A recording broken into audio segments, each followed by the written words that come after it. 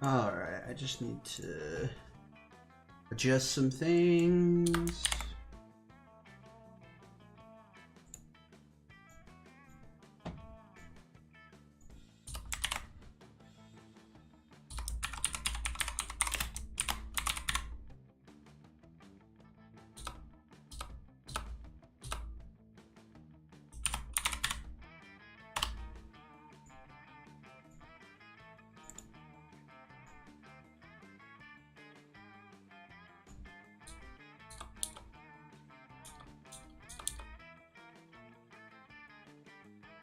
Why is it only... Kick It only has Monster Prom 2.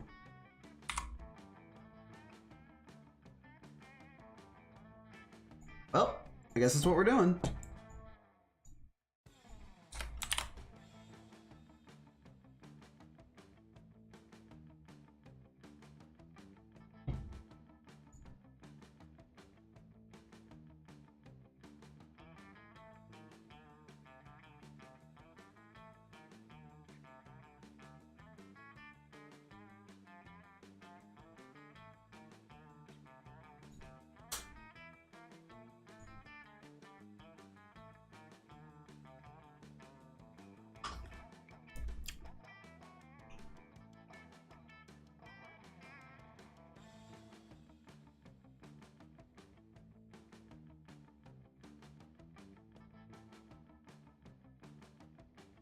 Alright, let's see. My chat's being really weird right now.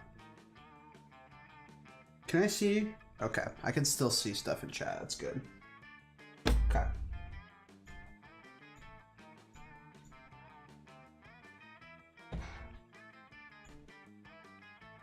I don't know why. The app I use to multi-stream is not working properly right now, so there might be some issues, but...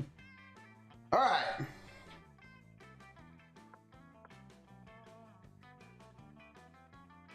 Wait.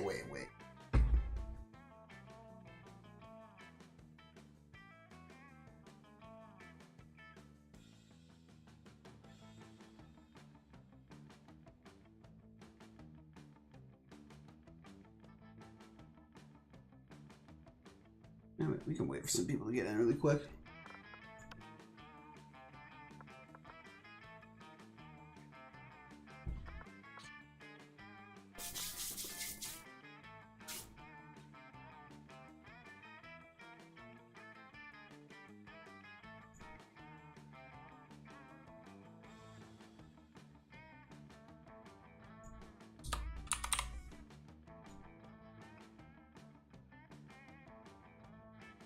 Just load. That's all I need you to do.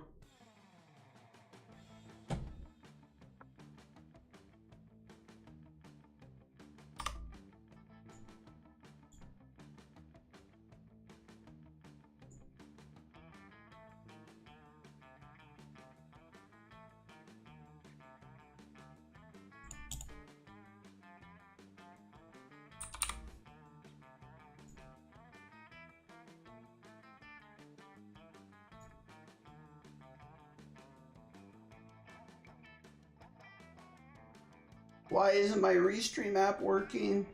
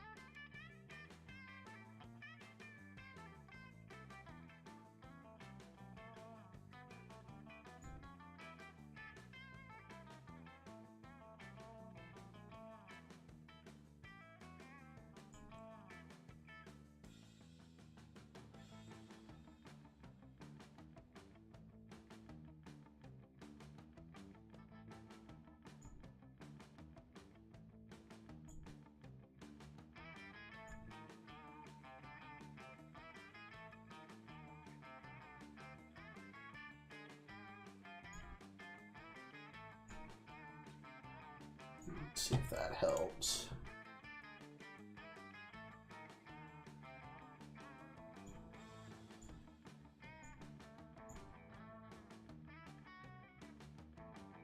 No, I guess it won't help. Oh, fuck. I guess restream's down. That sucks. Alright, let's eat some food. If anyone's in chat right now, you should put a message in chat to know, so I can tell if chat's working or not.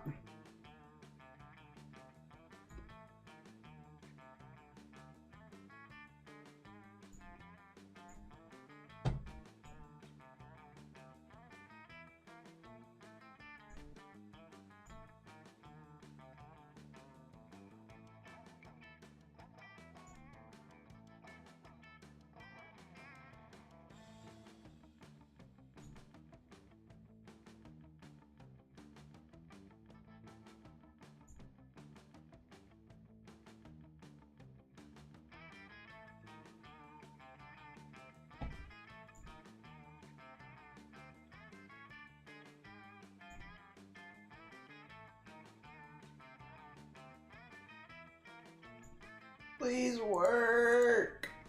Whatever.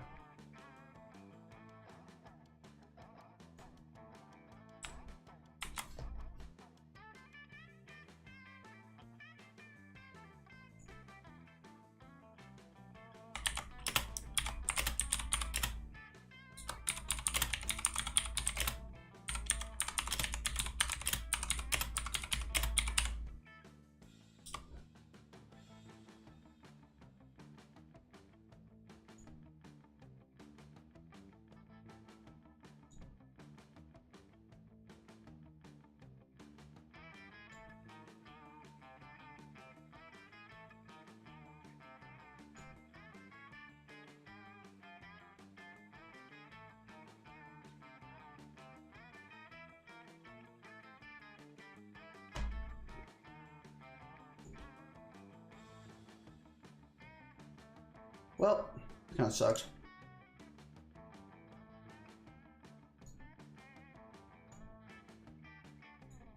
Kind of sucks.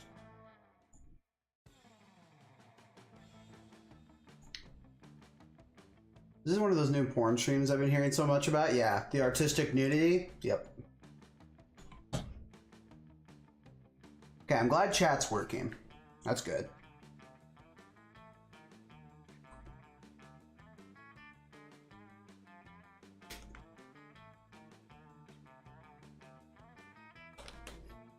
Responding to people, I came to the right place then. Alright. Voice interjection? Body paint treatment in hot tub to wash it off? Oh god.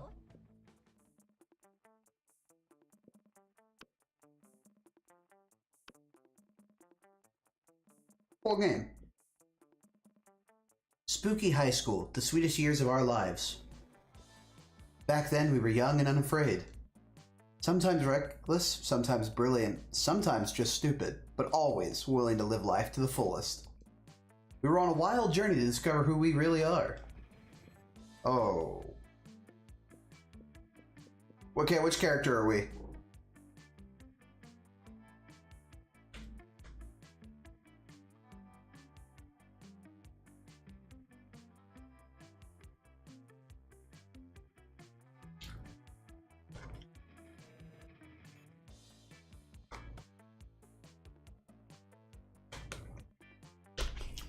Chat, what character are we playing?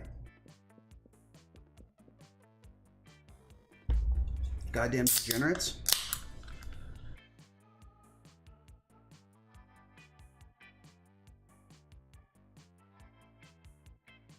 Frankenstein? Alright.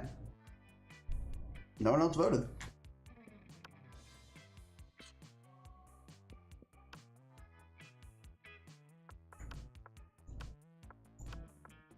Custom name. Guy the worm, fire hair girl, no the work guy worm. Nope, sorry, you guys didn't answer quick enough.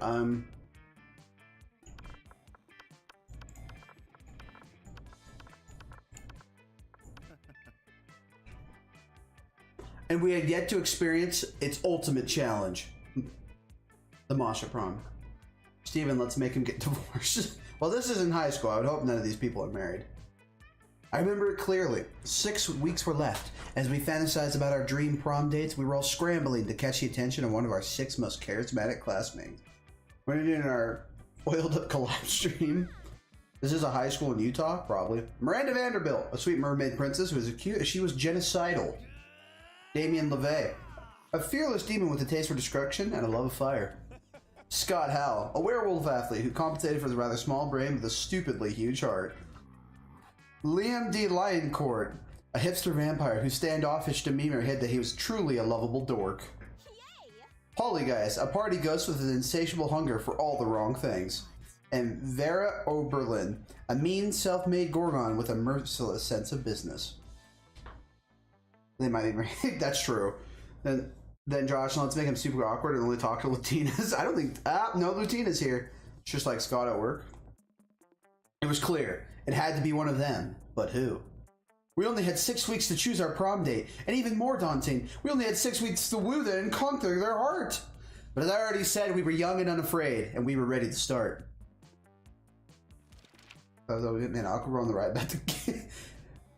Welcome to Monster Prom's stupidest pop quiz ever. All minds are rotten, but they are rotten in so many different ways. Worry no more. We are using our PhD in bullshit to diagnose what kind of deviant sicko you are. Monster Prom's stupidest pop quiz ever will throw a bunch of absurd questions at you and turn your answers into character stats. And awkward on the right about to get. I thought that said monster porn. Why would you think it said monster porn?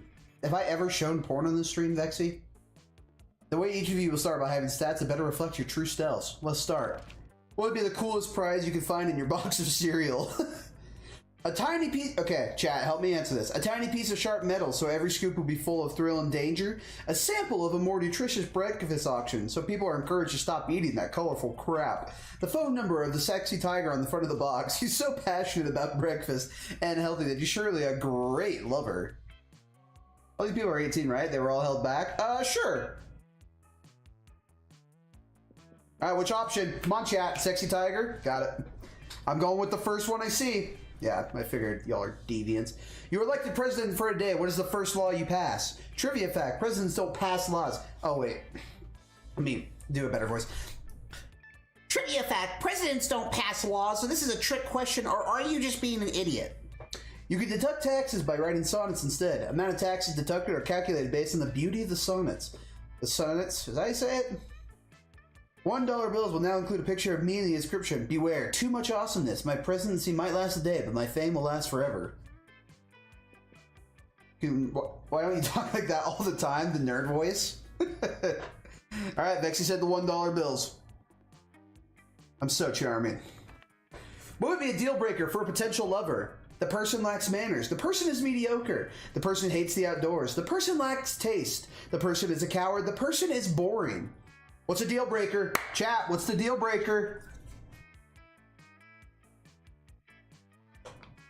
Boring?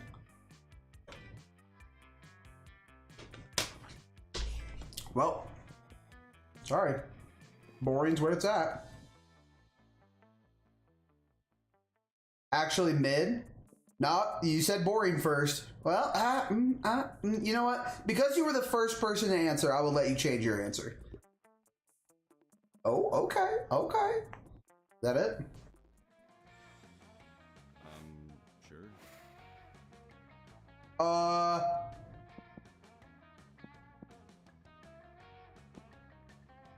Wait. One sec.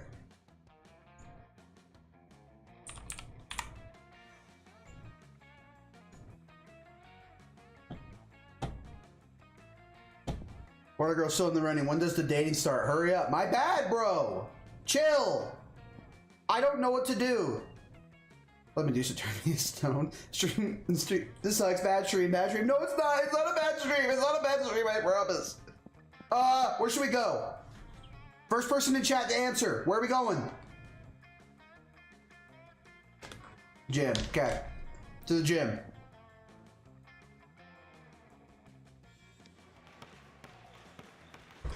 That day, an epic dodgeball match takes place.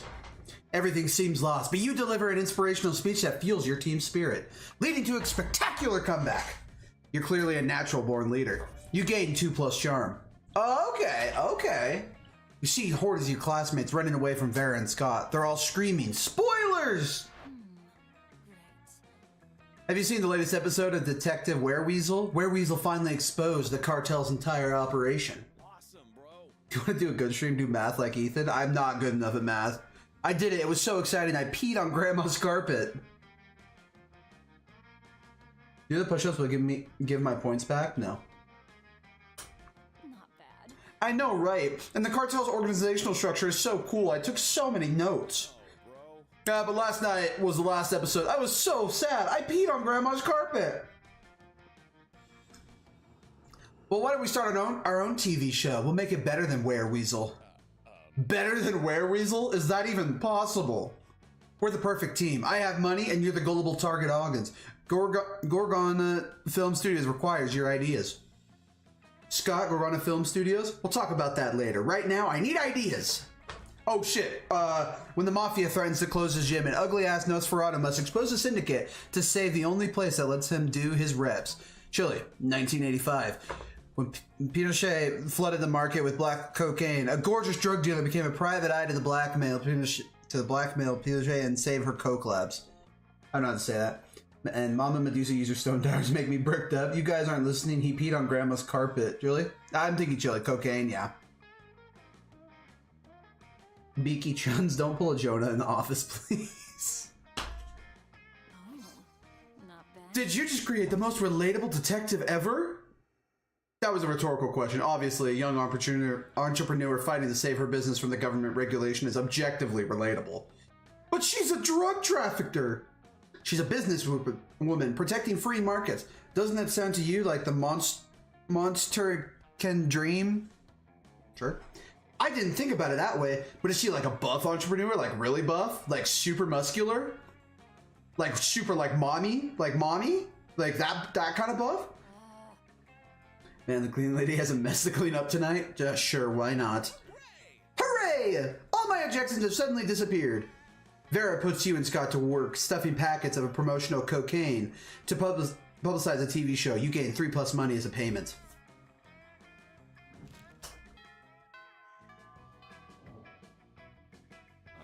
This is definitely gonna take more than an hour. Oh, shit, where are we sitting? I'm thinking we go sit. Obviously, we kind of want to sit at this table, right? Medusa, right? I'm also a strong female business owner. Yeah, I bet. Vera? Vera?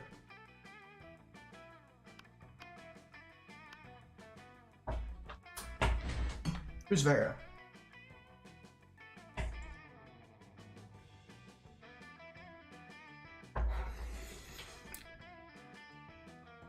This is hateful boyfriend. Medusa's Vera. Oh, look. This game was very cheap on Steam. I figured this would be the way to go for stream tonight. You find Vera and Polly at their table, deep in conversation. All right, business idea. People pay a monthly subscription to prevent me from drugging their food. Business idea. People pay me a monthly subscription to put drugs in their food. Business idea. Price out the cafeteria's current food supplier by selling plastic food. Business idea. Nipples. Thoughts? Then Vera, let's go. Oh my, 2 for 1. Yeah. I'm right. It was Vera. You were right. Just nipples? Yeah. Okay. Wait. Business idea. Use clever marketing and food science to create the perfect new diet craze and sell it for an insane profit. That's actually a really good idea. It's actually not. But we'll move on. Better than nipples? No. Yes. We just need to figure out what our new diet product will be. I'd invest in nipples. Yeah, I would too. Tapeworms. They're gluten-free, dairy-free, 100% organic, and you can get them for free from sick cows. Meth, it's what's for lunch. Okay, tapeworms or meth? Come on, guys, make the right choice. All right.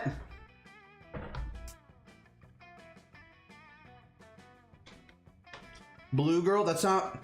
Do you see the dialogue options, Josh?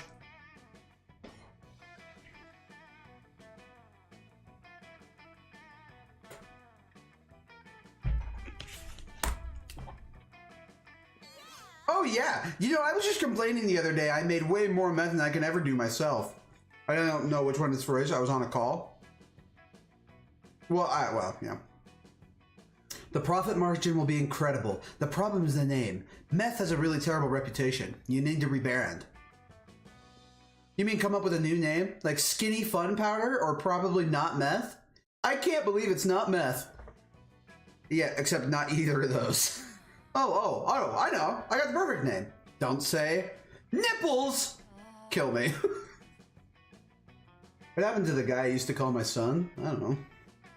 It turns out nipples is the perfect name for a drug you want to sell to high school students. Polly makes a killing and drug dealing turns to be a very romantic bonding experience for the two of you.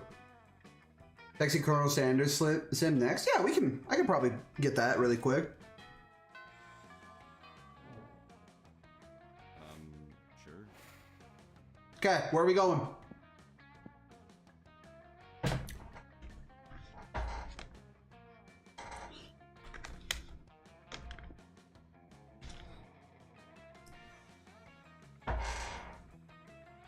Bathroom, all right. You would be a zombie. Does Frankenstein count as a zombie? That day, you just skipped class and just hang out by the bathroom because you respect no authority. I guess some people just want to watch the world burn. You play Amorous, it's free on Steam. I think we're going to be here for a second. We have 6 weeks till Monster Prom, so we got a lot of work to do. By skipping class and hanging out in the bathrooms. You give 0 shits, but you gain +2 boldness. He's like parts of multiple zombies. I guess it's fair, but like... Well, no, because he's not parts... Actually, no one should look at Amorous. Okay. Later that day, you're out shopping with Vera and Polly when a wild cockatrice appears. What? It gallops through the mall, biting shoppers with its jagged beak and turning them to stone. Scott and Damien come chasing after her, holding a butterfly net in a frilly dress. This isn't our fault!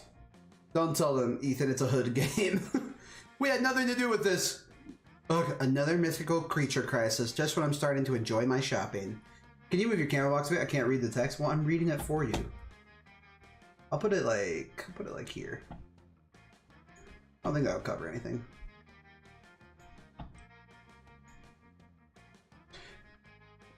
Oh, but it's so cute. I bet the vicious chicken dragon really knows how to party. Scott and Damien seen everyone looking at them and then wisely hide inside a clothing rack. What are you going to do about this creature? Ignore it or befriend it with a delicious Cinnabon? With a million voicemails, it's hard to have audio on constantly. Just get off cue. It's butter chicken time.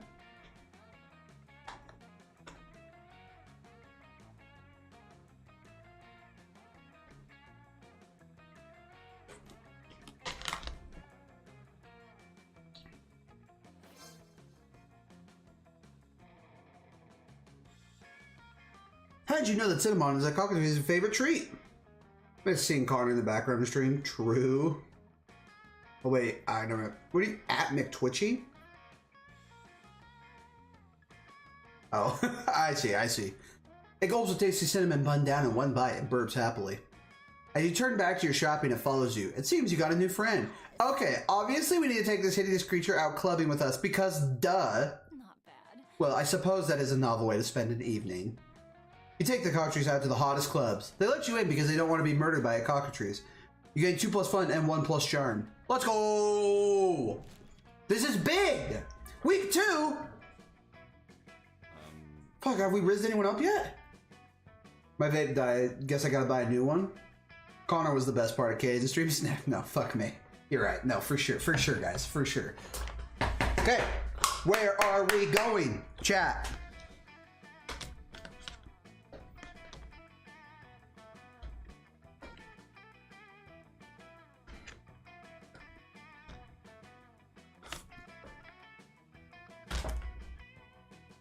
Bathroom again. The day you skip classes, hang out with the bathroom. But you don't stop there. You want the world to know how reckless you are for the rest of eternity. So you do some graffiti on the wall. No way! The graffiti says, I'm bold as fuck. And you know what? It turns out the wall is a magical wall that grants wishes. What a wall! A deep voice resounds from the wall. It says, Well, not bold as fuck, but maybe a bit bold. And then you gain 2 plus boldness. The bed in the background carries these streams, not gonna lie. I bet it does. Oh boy, that's an opinionated wall. Anyway, lucky us. Agua.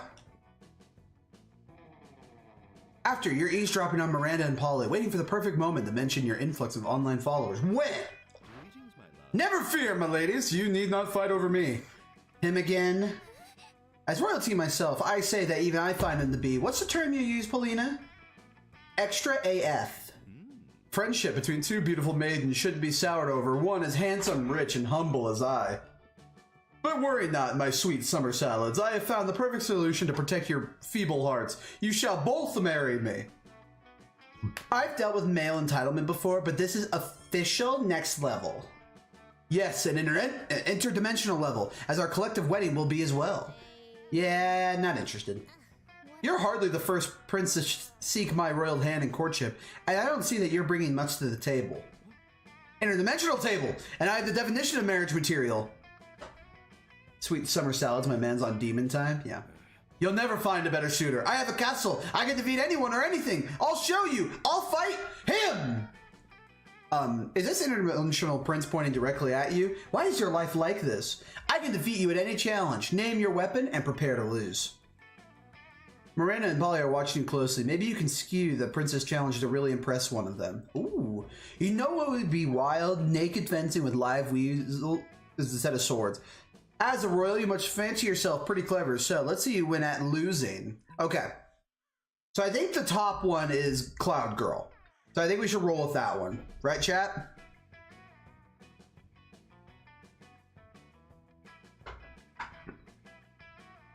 Vexy said naked. Very well. If that is what you wish, then so be it. But then both you and the prince quickly undress. That's giving you respective weasels, ample, fleshy targets. You both grab the nearest live weasels and take the traditional weasel fighting stance. On the count of 100. 1, 2, just go! Yeah, see, now you gay. No, I'm not gay. I'm just fighting for their, my honor. Normally, the interdimensional prince years and years of world swordplay training would have had you defeated in seconds. But fighting with mustelids is a weasel of a different color. You defeat opponents with polecats, ferrets, and minks, and the prince is no exception.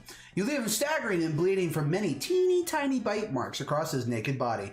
He then puts his clothes back on in a defeated demeanor, basically because we have no model of him naked. Curse you, cat snake! You long furry body and sharp little teeth are adorable and painful! Yas, wild! I love wheel fencing. You're pretty cool, Kuden. With that, the prince disappears, leaving you and your weasel to hit on your fellow high schoolers in peace. You gain 2 plus charm and 1 plus fun. I gotta add about a car crash that perfectly describes how I feel about you, Caden. That's really cool. Thanks. Glad you're enjoying the stream, Vexy. I want Butter Chicken to narrate all my books. Y'all playing swords with your weasels? That's although the blue chick seemed to be into it. Exactly. We're just doing it for the blue chick. That's all. Week 2, noon. Sure. All right, where are we sitting? Are we sitting with the Cloud Girl or are we sitting with Medusa? Okay, mean you should naked weasel fight. Stream goal? I feel like we're leaning more towards trying to be with the Cloud Girl. Yeah. Liam and Polly aren't alone at their table. They're flanked by 2 beefy hobgoblins in social security uniforms. What? Do these two... No, I'm sorry. Do these 2 have bodyguards now? They aren't bodyguards. They're food guards. Principal Giant Spider found out we weren't eating during lunch, so he assigned guards to us because he thinks we have an eating disorder. And we do have an eating disorder. It's called being dead. Except it's not an eating disorder. It's an identity and a lifestyle. Death style. Whatever. The point is that they won't let us leave until we've eaten our food, which will be never. And I have a meeting of the Smug Superiority Club to conduct next period. I can't be late! Yes, I want an excuse to show off my tiny weasel. If you could just figure out a way around these food guards for us, I'd be super grateful. Like in a sexy way. Oh? Well, you can't say no to that. Time to enact your fiendishly clever plan. Dump all of Polly's food on the Liam's plate. Dump all of Liam's food on the Polly's plate.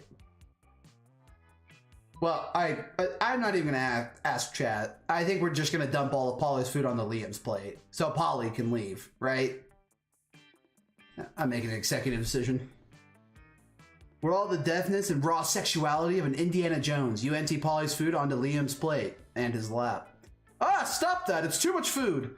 I can't even artfully arrange for a decent food pick. No. Is it me or is there a spaghetti strap falling down her arm more and more as she falls in love with you? Oh, that's interesting. That's interesting, Jebber. I'll have to keep an eye on that. What do you mean no, Josh? Are you trying to get... We're trying to get with Polly. Meanwhile, I seem to have eaten 100% of the food on my plate. No problem. Nothing to see here. Lucky for you and Polly, the hobgoblins are complete idiots with no object permanence. They instantly believe Polly's lie. You traitors! I thought we were in this together. You thought? That was your first mistake. I stay high all the time, so I never think. You and Polly ditch the cafeteria, and then ditch school, and then do so many drugs you end up in a ditch. So responsible. Yeah, we got Polly in the bag. It's Jover. Alright, where are we going? Dude, Caden, she sounds perfect for you. Riz God. I know. What can I say? Bathroom? Right. The day you visit the bathroom to take a number 2. Don't worry, there won't be an illustration of that specific moment. Thing is, you make one of the boldest decisions in your life. You don't put paper on the toilet seat before using it. Look at you, you crazy bastard. You gain plus two boldness and probably 1 Staphylococcus with a slight chance of 1 plus STD. Why can't girls like this exist in real life? I know. All the good ones are gone. Hey, Cooten, darling. Okay. It's me, lovely fan favorite Polly. You know, I wasn't always a ghost. Yeah, this is about to get real. Hear me out. I used to be alive, but I died with unfinished business. Now I gotta live forever like this until I finish it. And you might ask, what's your unfinished business, fan favorite lovely Polly? I guess I can tell you. I never did a reverse Romanian Wilkinson. You know, sexually. Sigh. Don't get me wrong, I love being immortal and walking through walls and shit. But my soul will never truly rest until I do that freaky sex move. Oh, she's a ghost? Yeah, I guess. Oh, well. Okay, I've done that one loads of times. Just name a time and place and I'll reverse all over your Romanian Wilkinson. Throw a smoke bomb and escape while leaving a replica of yourself. That should buy you time to figure out what a reverse Romanian Wilkinson is. SD? Nah, I got a PBS. PBS Kids Show Dinosaur Train. First one. Okay. Yes! Finally, someone as well versed in freaky sex as I am. At last, I could be free of my eternal ghost prison or whatever. But mostly, freaky sex. Alright, it's on. Prom night, okay? You bring the supplies, I'll bring all my sexpertise. And hey, purge the zucchini, Admiral. You know what I'm talking about. See you soon. She totally phased out. Oh boy, you might have gotten yourself tickets to the wildest night of your life, but what the fuck is a reverse Romanian Wilkinson, and what are the supplies? For now, you at least gain 3 plus fun. I'm gonna look up really quick. Alright. Yeah, report back to us, Vexy. Man, I would squirt some ectoplasm all over her. Damn! Sure. Alright, where are we going? Let me guess, bathrooms? Yeah. The day you skip class and just hang out in the bathrooms because you respect no authority. On the way there, you run into Mommy, the Oni girl. She offers you some of her weird Japanese energy drink. You take a sip. It tastes crazy as hell. You need to check the contents of this shit. Guardian extract, zonic acid, 50 milligrams of caffeine, and 100 milligrams of boldness. Well, it wasn't bad at all. You gain plus 2 boldness thanks to Mommy and proceed to the bathrooms. In the middle of everything, a portal opens up and swallows Vera, Polly, and Liam. You dive in to rescue them, and straight into the season finale of Interdimensional Bachelor. Good lord, help. I'm in the danger of spraining my eyes from rolling them so hard. So you stop it, Liam. Oh my god, run a game show? Yes, indeed. Tonight, you 3 will answer a series of trivia questions. Whoever gets the most points becomes I'm gonna win. I don't even care what the prize is. The Urban Dictionary calls it a freakly and indescribable sex move involving a penguin mask, a bag of marbles, and a kilo of guacamole. Down with Liam, yeah. Your what? Your wife? What a revolting premise. Just saying we're supposed to respond to a series of questions and scenarios, our answers to which will make us more or less likely to achieve a romantic outcome with you? That's extremely problematic. I can't think of anyone who would ever want to play such a tardy dating game. Alright, fuck you, Liam. Everyone stop raising reasonable concerns so I can hear the first question. That's the spirit. Question number 1. Describe your ideal marriage proposal.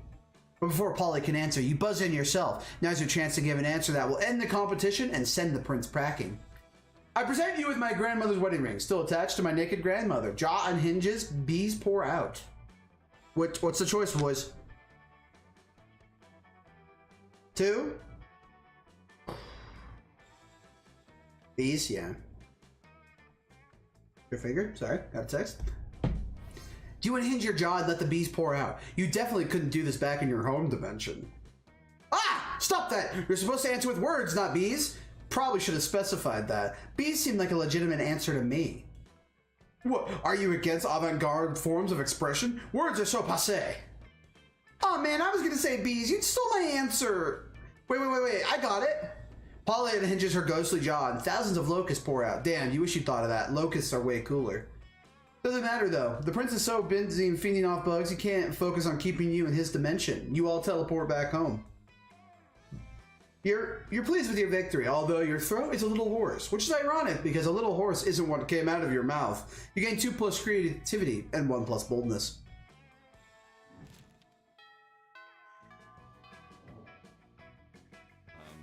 Sure. Yeah. You arrive at your table to find the coven eating and Polly and Miranda screaming. We're under attack! Alarm! Alarm! Summon the guards! They're using their bizarro mind powers on me. The cute tall one is my less attractive evil twin. She uses shades just like me, clearly because the evil twin thing. We're not attacking anyone. We're eating. What do you mean less attractive? Lies! Subterfuge! Oh, I can feel it in my brain making me less cool and sexy. Ah! Every single lunch hour. You can't allow your friends to be attacked. Quick, save them from this fiendish menace. Joust them in Miranda's honor. Drug their food. I think drugging the food is probably the best option for Polly.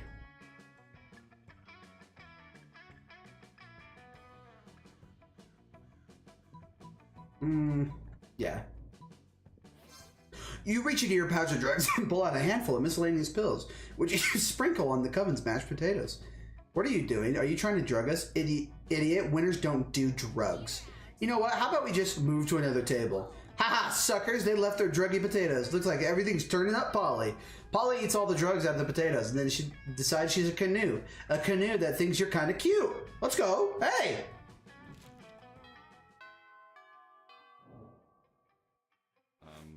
Sure. Alright, where are we going? Bathrooms?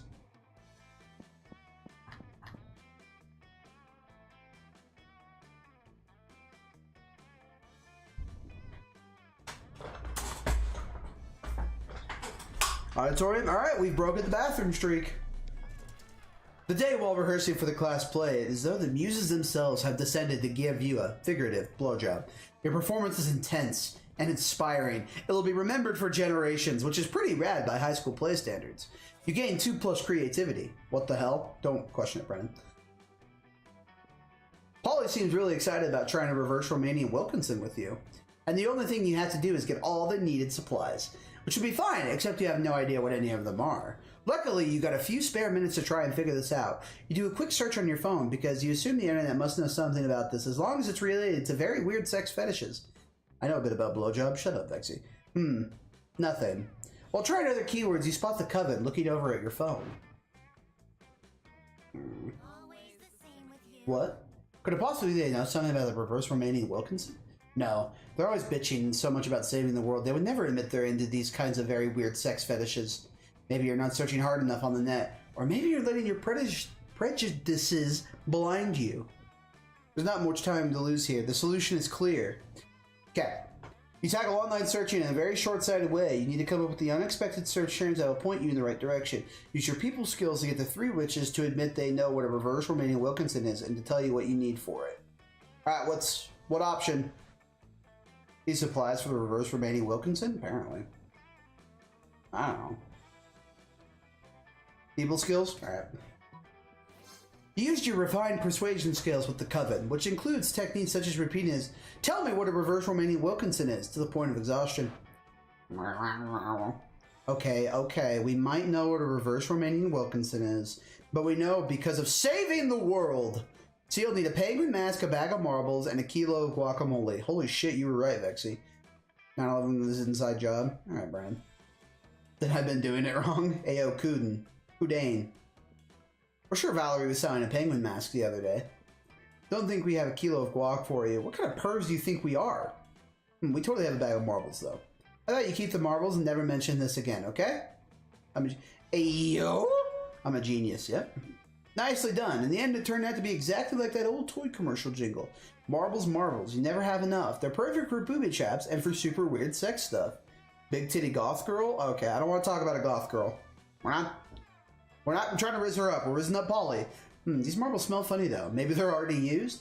At first, you feel like that's not okay, but again, you're about to get into some really kinky stuff, so who are you to judge? Wait, there was a goth girl? Yeah, you need to pay attention, Josh. Not F the ghost? No, we can't date the goth girls. We make fun of the goth girls. Your mind is open and your excitement grows. You gain 2+ creativity and 1+ fun. Yeah, F the ghost. My bad. I have to work. Do you? Alright, where are we going? Where are we going, chat?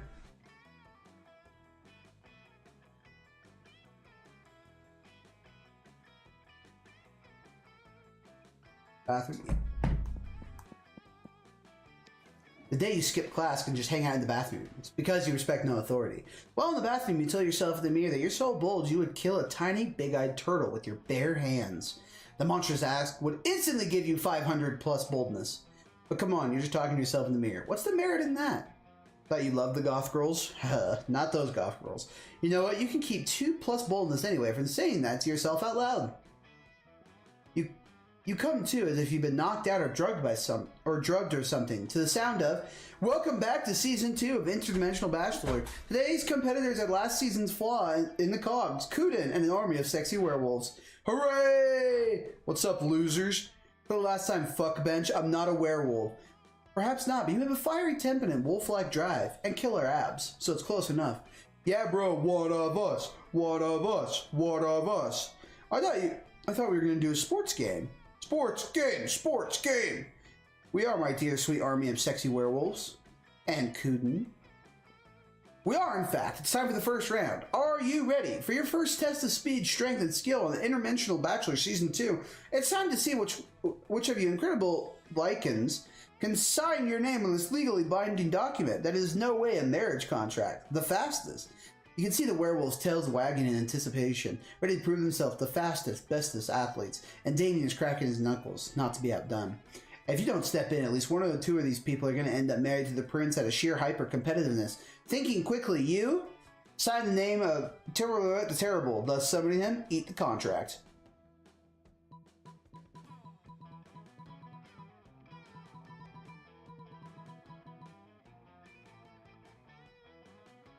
Eat. Fast as lightning, you sprint over to the table where the marriage contract sits and devour it. I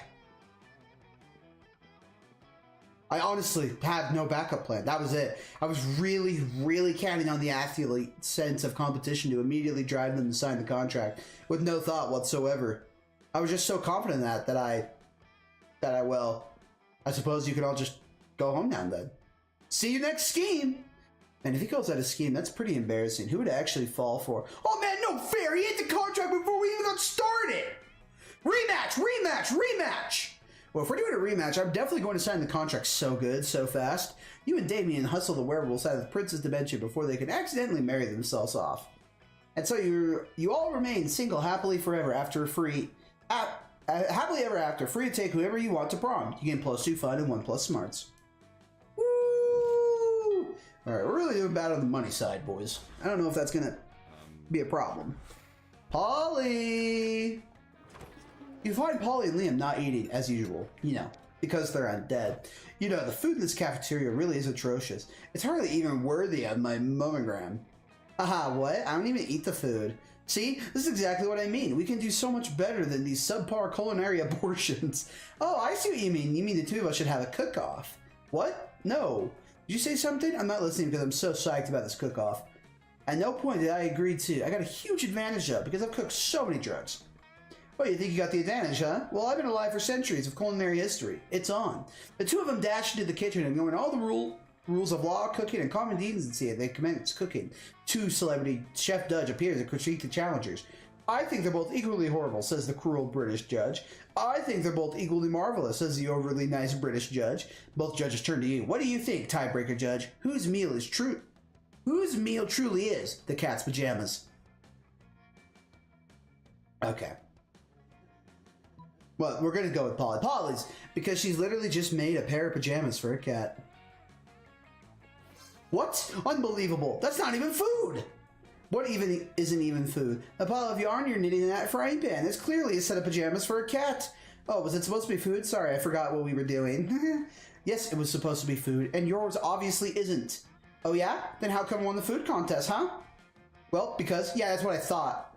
I'll catch y'all later. I gotta go find a cat to put these pajamas on. Later, you run into Polly again, and she lets you pet her kitty. If you know what we mean.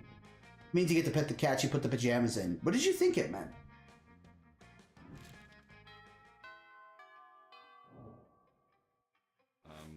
Sure. Alright, I'm gonna assume the bathroom.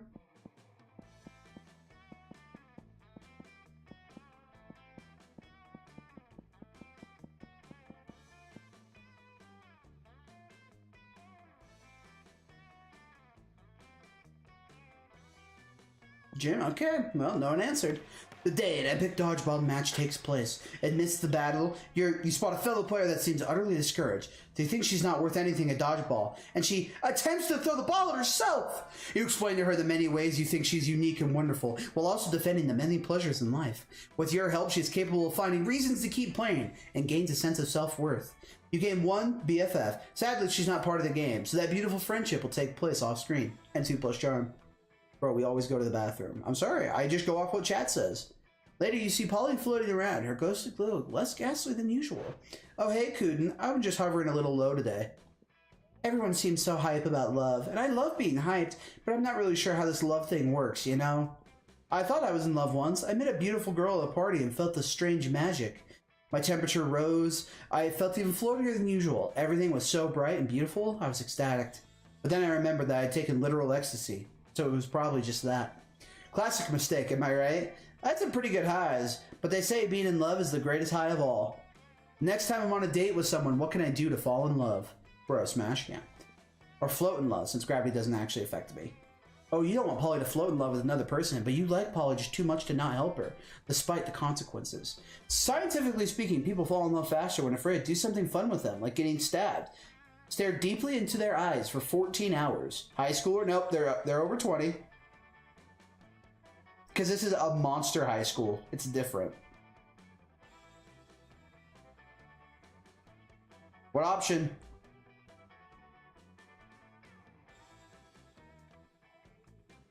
Stabbed? Alright. Uh-oh. OMG, great point. I love science. I mean, I don't, but I love when it gets me drugs or gets me laid. She's super old since she's been alive for years. Super senior? Yeah. Loved, not laid, loved, in love. With that, Polly disappears literally to begin her quest for the terror that is love. She catches up to you a few days later. There you are, Kuden. Guess what? Your plan sucked! I met the super cute humanoid on the Hornet dating app, and I spent the whole evening just hanging out in dark alleys waiting to get stabbed. But nobody stabbed us the entire night! All that happened was we saw some homeless guy pee on a stray cat and a sketchy drug deal went down. I couldn't even get on the drug deal because I was busy trying to get knifed up all in here. Like, for real, what's a ghost gotta do to get stabbed these days? So finally, I got bored of waiting and just stabbed him myself. It did not help us fall in love.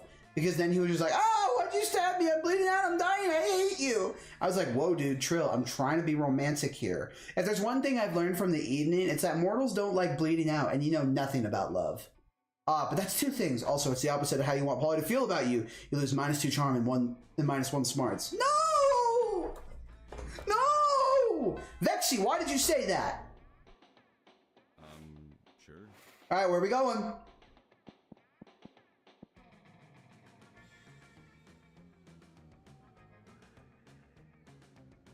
Reset, reset.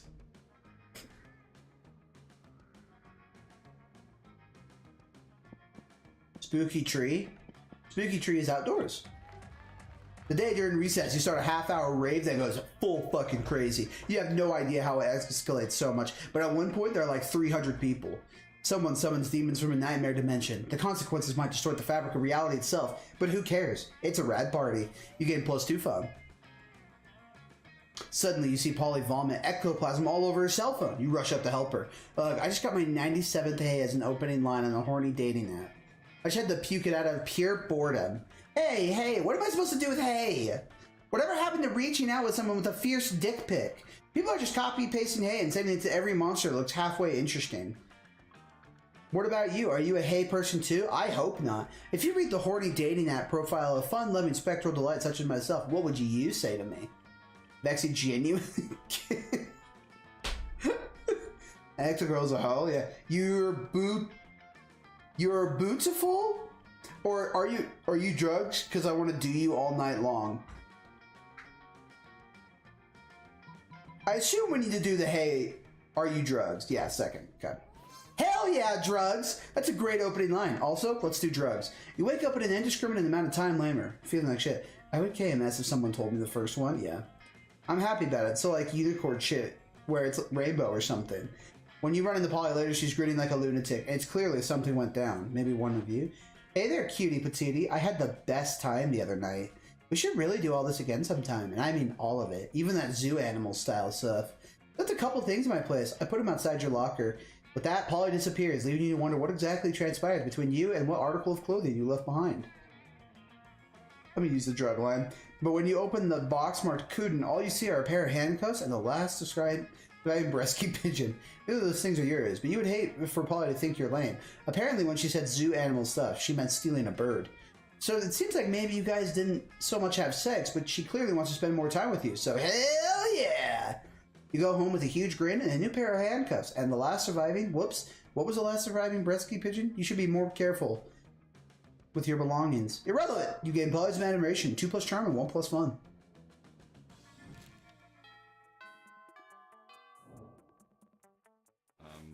Sure. How do you have sex with a ghost? I guess we're gonna figure out where's Polly. Polly! You arrive at your chosen table to find Damien dejectedly hefting a ball of mashed potatoes, while Polly sadly passes her hand through the same. Seriously, what do we have to do to get a food fight started in this cafeteria? I honestly don't know. I tried throwing potatoes at people and yelling food fight, but I think everyone is too scared of me to fight back. And I can't throw any food because of my stupid ghost hands. Plate, mirrors, antique furniture, sure, but not food. There's gotta be a way to provoke a food war. My dads are always telling me to be more political. We are not political. Your strength is hitting things, and my strength is being unbelievably hot all the time. Unbelievably hot, that's it. We set the cafeteria on fire. Wait, no, that's not a solution. That's just arson. I always jump straight to arson. Hard to watch them struggle through this by themselves, so you step in with an idea of your own. Wars are fought over scarce resources. Steal everyone's food and put it in the pot. That ought to do it. Hey, Paul, you know how the Greeks fought a whole war with Helen of Troy's face? We just need you to get kidnapped by Trojans. I think the second one. I don't know. But I don't think Wars is going to help us get with Polly, though, Vexy. Huh? Okay. Well, that's 2 for Wars. Whoa, is that what politics is? Beating people up and putting their stuff in a big pile? I didn't know I was already so good at politics. And then I can roll around in the food file. It feels so good on my non-skin. Damien spends the rest of lunch piling up everyone's food in an enormous food mountain. Hungry students are soon swarming the mountain, trying to grab what they can, while Damien pelts them with fire and knives from above. In a panic, the students turn on each other, fighting with the only weapon they have, the food in their hands. Haha, food fight, food fight. I think a fight like this is how I died. The casualties are beyond counting, but no one will be forgetting that food fight anytime soon.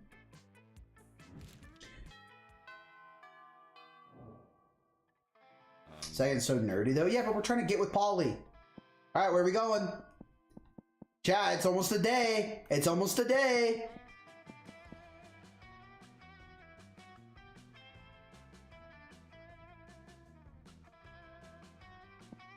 Class? Alright, you're lame. Welcome to my little shop. Buy some shit. I have shit that will boost your stats. Shit that will lead you into stupid new adventures. Even some shit that might be much needed at very specific moments. So, take a look. Oh! Oh no, we can't get the penguin mask!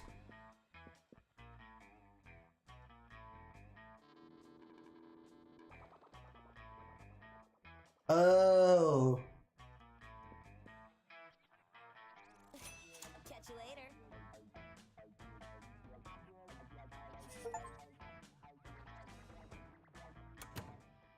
Oh no! All our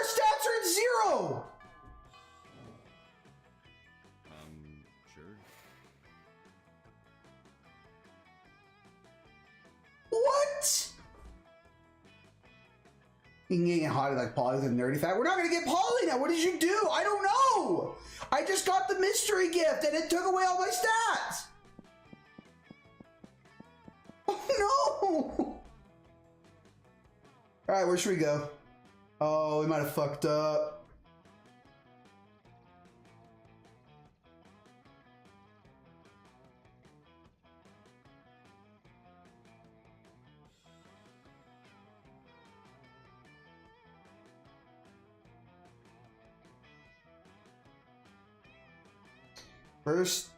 First the PTD file deleted. Now this. I know. I don't know what I did. I don't know what I did. I just bought the thing that looked like a cool Christmas. It looked like a Christmas gift, and I bought it. And I thought it would have been really cool. All right, where are we going, chat? We have to finish the game. I don't think we're gonna get with Polly now, but.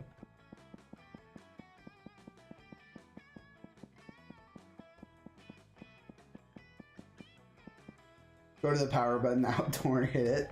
The day during recess, you start a half-hour rave that goes full crazy. You're talking to Juan, the small magician Latino cat, when he tells you that you won't ever be as fun as Bob, the scary clown. You accept the challenge. You go straight to Bob, stab him several times, open his bleeding chest and eat some of his guts in order to consume his fun.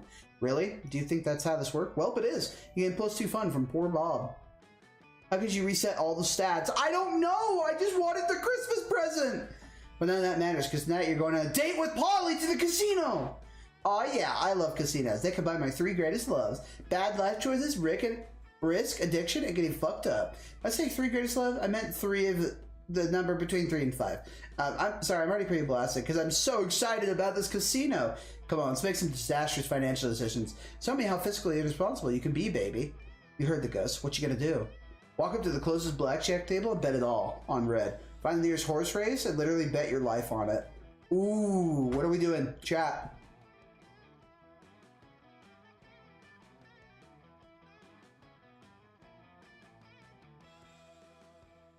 Red?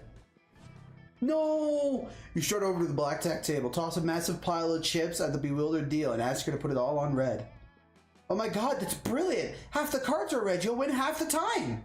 A look of panic crosses the dealer's face and she realizes the genius of your bet. She activates an alarm beneath the table. Before you know it, you're being dragged off to an interrogation room where you ask nicely to reveal the secret of your revolutionary blackjack system.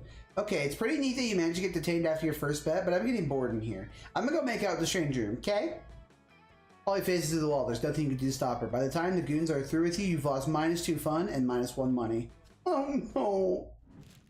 This is so bad. How did we tank this playthrough so hard? Sure. Put it on RC Caden. I'm not making decisions here. But your title said monster porn for 2 seconds? Yeah, that's what a lot of people thought for a second. You take your seat and, if you didn't know any better, you would say that it seems like Vera and Polly are almost more interested in their phones than they are in you. And you do know better. And you know that, yes, that's exactly what's happening right now. It's nothing personal, Kun. It's just that Polly and I are very engrossed in texting our financial slave. Yeah, it's pretty hard to compete with some guy whose fetish is buying you anything you want. That's my fetish, too.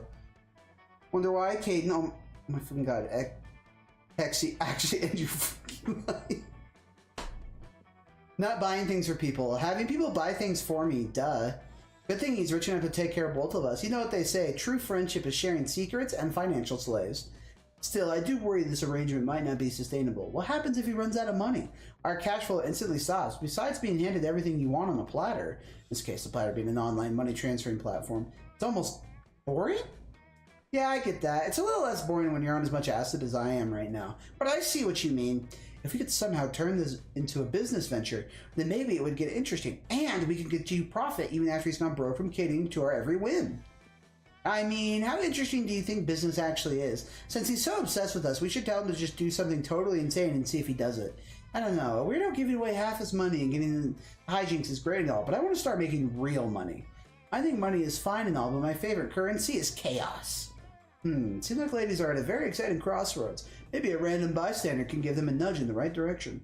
I don't know what's happening except you're being played. Yeah. Well, I'm not the one giving them money. You could easily grow this arrangement into a business. Just escalate and delegate. Have the financial slave go and acquire his own financial slave to give him money. And have that financial slave go and find him a financial slave. Tell him to marry a llama. Yeah, we're definitely... Yeah. Oh my god, yes, that is everything to me. I actually had a dream like that just like one time. Except it wasn't a llama, it was an alpaca. And it wasn't a wedding, it was a bar mitzvah. But other than that, it's exactly the same. Turned into a Ponzi scheme, Medusa. We're not going for Medusa, Jebber. Yeah, I don't think this is my scheme. I'm gonna go check on my illegal law firm. Catch you weirdos later. I'm texting the financial slave right now, telling him to marry a llama. Oh, he's already typing? Let's see. Kuden, you will never believe this. It turns out the financial slave has actually been talking to a llama for a few months now through a llama monster dating site. He says he's a commitment phobe and never really defined the terms of his relationship with the llama, and he keeps introducing the llama as a friend, but he knows now it's because he was just scared of being hurt. He's taking this as a sure sign that it's time to be brave and commit to the llama, and they're heading to the city hall for the ceremony right now. Of course, he says he'll have to take his leave of our group chat, so his heart as well now belong to another, specifically a llama. Aw, isn't that the sweetest love story you've ever heard? I'm so glad we got to make this happen together. That is the sweetest love story you've ever heard, or something. But hey, maybe you and Polly will end up having a love story of your own.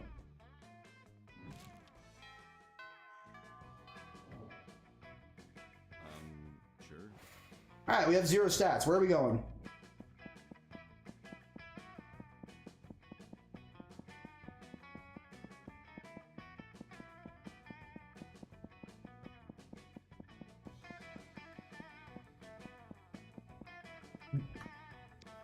They skip class, intending to spend the term in the bathrooms, but you encounter 3 wild hyenas on the way out there. Who the fuck runs security here? Anyways, you subdue them with the help of a hair comb. God bless the monster scouts and all the idiotic scenarios they prepare you for. Everything went great while we were going to the bathroom. You can't bag Polly without a penguin mask. By the time you get to the bathrooms, you totally gain +2 boldness, so we're gonna have to do another run. Things went downhill once we stopped going to Old Reliable. Polly's there too, doing her best to perfect that delicate art form, the bathroom selfie. Yeah, I am looking so good today. It is like a crime and I should be arrested. But I can't post any of these devastating selfies yet. They're missing the most important ingredient. That's right, a killer selfie sticker.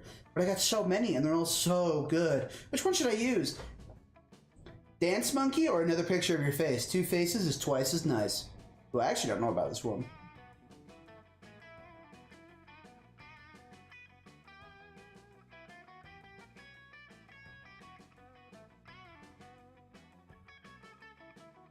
Two faces? Alright.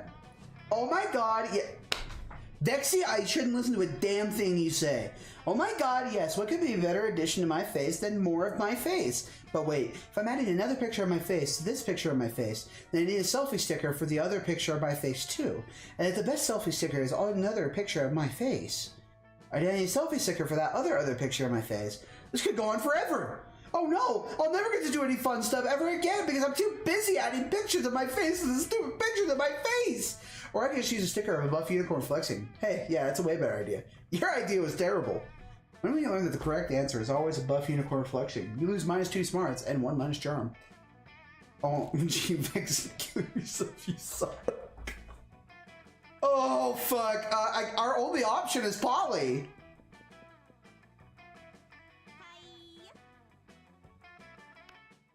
Yes? Okay, you finally pluck up your courage and ask your beloved to go to the monster prom with you. Not a chance in the world, darling. You're boredom on a stick. You bored me to death. And then what would I be? A meta ghost? Pass. See ya! You were so ashamed by your failure that after the prom, you photo-edited Garfield and all your prom pics as if he was your prom date. Yeah, Garfield, the orange cartoon tag. Not your brightest idea. Anyway, even with your photo editing skills, you still couldn't photo edit the sadness of your face away. What did I'm sorry, I didn't know that the gift would give me 0 stats? Fuck! Most likely to get an anal bleaching. God damn it, it's because you bought that damn gift. I know, okay. We know now not to buy the gift, okay? We have a lot more runs to do. Those 6 weeks were maybe the most epic and absurd weeks of our lives. After the monster prom, we kept on living our lives, falling in love, battling for friendship, and learning who we were and who we could be. And you know what? like it always does, life happened, and it was wonderful. Scott unexpectedly ended up in film school and partnered with Vera to create their very own TV show. It was bought by Netflix, and Netflix will buy anything, even a crazy TV show co-created by recently graduated high schoolers. After some years, the Prince's Dimension became a democracy, mostly due to the public discontent with royalty that spends most of its time in other dimensions. Despite that, the Prince keeps on annoying a high school, still wrong on so many levels. Holly took a summer job as the ghost of Christmas Present. She spent most of her time partying. There was almost no work, because, you know, it was summer. For those 6 weeks, the Monster Prom seemed larger than life, and then it was gone, just like that. The battle for Monster Prom might have ended then, but there were plenty of battles left in the war called youth. But once again, we were young and unafraid, and we were ready to start.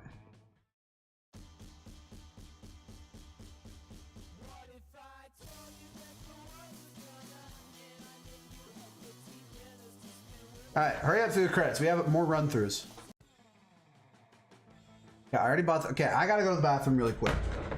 And then I gotta do some push-ups, and then we can start another run, chat.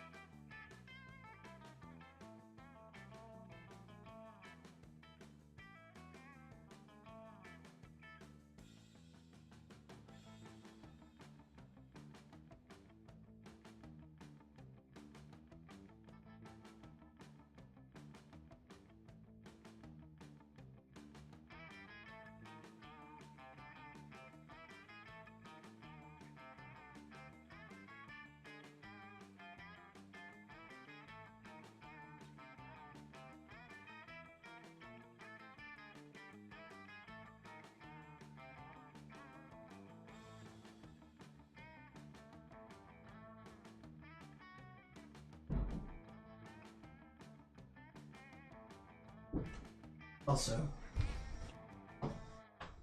quality content, yeah. All right, I gotta do 10 push-ups first. Okay, chat, is our goal still Polly? Are we still going after her? Because we're going to play this a lot better this time.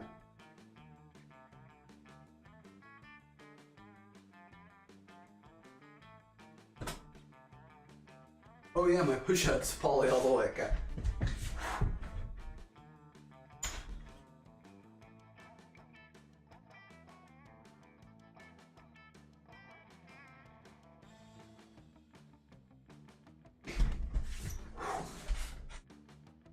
Alright, okay, Polly.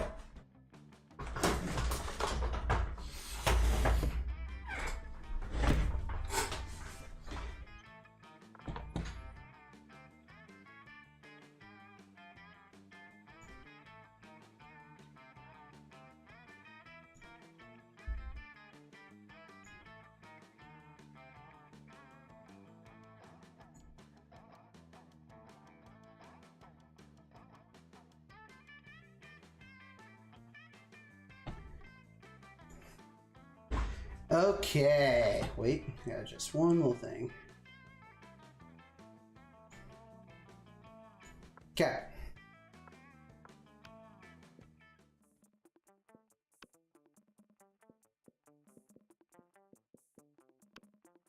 Do we short game or full game? Well, full game. We need as much time as possible.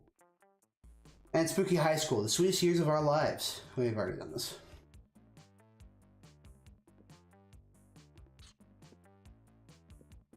Alright, are we playing a different character?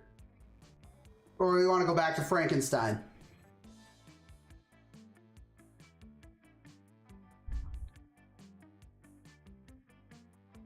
Far left? Okay. We'll be named Yellow. And we have yet to experience... Yeah, I don't care.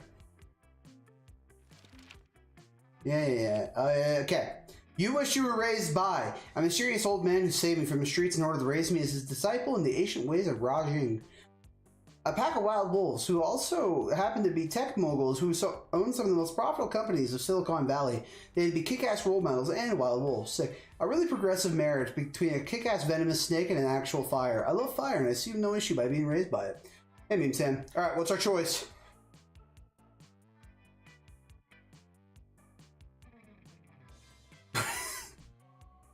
Josh, you can't say that.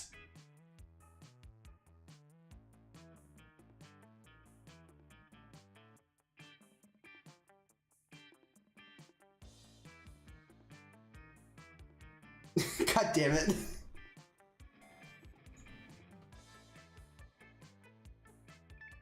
Alright, answer my question. What option are we choosing? Pronouns? Okay, there you go, Meme 10.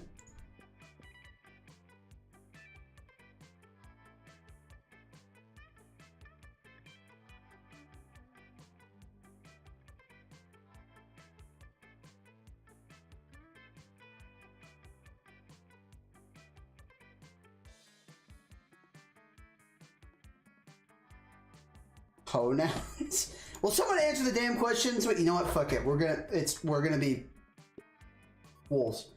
So wealthy. Oh. If you had to have sex with an animal, which animal would it be? 2? Okay, I picked the right one. No one can make me fuck an animal. If I fucked an animal, it'd be of my own free will. As a matter of fact, I already have fucked an animal. So joke's on you, pal. Dude, no, not that one. Possum. Purebred horse. At least I can keep his semen and sell it. It's worth a lot. Who said there was no silver lining in bestiality? A dolphin. There's only one other animal that fucks just for pleasure. So at least we can both do our best to have a good time, right? Alright. Which one? All of them? Oh, god damn it, Mintan. No. Ah, businessman, I see. Alright. The horse. So bold, so wealthy, so fun. If you were an ice cream, which flavor would you be? Tequila and Coke? Spicy chocolate? No. Chocolate on fire? Rainbows and gummy bears? Meat? Success? Double creme de la guerre and... can't say no if you only bark meat. Alright. Oh, shit. Alright, looks like we might be going after Wolfie here. Alright. Where are we going?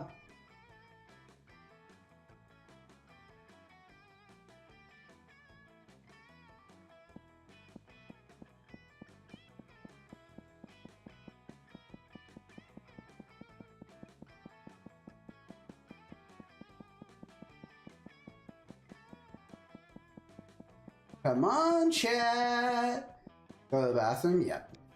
Day you skip class and just hang out in the bathroom because you respect no authority. I guess some people just want to watch the world burn by skipping class and hanging out in the bathrooms.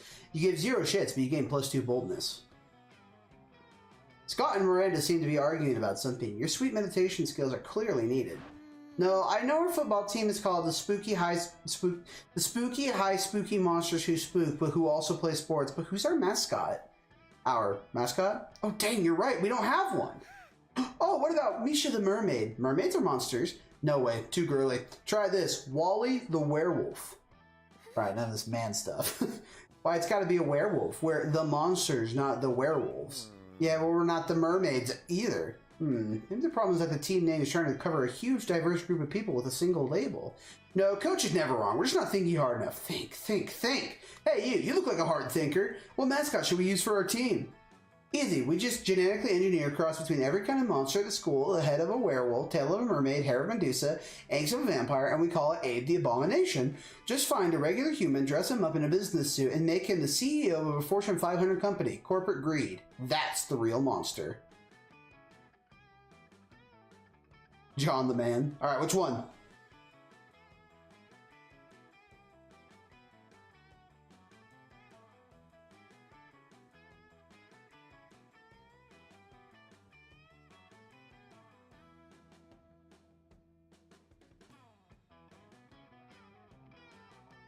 My head's itching. Alright, I'm going to assume John the Man meant regular humans. Both are awful, not going to lie. Well, but if corporate greed is a real monster, what are we then? Aren't we real monsters? Are we regular people? Fake monsters? Vegetables? Fictional characters in a video game made for people to amuse themselves by trying to romance us? Ugh, my thinking muscle is hurting. I think you just broke Scott. Congratulations. Breaking Scott is definitely not cool. This is why we can't have nice things. You lose -2 fun and -1 smarts. Fuck.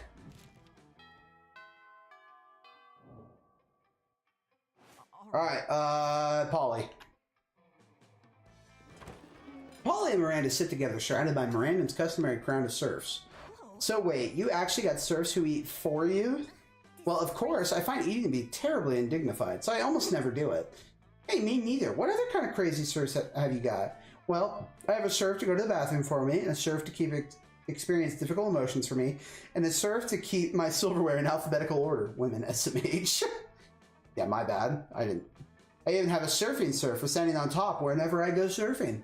Well, that's a lot of serfs. It's a fair amount. The only limit is my imagination. Unfortunately, my imagination serf imagined a way to escape from serfdom, so now I'm all out of ideas. Well, I'm sure with the help of Yellow, we could probably think of a dope new kind of serf. Oh, is that so? I can't wait. Well, you're on the spot now. What will it be? Oh, Miranda, you should get a puppy serf. It's not actually a serf. It's just like 50 cute dogs. You should get a party serf, Polly, a serf to experience your hangovers for you. Okay, we're definitely going after Polly. I'm going to start making executive decisions when it's directly related to Polly, because y'all don't know how to get with Polly. I understand. A serf? For me? I couldn't possibly. Why not? I do it all the time. Isn't it wrong to make someone else experience the negative consequences of your actions? Well, like I said, I do it all the time, and Father says I can do no wrong, therefore it's probably fine. Oh, okay, hell yeah. Let's hire a dude to deal with all my withdrawal symptoms. Hire? Polly, dearest, we don't pay our serfs. We don't? Sweet deal. Polly hires the burliest hangover serf she can find, and the two of you go out for the night of your lives. The serf is dead in the morning from the epic hangover, but the memories are well worth the second-degree manslaughter.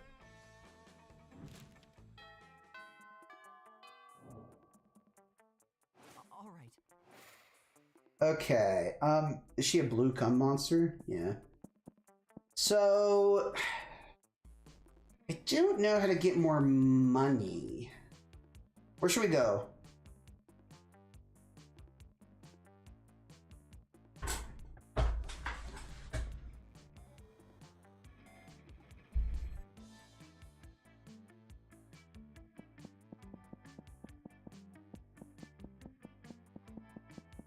Class? Alright.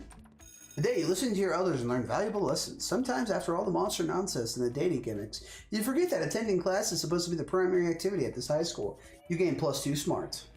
Nice. Scott and Polly pull you aside, one of them holding each of your arms. Whatever's going on, it's serious. We need your help, bro.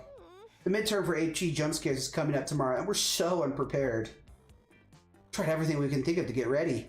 I rolled up the textbook and smoked it. I hate my homework. But nothing worked. We only got one option left. We gotta cheat, bro. We just need to figure out how you do it without messing with the teacher. Or messing with the teacher, or with messing with the teacher. Either way, if you can help us, we'd be super grateful. A class would give us money. Fuck. Why the fuck would class give us money? AP means anal pleasure, right? Yeah, in this game. That's all the incentive you need. You hook them up with the ultimate cheating technique. Just take the test like normal, then use this time machine to go back and change your answers. Write all the answers on the teacher's face. He'll never see him there. Okay, executive decision. See, I told you Yellow would have a time machine. Probably reluctantly hand Scott $5. Damn, Scott, you're really good at guessing when people have time machines. I guess you just got an incredible sense of timing. Now, come on, let's grab this time machine and go screw up casualty? Casualty? I don't know. You were going to use the time machine to kill Monster Halo, but this seems just about as important. You gain +2 boldness and 1+ fun. Couldn't go into class. I never thought I'd see the day. Hey, I didn't choose. Lexi chose. All right. Causality? Oh, I'm an idiot, meme Tim. That's definitely what he said. Alright, where are we going?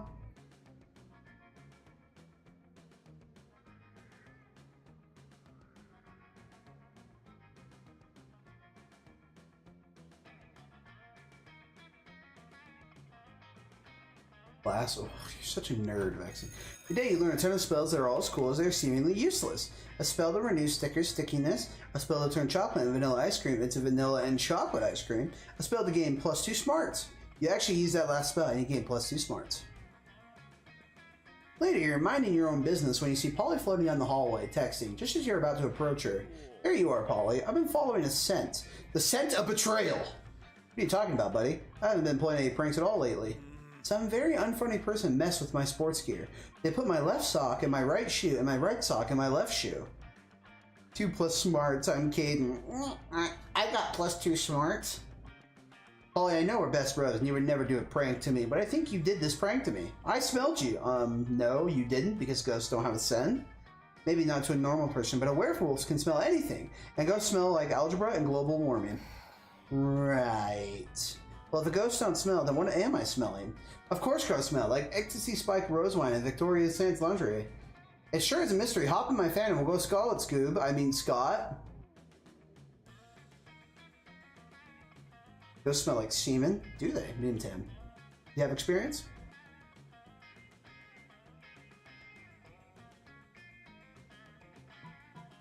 I actually don't know about this one.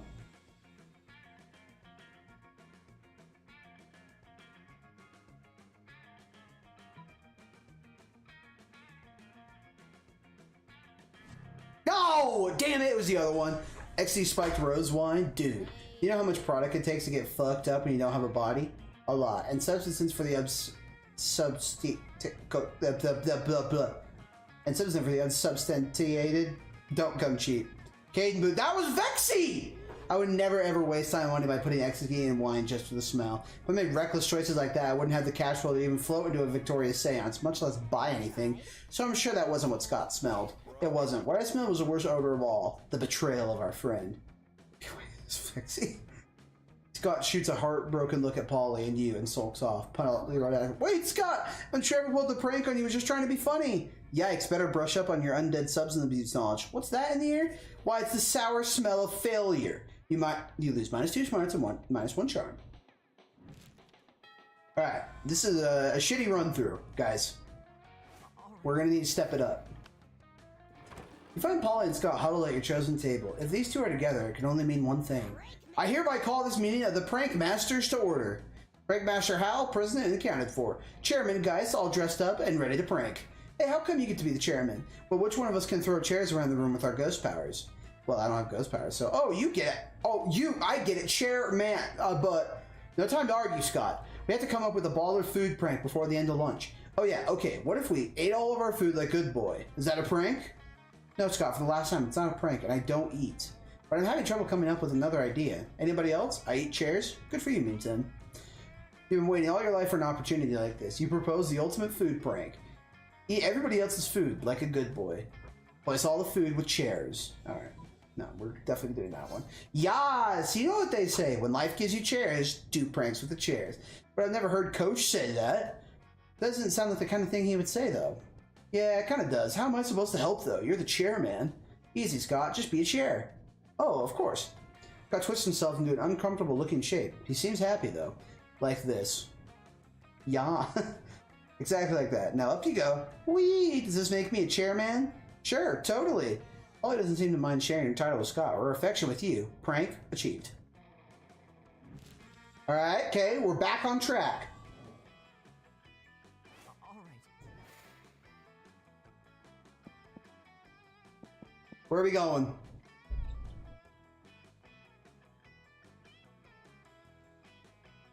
Class, goddammit, Vexy. Give me your money. Okay, tampon used by a former prom queen, you know, for good old blood rituals, or in case you're just a creep with unhealthy sessions. Don't even dare ask me how I got this. We can't buy cocaine. See, I'm wise enough to know when a gift needs giving. Yeah, we're not doing that. Some impractical yet kind of funny glasses. Is that a bloody tampon? Yeah, but from a former prom queen. Remember they used to be cool, now they aren't, but they're so ridiculous that they're still fun in their own twisted ways. A fake badass tattoo? A PR agent? High school life is so hard nowadays that hiring a PR agent is totally a thing. Yeah, I'm selling a corpse. Okay, corpse. A blanket with 2 holes.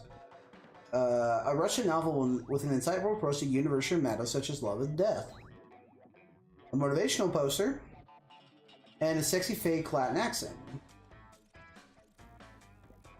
I don't think we should actually buy anything. You need the penguin? I can't afford the penguin, Vexy. It's $10.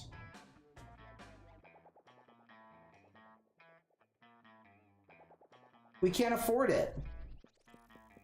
We'll have to come back. My favorite thing in the world is people who buy my stuff. Be one or be gone. They get money. I don't know how to get money, bitch. You keep sending us to class. Where are we going?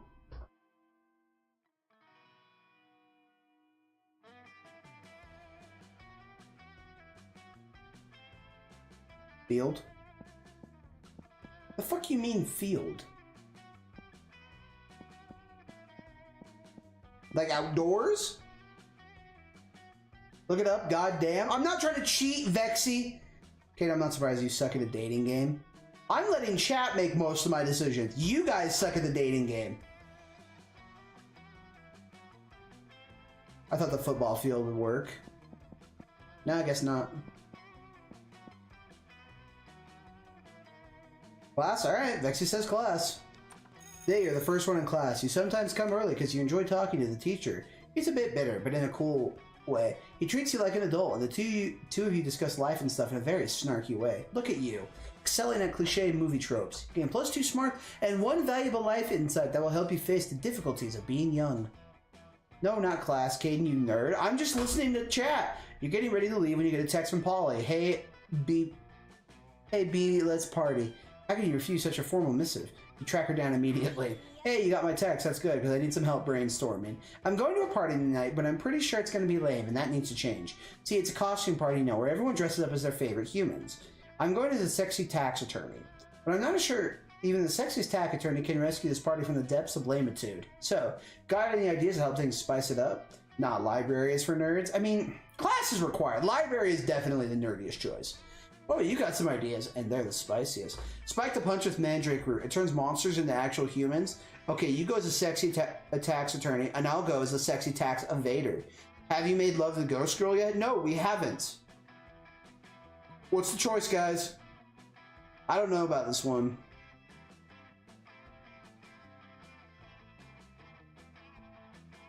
I think the bottom one. Well, no, it's gotta be the top one, because Polly's definitely into, like, drugs and shit. Kitten didn't even fumble the bag, he just dropped it. I didn't hear the story leading up to it. Evade taxes? Vexy, you've been making some pretty awful decisions. Should we trust Vexy? You know what? I'm gonna trust you, Vexy. God damn it, Vexy! Later that night, you're hanging out at the party, waiting for Polly, wearing a shirt that says, I have unpaid taxes. But suddenly, you hear a booming voice from the door. Halt, tax evader! You turn around, expecting to see Polly with her sexy vest and pocket calculator. No, it was first. Why would you do that? Because Vexy said! It's actually a grizzled Tyrannosaurus in a business suit from the Department of Monstrous Revenue. As you flee the scene, you see Polly about to put on a lab coat and goggles. Hey, why are you running? Why are you wearing that shirt? Oh, did you think I was actually going to be a sexy tag attorney? I was super high when I said that. I'm actually just a sexy chemist. Why would you KYS? Genuinely KYS Vexy. You idiot. I'm not the idiot. Flame Vexy. You're going to need a regular chemist after the beating that Tyrannosaurus gives you. You lose -2 money and boldness. You are so dumb. I think does a ghost get high? All right. Don't know. Oh, Polly! Vexy didn't do anything. Vexy made the choice for us to do that option. You arrive at your table to find the Coven eating and Polly and Miranda screaming. We're under attack! Alarm! Alarm! Summon the guard! Okay, yeah, we've seen this one before. Always the same with you. We're gonna drug their food because that's what Polly likes. Cool. For real, nuh-uh. Does Satan make the choices for you when you sin? Well, no, but Vexy does. All right. Alright, where are we going?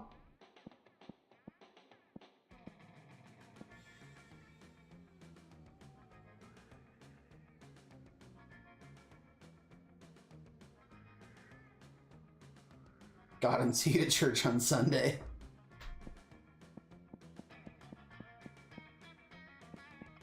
Bathroom? Alright. The day you skip class and just hang out in the bathrooms because you respect no authority. On the bathroom, you tell yourself in the mirror that you're so bold. Okay, we've done this one. We've seen this. +2 boldness. When did you become the furry? Hey, yellow darling. It's me, lovely fan favorite Polly. You know, I wasn't always a ghost. Yeah, this is about to get real. Hear me out. I used to be alive, but I died with unfinished business. Now I gotta live forever and like this until I finish it. Yeah. It's the... Yeah.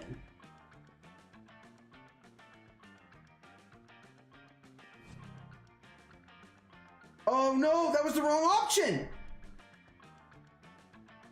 I thought that was the... I didn't think the smoke bomb was the right option. You don't reverse all over my Romanian Wilkinson.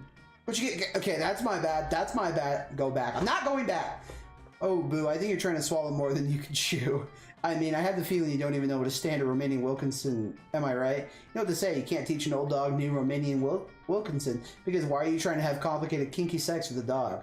You didn't ask us? That's what you freaking get for skipping her story. I'm not skipping her story, Jebber! You weren't here for majority of her story. That's not me skipping shit! You're such an anti-perv, it's almost cute, but cute. And it's... Okay, you know what? Fuck you guys. You know what? Fuck this. Fucking hell.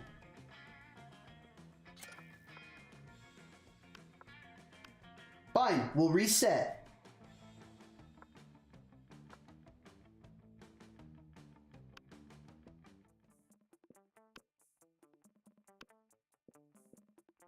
Okay.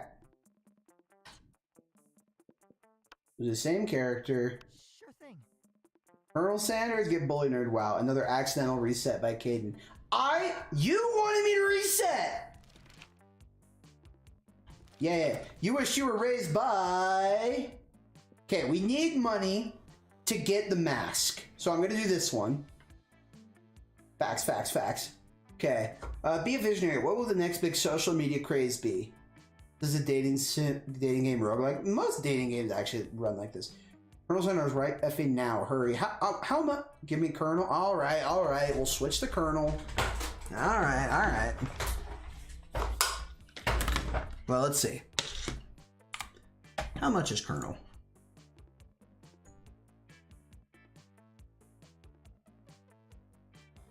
Give me Colonel. Get with Paul. What are you talking about, Josh?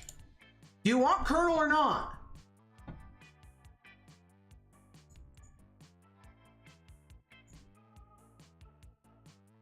What do you do? Make love the goat? No, oh my.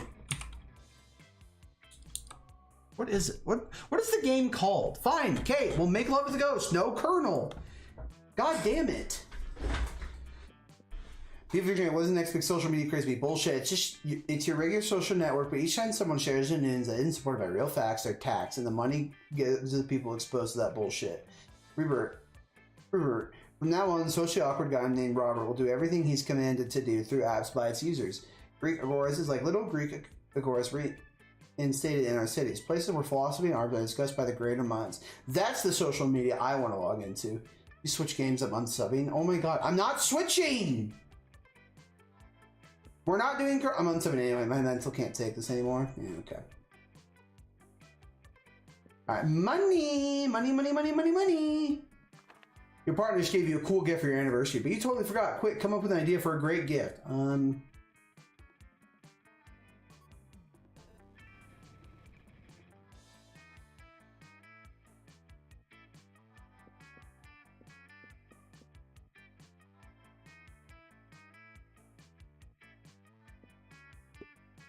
Yeah, that's Polly. Okay.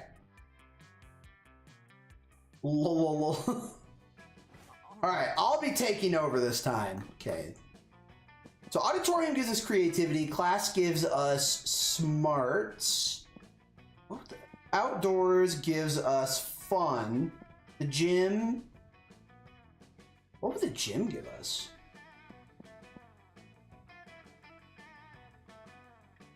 Beth, we don't need boldness. We need to figure out how to get money. Because I need to get the penguin mask. For Polly. Alright. Well, I guess we'll go to the bathrooms. The day you skip class, we're checking out the bathrooms because you respect no authority. I guess some people just want to watch the world burn. Yeah. Figures Caden doesn't know what the gym gets him. Yeah, okay. Here comes Liam ranting. Anyone who'll listen about the failings of living flesh. I have such pity for creatures that have to consume things other than blood. Grocery shopping, cooking, cleaning. It's a nightmare. No wonder there are so many fad diets. People don't want to have to choose what they eat. Like, have you heard of the Matrosky diet? You eat a tapeworm, and then you eat a bigger tapeworm to swallow that tapeworm, and so on until all of your organs are replaced by tapeworms. It's usually fatal, but the corpses do look fabulous. Why is he purple? Oh man, that brings back memories. The Matryoshka diet is how I died. I miss fad diets. I used to get up to the stupidest shenanigans just to get my hands on the latest food replacements. Whoa, are you guys talking about fad diets? Sign me up. I'll do anything to get more ripped. Anything.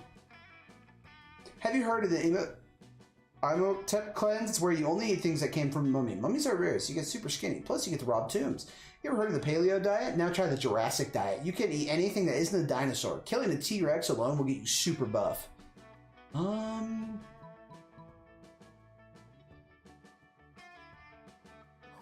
There we go. Wow, I don't know why I never thought of that. Finally, a diet that combines my love of being wicked skinny with my love of defiling sacred tombs. I don't even need to eat because I'm a ghost, but I'm still so down for this diet. I'm not listening to you, Vexy. Vexy, you make the worst choices in this game. If we are going to get with Polly, we're going to listen to what I'm saying. I'm going to show us the way.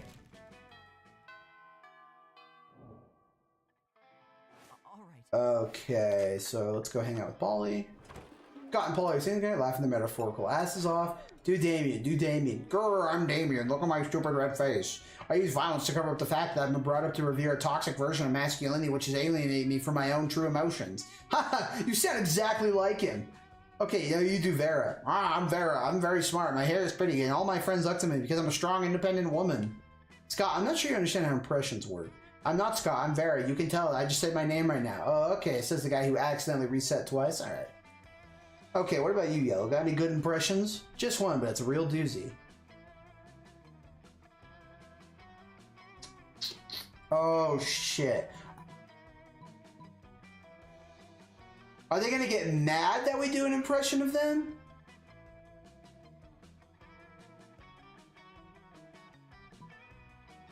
I said in my... I know you're doing an impression of me because you said my name, but... Oh my god, that sounds exactly like him. It does? Yeah, remember that time we took impressions class together and we had to introduce ourselves? Oh yeah, I guess I did say woof woof, it's me, Scott, a dog boy who is bad at impressions. Minecraft these nuts. Good one, Mean 10. But I didn't yell it like that. I'm sorry, are you the real Scott? There's two absolutely identical werewolves in front of me and I can't tell the difference. Paul insists on a smooching contest to determine who the real Scott is. You end up winning in more ways than one. Paulie loved it, yeah. I got us, boys. I'll take us to the promised land. Don't worry. Okay, we don't have enough money to buy the mask yet. What did we do the first time? We went to the bathroom. Let's go to the gym. The day epic dodgeball match takes place. Everything seems lost. We did it. Leading spectacular comeback. You clearly natural born leader. Charm. Charm is the gym.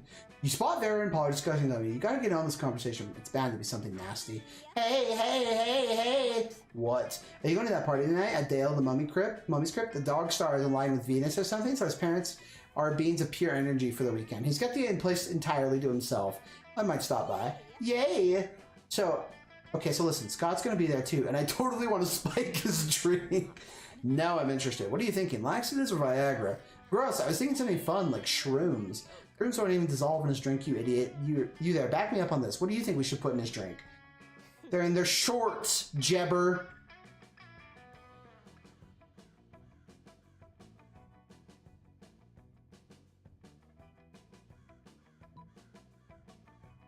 It's this one. What? Love it. I know this is the one fairies use on each other when they're having an argument. I can't think of anything more perfect. I'll have my man in the favor. I'll send over a case of it. But the next day, you couldn't have given me some kind of signal, anything? Dude, I didn't know you were going to be coming down the stairs right when Scott opened his eyes. And I definitely didn't know that he would fall in love with just your leg. What you get for not listening to you? I'm not listening to you fuckers. I've had my leg humped before, but I'm completely ignoring while he was doing it. I know, rude. Big Muju, you're so close yet so far. We're fine. It's only for Vera. We're fucking up with Vera. Well, it's not really his fault. He's just a big dumb werewolf after all. The real blame lies with this idiot. The idiot is you, idiot. You lose -2 smarts to charm. It's fine. Roar and you fumble. I bet never bag Ghost or Polly. We're gonna bag Polly. We just have to figure out how to make money. Okay, what does the library give us? That day you spend some time on PLC mining some bitcoins. It's supposed to have something to do with solving algorithms and the rise of cryptocurrency. But you guessing nobody actually has any fucking idea how it really works. Anyway, again, +2 bitcoins equals just $2,000, which unfortunately is equal to 2 monster dollars. So +2 money. Okay, we're good. A little harder than CMC in the Super Bowl. Lol. That night you hit the clubs with Vera and Polly. Thanks Satan for the fake IDs. Put those wall away, you two. Drinks are on me. By which I mean drinks are on that guy. No need, Polly. I'm into this crazy new thing called paying for my own drinks. Maybe you've heard of it. Maybe. Is that French for my boobs aren't big enough to get free drinks? Feminism is dead. That sounds like a reason to drink. BRB. But soon. It didn't work? What was it you said? It sounded like Portuguese for my shameless pandering didn't get us any free drinks. This is quickly getting out of control. You see Kyle just fired Steve Wilkes? It's party time. Sedate the guy when he's in the bathroom. Put his spare sunglasses on and pretend he's your pal. It's crime time. Steal the guy's wallet, learn his address, then go to his house, kidnap dog, and then drinks from his ransom. Okay. Alright, chat. What do you want?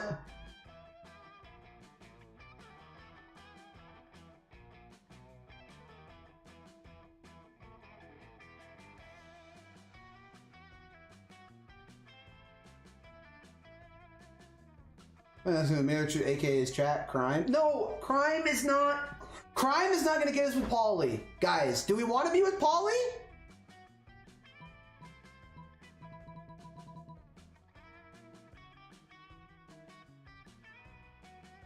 Okay, it's literally straight down. Okay, there it goes.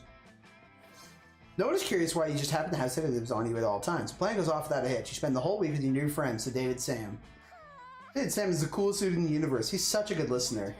I really like how he insists on paying for everything with his credit card. What a gentleman. It's the best week of your life, but sadly it has to end. The three of you bid David Sam a tearful for goodbye. Goodbye, Sam. I'll always remember the times we spent together, even if you won't. Pussy on fucking God. It seems that Sam truly stepped his way to the top of our hearts. We promise to do this all again next year. Sam and I remember much of this when he wakes up. Are you sure he'll love the matching tattoo you all got? You gain +2 boldness and 1 plus fun. Okay. Alright, that was good. That was... Alright, let's go hang out with Polly. You take your seat, and if you didn't know any better, you would say that it seems like Vera and Polly are almost more interested in their phones than they are in you. Yeah, okay, phones. Yeah, this is the financial slave one. We've already done this.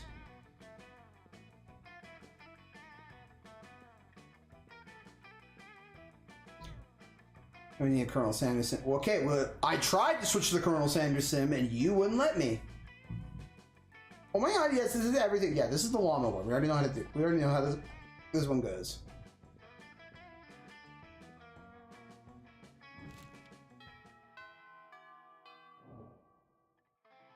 All right. Okay.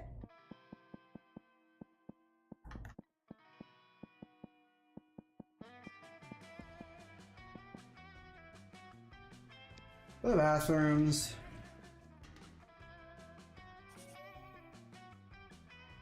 Suddenly you see Polly vomit ectoplasm all over her cell phone. You rush to help her.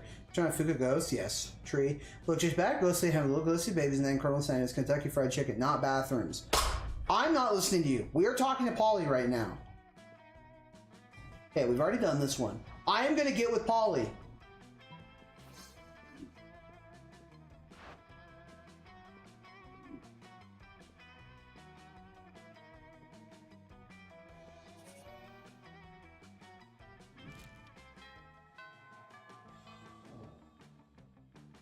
All right. Well, actually, we might as well buy it. And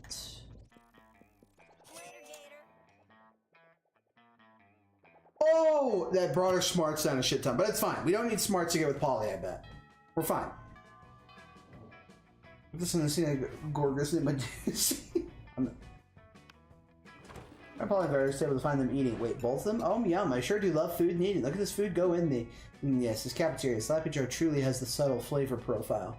Finally noticed the cause of this absurdity. A well-dressed businessman sitting at the next table watching both women intently.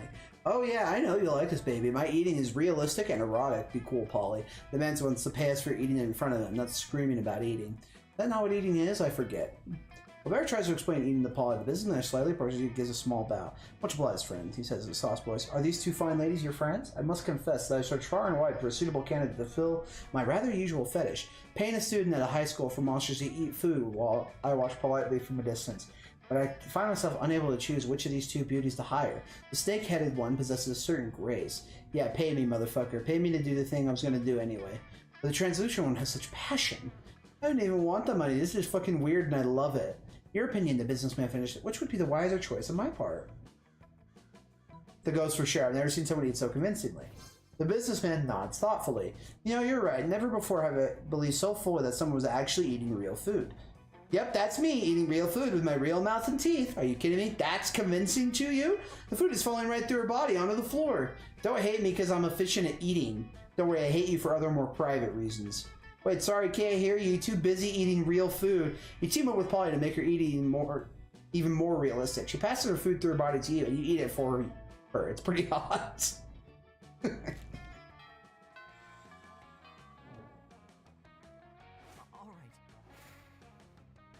right. Okay, I think the bathrooms is where the Polly thing happened. So, yeah. Boldness. Okay, Polly. Admiring yourself in the mirror when Principal Giant Spider strolls in. Moments later, Polly and Liam enter in a panic. You see the principal come in here? No, we're done for. Unless, which stall did he go into? That one? That's where we hit all of our molly for the upcoming music festival. Okay, Liam, be cool. It's fine. As long as he doesn't check the toilet tank for some weird reason. From the stall, you hear the principal say, and now to check the toilet tanks, as I always do before using the toilet. Curses! What's this, says the principal? A plastic bag full of small white pills. Could this be drugs? Principal Giant Spider bursts from the stall, clutching the bag in his dreadful fangs. Unacceptable, he chitters. Before you even have time to make a plan, you hear yourself saying, those aren't drugs, they're tiny spider. They're raining spiders from babies because we love them so much. An illusion created by the drugs you're on.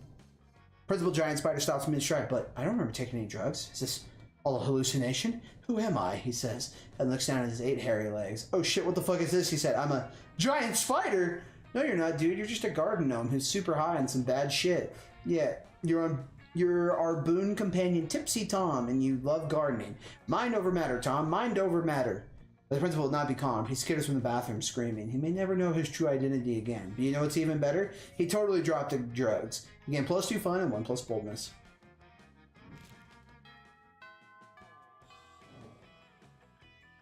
All right. Okay.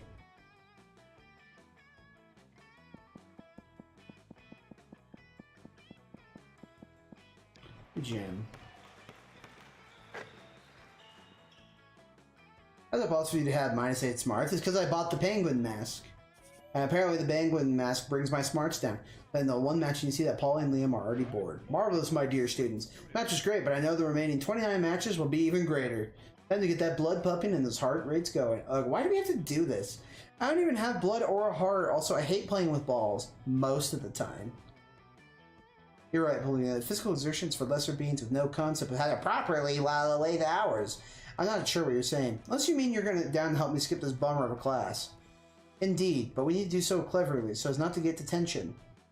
Let's throw a surprise party for Coach like right now. Fake mustaches, they're always the answer. What do you think, chat?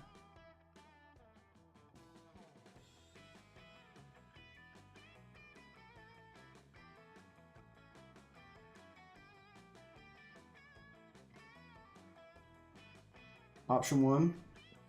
Okay. You're right, Ethan. Good choice. Sorry, Coach, we can't play anymore. Ethan's smart. I trust him. What? Why? Because this is a surprise party for you. Fortunately, Polly always carries some party horns and lots of confetti with her. Surprise! Kids, really? Why? Because today is best coach in the world day. Me? Me, the best coach in the world? Ethan, 1. Bro, you can see Polly's underwear. That's gross, Josh. Only because I have the greatest students in the world. I'm so happy. Let's call it a day and enjoy this. Because in the end, joy is the main muscle of the heart. Ethan, how do I object? How do I do a object motion? Isn't the heart the main muscle of the heart? No, the heart is like the captain of the muscles of the heart. Or the muscles the joy of the body. I can't remember. Whatever, Coach, let's party. I had the perfect thing for this. No, Polly, Coke is not the perfect thing for this. Even with no Coke, you have a great time together and you get to skip gym. Happy International Surprise Party Day. You get +2 charm and 1+ fun. Give up? Damn it. No problem. God, Ethan's so wise. All right. I'm Polly and Liam, and they're eating as usual, you know, because they're undead. You know, the food in this cafeteria really is atrocious. It's hardly... Wait. Okay, wait, we've already done the... Yeah, this is the cook-off one. We've already done the cook-off. We riz up Polly. How have you not gotten any top form from the Ghost Girl yet? We're hurrying. I reset because you guys wanted me to. Maybe we bump our creativity up? Yeah, sure. They were hurts for the cosplays, though. Yeah. Riz up to jizz up. Why did you reset? Because you said to reset! How are you almost out of money? I thought that was our goal. No, our goal was to buy the penguin mask. Because we need the penguin mask for Polly. You see that Polly's even more excited than usual. Excited to see what's going on. Now, I've been doing a lot of soul searching recently, get it? And I think I finally figured it out. Who I really am, I mean. My soul emoji. The emoji that speaks the truth of my soul. I think a lot of people would say I'm like the winking ghost emoji or the paleo emoji, but those are just who I am on the outside, you know. My real soul emoji is pink heart with the blue arrow through it. It's like, I'm sweet, right? But I also got a dark side. Plus an arrow through the heart is how I was killed. What about you? What's your soul emoji? My soul emoji is a pink heart with a ribbon around it, because it's right next to yours in the selection menu. My soul emoji is an air horn, loud and proud and big in the hip-hop, burr, burr, burr, burr.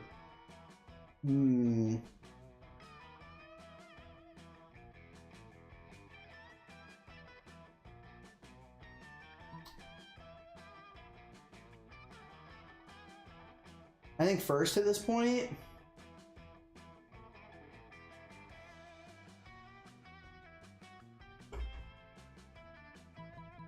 Where you could be dogging down the Colonel said we're playing this for the 3rd time. You know what? I'm just not gonna listen to you guys. I'm just gonna play Overwatch after this. Fuck you.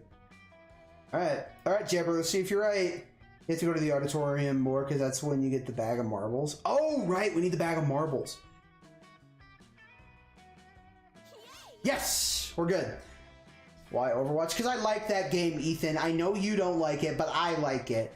That's so sweet. Your heart is like a little gift for me to open. Would that kill you? Like if I actually opened your heart? It's so hard to keep track of what kills people. That was clever and charming. You're the whole package, huh? You gain +2 charm and 1+ smarts. See, he told you. Bad game. Ethan, shut the hell up. All right. Just because you're the GOAT at that game and we're not on your level does not mean it's a bad game, okay? Fuck. I'm married, you're not. Listen to me. Go to the bathrooms again. Yeah. Polly.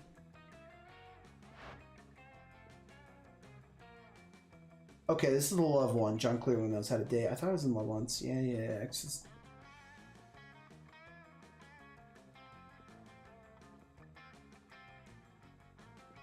Okay, no, it's this one, yes. John clearing those guys. K-Stan redeemed dating advice. All right, John, what dating advice you got for K-Stan, the married man?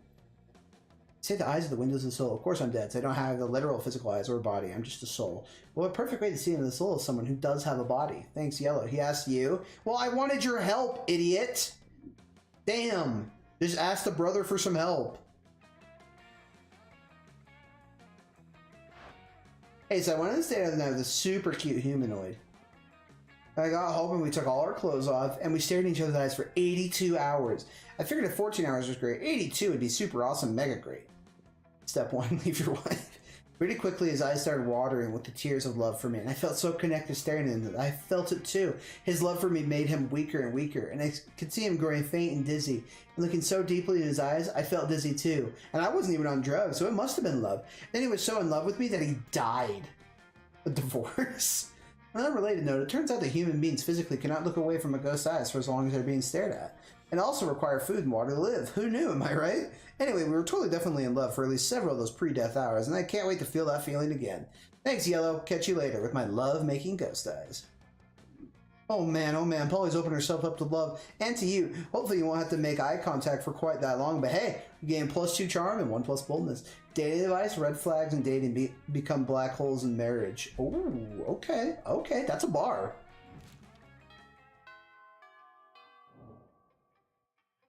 All right. Yeah, you already know. Liam and Polly are alone at the table. They're flanked by 2 people. Oh, this is the food one.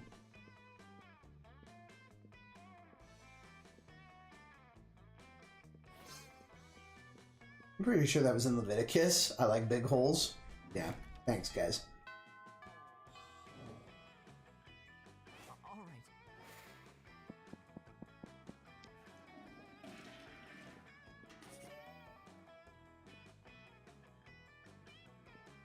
Hey, boo. Just checking out information on possible afterlives. Like, I'm not going to spend my time at high school and for all eternity. Who does that? I collected some pamphlets from various afterlives. I'm looking into the pros and cons of each option. It's just such a big decision, you know. I mean, this could affect the rest of my afterlife. You know anyone who's went to any of these afterlives? Which afterlife are you into? A soft and enveloping cloud in the sky made of hundreds of adorable, fleshy, precious, tiny, perfect kittens. I like red flags. I'm a bowl. Auditorium soon. You need marbles. But I don't know if the marbles are going to activate. We haven't even activated her saying that she wants to do the reverse whatever. Oh my god, yes. The most yes. The maximum yes possible. The yastis. That's amazing, because you know what the biggest complaint about kittens is? That they're perfectly adorable, fluffy kittens armed with tiny knives on their paws, but they have no problem jamming into people with absolutely no notice. You know who can't feel the pain of tiny kitten claws? Ghost bitches! I can literally roll around on a cloud of kittens and feel nothing except their tiny, fluffy softness. No fear of claws. That's true. What do marbles have to do with getting it in ghosty pants? Okay, well, it's a long story. I'm definitely going to need to work on my essay for Cloud Kitten World. Maybe something along the lines of, I deserve to snuggle cats because of that one time I pity fucked a werepanther. Maybe I can get you to write my letter of recommendation, Yellow? Fingers and tight a furry paws crossed so I get in and hope to see you there one day. We're trying to hit it and quit it to Colonel Sanders, are we? I don't know if we're going to hit it this run through. I'm a little scared, honestly, because we didn't get the cutscene of her being like, I want to do this.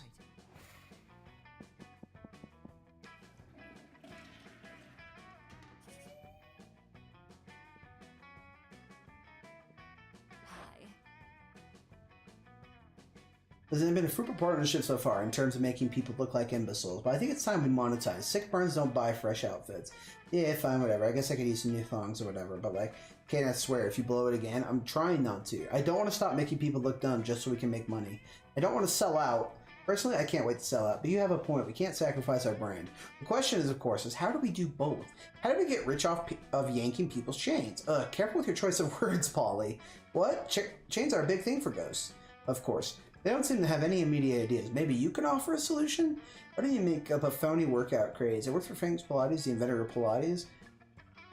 Oh man, do I have a great prank for you? I call it stealing. Don't blow it, you're trying to get blown. Oh, I think the first one.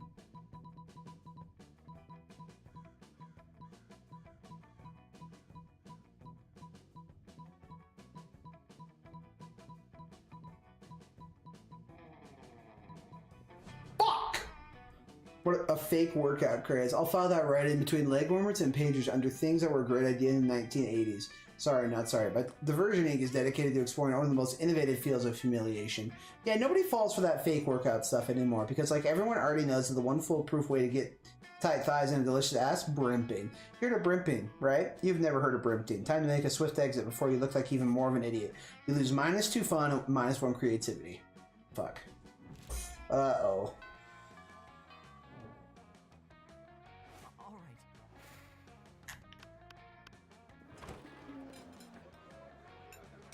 All right. So what do we have to do to get a food? Okay, this food fight. Right. Your head is, but I'm not super into being kidnapped and shit. What if we skip some steps with a good old flashing? Okay. Polly floats up onto the table and in a practice motion whips her top off. To the victor! This is a high school cafeteria. Polly rash action upsets the rolling cauldron of hormones, sets it on fire, and tap dances on the ruins. Soon the air is thick with sausage and gravy. Potato crisps fly everywhere like flavored shrapnel. Polly puts her shirt back on now that everyone's too busy about fighting to remember what they're fighting about. Looks like mine really were the tits that launched 1,000 chips. The V you just got makes the pun worth it.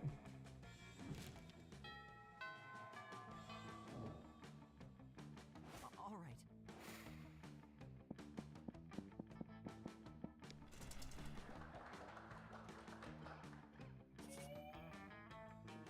By that though, Polly's here and she looks ready to party. So basically, no, they are my favorite party.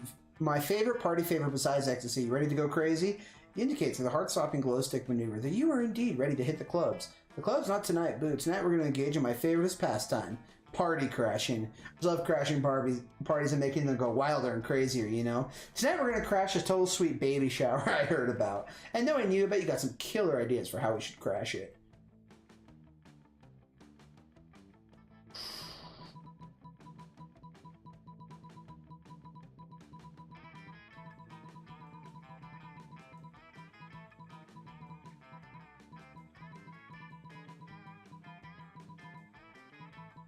What do you think, chat? I don't know. I'm torn.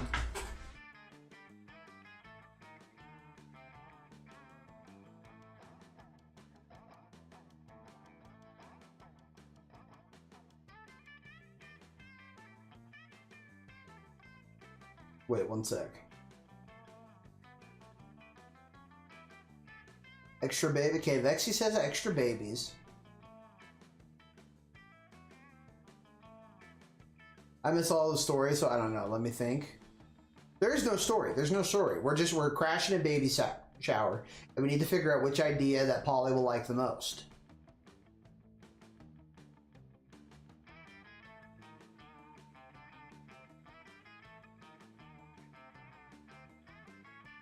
Extra babies? Josh, what do you think?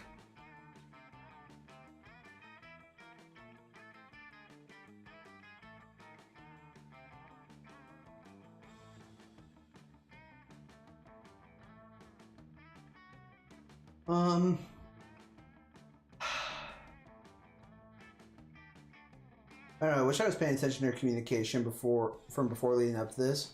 She seems spunky like cute things. So babies. All right, matey. Okay, we'll try babies. Fuck! It wasn't babies. We can't do the reverse Charlie Chaplin anymore. Okay, so it's not even worth it. We fucked up again? Yeah, it's finally something to do with all those babies I won in that raffle. But on the way to the party, the police pull over Polly's dump truck. Oh no, the cops! I'm not going back to jail. I mean, I just walked through the walls like last time, but it looks so bad on my college transcripts. Polly disappears, leaving you the sole owner of a dump truck full of babies. In order to keep the cops off your back, you have to adopt all 407 of them, leaving you with much less time for romance. You lose 2 charm and 1 money. Ugh, to them. Okay.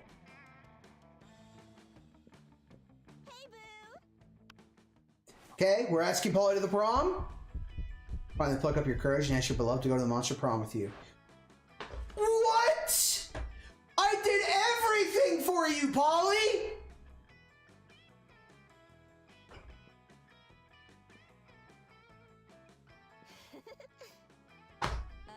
No way, boo.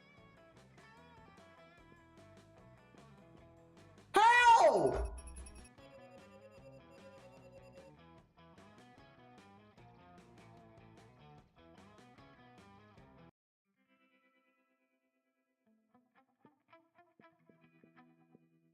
Let's look up the ending and watch it. No!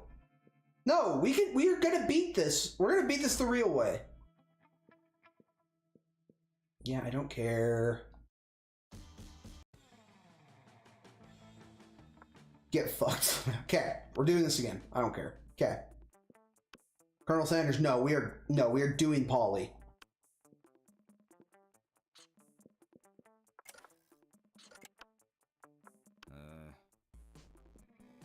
Lonely ass Colonel Sanders. We're finishing this, Jubber. Okay. Speed run. Okay, we need money.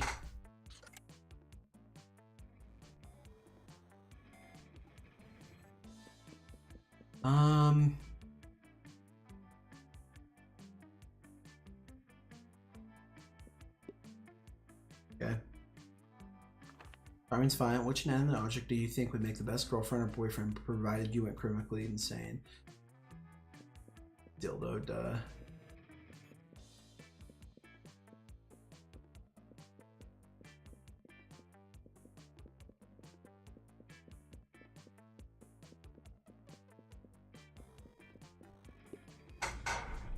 Want more money?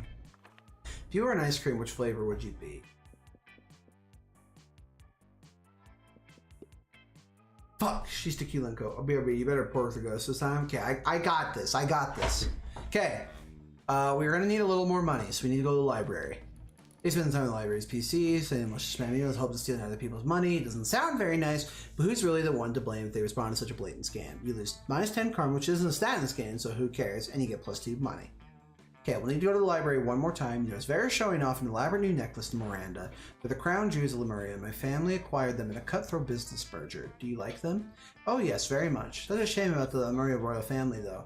What, that they're all dead at the hands of their own servants? No, no, no. That was unavoidable once the true tragedy had taken place. They were no longer loved by their subjects. Feared, you mean? Oh no, fear is so scary. Love is what matters. I could not disagree more. You there, settle this dispute for us. What was the best way to let people know how powerful you are?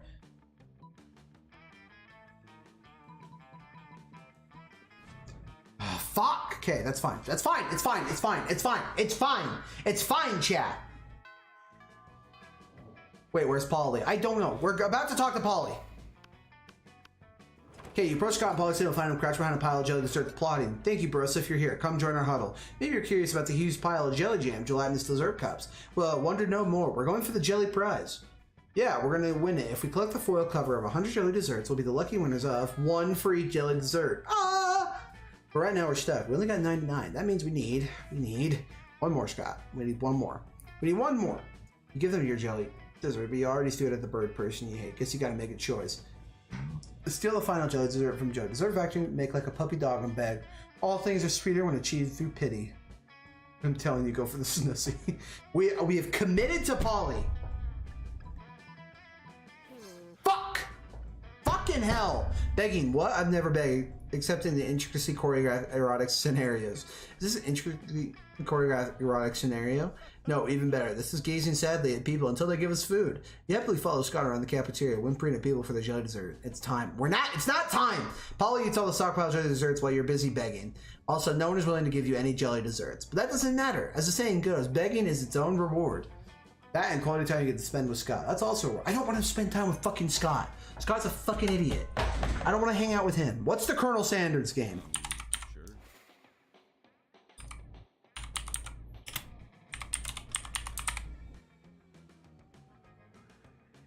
Oh, it's free? Oh.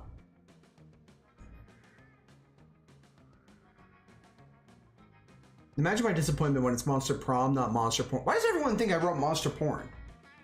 I love you, Colonel Sanders, but wait. Okay, Colonel Sanders is free. So we'll play it right after we're done with this run. I think I already fucked up, so... Yeah.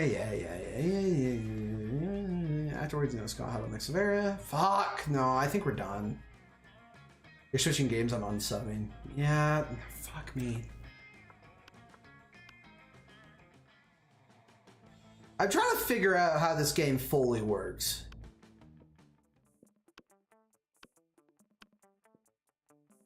You have horny viewers, yes. Okay. Speedrun.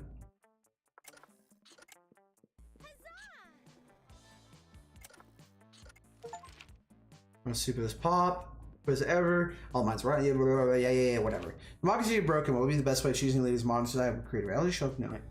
Oh, America's not talk president, where candidates could be in all kinds of physical and mental challenges, but a turnout would increase and return profit on.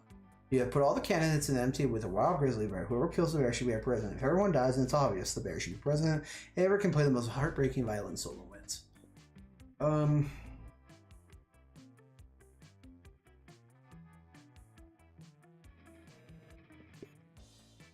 Okay, Snoozy, do it. No! Mean Tan! Lose Snoozy.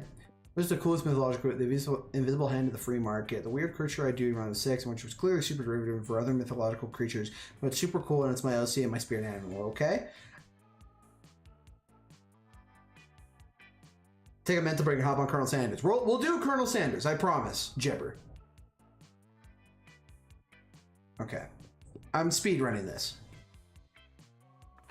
Well, then tomorrow, what will you do today? Okay, yep. Dome piece. Okay. We are going to need more money, but I'm going to go to the bathrooms first. Oh, there you go. Shopping fair and Polywop. Yay, okay. Okay, cockatrice. Yeah, we already done this one. Delicious Cinnabon. Yep, Polly likes that one. Okay, next. Sure. Strange, you could have sworn Polly and Damien were at this table when you picked it. Psst, hey loser, down here. It says Polly and Damien. How do you enter this table for totally innocent reasons?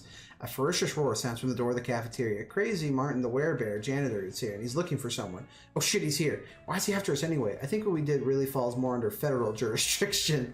International law, more like. Those munchkins were Canadian citizens. Ayo, hiding from the school shooter. Sure the colonel isn't so difficult and complicated like Polly. Probably not. I'm pretty sure you can only date the colonel. Hey, you mentioned I think we might actually have to face a war crimes tribunal. Worth it though, right? Oh, totally. As long as we can get away from the buzzkill, the bear over there. Just hide using in the ghost zone, you know, special alternative dimension only ghosts can use. Hide behind diplomatic immunity. I mean, you're both princes of hell, right? Okay, it's that one. Guess you thought of that before you spent all the time being alive, huh? Being alive isn't a choice. Whoa, okay. I don't have time to sit here and argue pro-life or pro-choice with you, my dude. See you in the ghost zone! The previous colonel seems ready to jump your bones. Oh, damn. Almost like the objective is to get him to not be in love with you. No, you won't. You can't follow Polly into the ghost zone, but from the way she winks at you before crossing over, it looks like you're one step closer to the bone zone. Okay? Good start. Good start. That's big, guys. Sure. Okay. Bathrooms. You're minding your own business when you see Polly floating down the hallway texting. Just hear about to approach her. There you are, Polly. I've been following the scent. Okay, this is the betrayal one. I did this wrong last time. Okay. Yeah.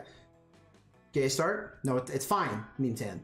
You're riding the van. I can stick my head out the window. Of course, anything to distract. I mean, cheer up, my best buddy. You hop in the van to get on the case of the ghost smell. Scott opens a bag of raw bones and begins swallowing them whole.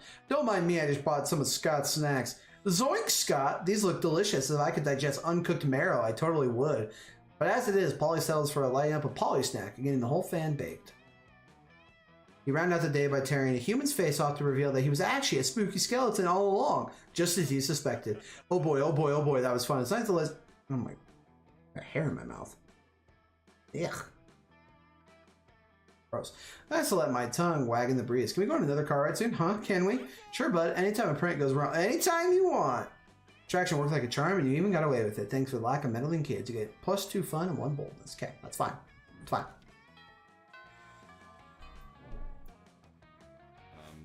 Sure.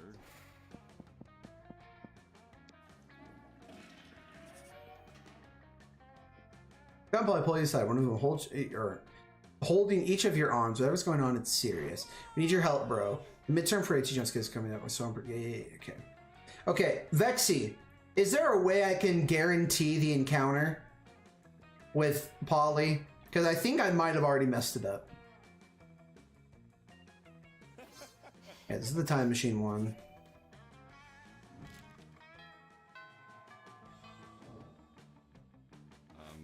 Sure. Alright, I'm trying to comprehend your request. What is there to comprehend? It's really simple, Miranda. Take my cell phone, snap a picture of me face planting in my food with my eyes closed, and tongue it out. But wherefore? Right here, Miranda. You're about to point out that wherefore means why, but luckily Polly elaborates on her own, so you don't have to look like a fucking know-it-all. I don't think so. I think it's random. Is that the only way you can get with Polly? Is if that triggers? Because that's dumb. It's a new meme, Miranda, like planking or dabbing. It's called food poisoning, and it's dope AF. Don't you have cool trends in your kingdom? I suppose we do. Oh, we have a fun trend called Revere Your Rulers. It's where you show nothing but the utmost devotion for the royal family. If you're good at it, you get a lot of likes on social media, and also not executed. You ever listen to yourself when you speak? I bet you know some pretty cool trends, don't you, Green?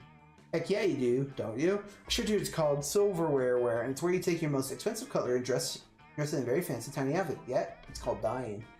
I'm not sure, but maybe. Yas! Dyeing is my fucking fave. Listen, the first time I did it, I was like, okay, now I don't get to be alive anymore. But then when I was all cool ghost stuff kicked in, I was like, OMG, dying is awesome. Everyone should die. I'm not sure I would be into this dying trend, but I do know that Daddy's reign helps many peasants achieve this meme, so it's nice to know that they're becoming super popular on social media in the process. People die if they're killed. God, Meantime, how are you so fucking wise? You always know the right things to say. I mean, never really hang out in Miranda's kingdom on break. Hey, Green, maybe you and I could hang out and do some dying together. Oh, maybe. Okay. That's good. We need more money. Sure. To the library.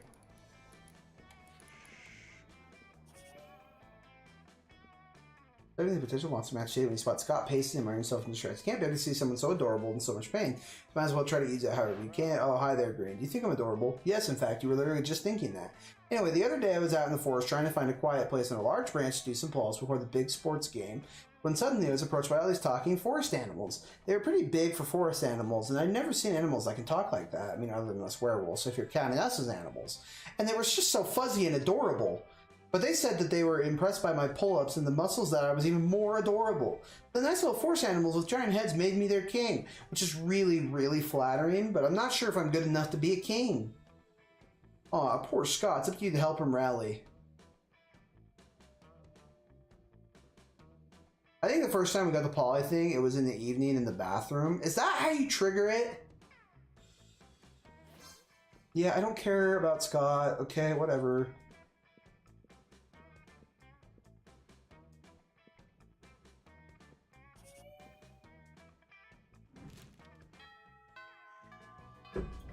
I think so. Damn, that sucks. Sure. Q is picking up again.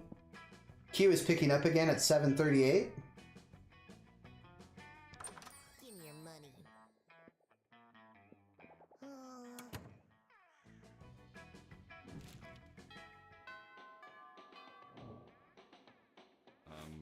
Sure. I think we fucked up again. Next evening, go to the bathroom. Okay. We arrive at the table, you find that Polly and Liam aren't eating. She's taking pictures of the food. Welcome to the... Yeah.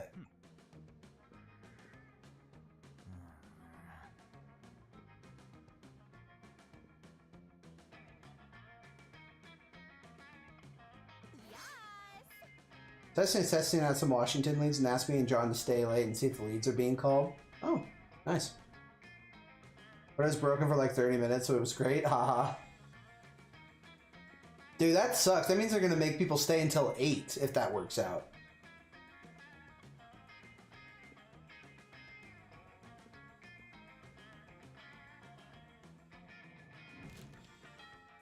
Okay, evening in the bathroom.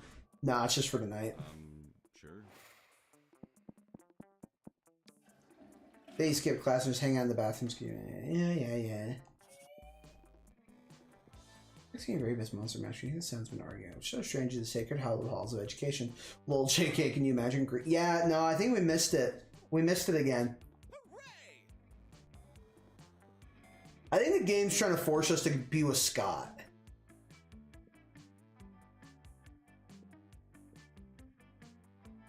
Fucking hell, yeah. I think it's time for the Colonel. I think it's time for Colonel Sanders.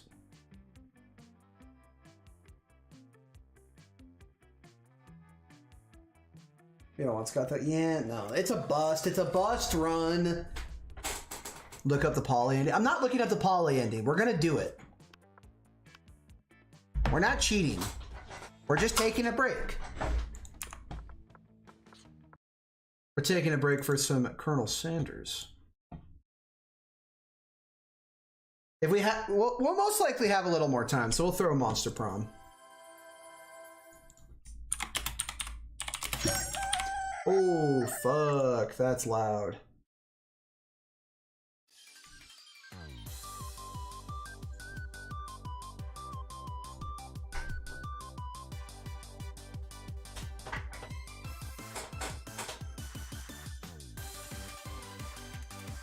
Text me when you do. I'll probably be gone at that point.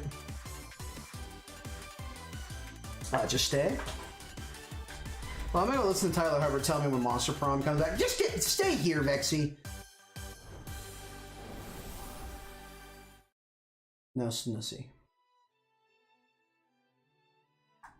Oh fuck! I don't think I can use controller. No. Okay. Our name is obviously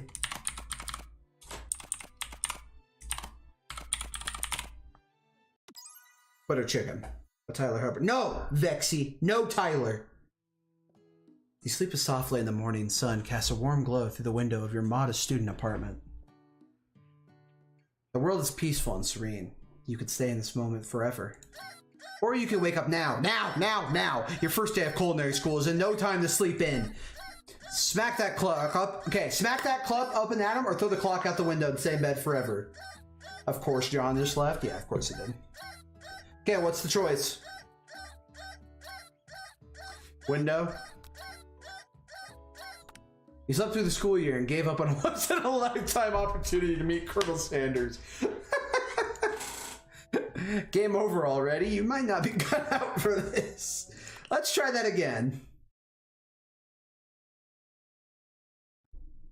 Yeah. Smack that clock up and at him. Back to Polly. Lying in bed, you stare at the ceiling. Think about how everything that awaits you at the prestigious University of Cooking School Academy for Learning. Your mind begins to wander.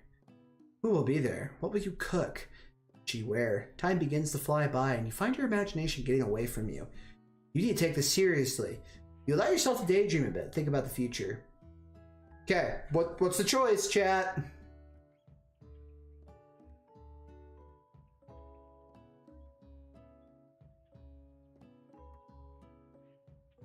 Daydream? Oh, Vexy said daydream. It's here, finally. Your first day of culinary school. So many dishes to prepare. So many students to meet. Your mind is swimming with possibilities. When you realize you're running late, you grab a biscuit and burst out the door in a hurry. Mmm, delicious. Just what you need to wake up those taste buds. Yikes! You're in such a hurry, in fact, you forgot to put on any deodorant before running out the door. You're sweating buckets as you rush in to arrive on time. Oh no! Standing in the quad, you gaze upon the magnificent University of Cooking School Academy for Learning. Here comes your lifelong best friend forever, Miriam. 10-stream walk streak? Nice. She's the most adorably awkward person you ever met, and you absolutely love her for it. Good morning, Butter Chicken. Are you excited for the first day of the rest of our lives? Actually, because I sure am. Excited, a little nervous. Okay, a lot nervous. Mine's 3. Nice. It's just that this morning I made breakfast for myself, but, well, when I ate it, I couldn't taste any love in the food. What if I'm no good? What if I fail? She looks 18. She's in fucking college. Alright, she's fine. We're not talking about ages. She looks 12. Yeah, she looks younger than 18, if I'm being honest. Classic Miriam. Raised by Master Chef parents, she's always held herself to a very high standard. Ever since we were little babies playing together and you rescued me from that quicksand box, it's been clear to me that you are the most loving, caring person I know. You're gonna do great. But with the University of Cooking School Academy for Learning's famous 3-day only semesters, I'm afraid of being left behind and never catching up. I like this girl. I don't either. We're not here for the girl. We're here for Colonel. A sweet girl. Miriam had always had a flair for the dramatic. This summer she got so nervous about her first kiss that she chipped a tooth practicing on a mannequin. Should you pep talk her or change the subject to give her some relief?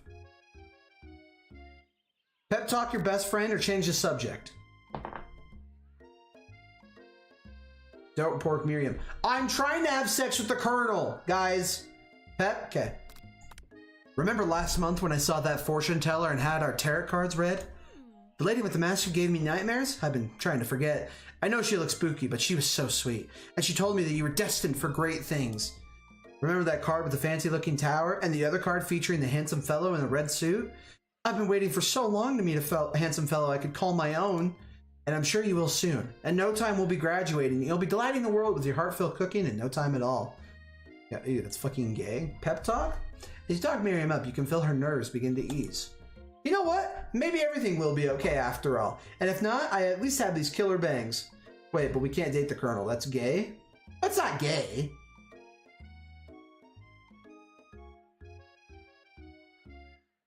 It's gay because it's not gay because we have our socks on. It's okay. Can you believe I cut them myself? You can definitely believe it. I cannot believe it. But he's a dude. Yeah, but our socks are on, so it's not gay. Dudes have dicks. It doesn't matter. The socks neutralize everything. And we're gonna say no homo before. Colonel's like 80 and you're freshman in college. That's weird as fuck. No, he's a younger Colonel. I mean, he's dead, so I just think Caden is a thing for ghosts. Yeah, apparently. All right. Before you get another word out, you're rudely interrupted when someone smacks your books and custom engraved measuring spoons out of your hands and onto the ground. Hey! It's, Ashley, your arch rival. She's totally evil, but you can't help but be filled with jealousy. She can get anything she wants, and she knows it. I didn't know they were going to say no homo. My bad. She looks 18. Hello, Ashley. Holy shit, she got some Pyra assets. Oh, didn't see you there, chicken shins. Hey, fuck you, Ashley. Chicken shins, my ass. How about you get rid of those your obese shins? You leave butter chicken shins alone. They're perfectly normal shins. You can't stand Ashley. Even her name is annoying. And you know for a fact that it's actually Ashley, but you had to add extra letters to make herself feel better than everyone. If anyone knows what perfect shins looks like, it's us. We're not gonna let you or your really weird insults get to us, Ashley. You whore. Across the quad, you see Ashley's best friend, Van, the man, has stopped to look at his own reflection in the mirror. His pants are so tight that you can see him casually working out his glutes while he styles his hair. No lie, they're rocking glutes. What's wrong with her body? Holy shit. Van? You Ray?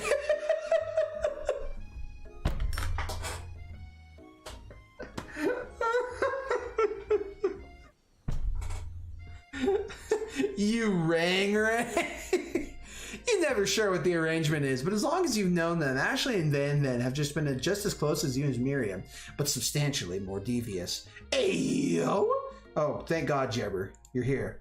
I cannot believe that the University of Cooking School Academy for Learning would ever allow people like you to attend as students.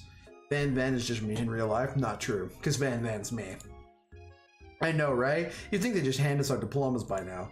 Or maybe hire us on as professors. You amateurs could learn a lot from us. With the first day of school about to start, there's just not time to properly tell these two off. So you resist the urge. Peak masculinity is just Van. Is that an American Josuke? How do you say that? Josuke? I don't know. Probably. Let's go, Miriam. Psh, see you later, losers. As you approach the door, you see a goofy-looking kid pushing hard against the window directly next to it. Oopsie, I think it's broken. You reach forward and easily pull the door open. Oh, that should do the trick. I love you. I think you mean thank you? My name is Pop. I was named after my Pop. He's old. Can someone like this also be a student at the school? He must be one heck of a chef. Also, his name tag clearly says Bob, but I guess he's reading it upside down. Hi, Pop. I'm Butter Chicken. So, are you going to make me hold this door all day? Nope. And with that, the young man walks in the building ahead of you. Is it just me, or is he kind of cute? I think it's just you, because you're a pervert. That kid's a child, Miriam. You both shrug your shoulders before following him into the building. You stand at the edge of the room, unsure where to sit. Other students wander in and keep themselves busy chit-chatting. A scruffy-looking pooch takes his place at the podium at the front of the class. Adorable. Now, quiet down, everyone. Who's this unreasonably cute pup, and why is he in our culinary class? Miriam, don't fuck kids? Yeah, apparently that's going to be a plot point. What the fuck is this game? You wanted it. You must be Sprinkles, head instructor and CEO of USS All. Please, call me Professor Dog. I may be cute and a little fluffy, but I still demand respect. Woof. What? A cute dog is our professor? It's the best school ever. I guess only a dog's nest is capable of picking up all the nuances of fine dining. Child Predator Simulator V2, my favorite. Out of nowhere, wind begins to rush around you as a swirl of cherry blossom petals fill the air inside the classroom. I'm chilly. Someone closed the window. And then he walks in. You're immediately swept up in the aura of this new student and his remarkable goatee. Who knew anyone could be so handsome? Time stands still. It's him. If it isn't my favorite student, Harland. Colonel Sanders interrupts Sprinkles. Sorry, Professor Dog, before he can finish his sentence. Daddy, please, call me Colonel. Colonel Sanders. A hushed murmur rolls through the classroom as Colonel Sanders walks down the aisle of desks. Suddenly, the room is sweltering. Sweat begins to bead across your brow. You feel like everyone is looking at you, and you're not entirely wrong. And this over here must be Sweaty Sweats a lot. Man, we should open the window back there before faucet pits melts into a putty and evaporates entirely. Motorboat noises intensifying. Why is Colonel spelled like that? Hold on a second. Nobody talks to my friend like that. You two both know my name. We were in the same kindergarten class. And what is up with your really weird insults? Besides, when butter chicken sweats, it's not gross. It's beautiful. Look at that shimmer. You turn to see Colonel Sanders is right in front of you. Colonel Sanders, the beautiful angel that he is, stands before you, smiling gently, his hand outstretched. Boy howdy, this classroom gets hotter than a Kentucky fryer. Please, use my handkerchief. How's the voice acting going, boys? You freeze up. Colonel Sanders is talking to you. Wait, Colonel Sanders is talking to you about how sweaty you look. You're completely mortified. This can't be your first interaction. What if he never forgets this moment? How will you respond? We're going to take the handkerchief. You stretch out your hand, and Colonel Sanders places a fine silk handkerchief into it. It's so beautiful, you hesitate to press it to your face, but when you do, the feeling is transcendent. It has his natural scent on it. It smells of the most delicious chicken you've ever smelled. Professor Dog steps in to settle the class down and set some ground rules. Welcome to the University of Cooking School. Academy for Learning, the greatest culinary academy in the world. We're waiting to the pros, but yes, Mr. Sanders. Heyo. The birthplace of culinary legends past, present, and future. May the challenges await you. There will be tears. There will be blood. Might even be adorable tiny food. When it's all said and done, there will be a battle. You will lift your sporks and compete in the broom cooking arena. Just then, another student enters the classroom and interrupts the professor's rousing speech. Hi, guys. Wait. Hi, guys. Sorry I'm late. I hope everyone had a good summer. I really miss... Quiet! Late to class is bad enough, but interrupting my monologue, you're on a fast track out of here, young man. Are you sure you're even in the right place? Don't you recognize me? This is my 3rd year at school with you as my teacher. Everyone stares at him blankly. Does no one remember me? You're expelled if you utter one more word before I finish. I wonder how pissed Colonel Sanders is from hell that this game exists. I wonder. Let that be a lesson to you students that tardiness is unacceptable. Even Clank made it here on time, rolling halfway across the town on his tiny wheels. You turn to see the student Sprinkles is referencing, who appears to be some sort of industrial kitchen appliance. The class burst into laughter. Oh, Clank, you rascal. Sprinkles walks in the classroom as everyone stands silent and obedient. When he gets to you, he lifts up his nose in the air and takes a deep sniff. Your diet is lacking. Based on what I'm picking up, you definitely need a multivitamin. You should be taking better care of yourself. Never had a talking dog as a teacher before, but Sprinkle's reputation for being smart but tough is well known. You decided to try and butter him up by giving him a treat for your pocket, but what kind? Ooh, what treat should we give him, guys?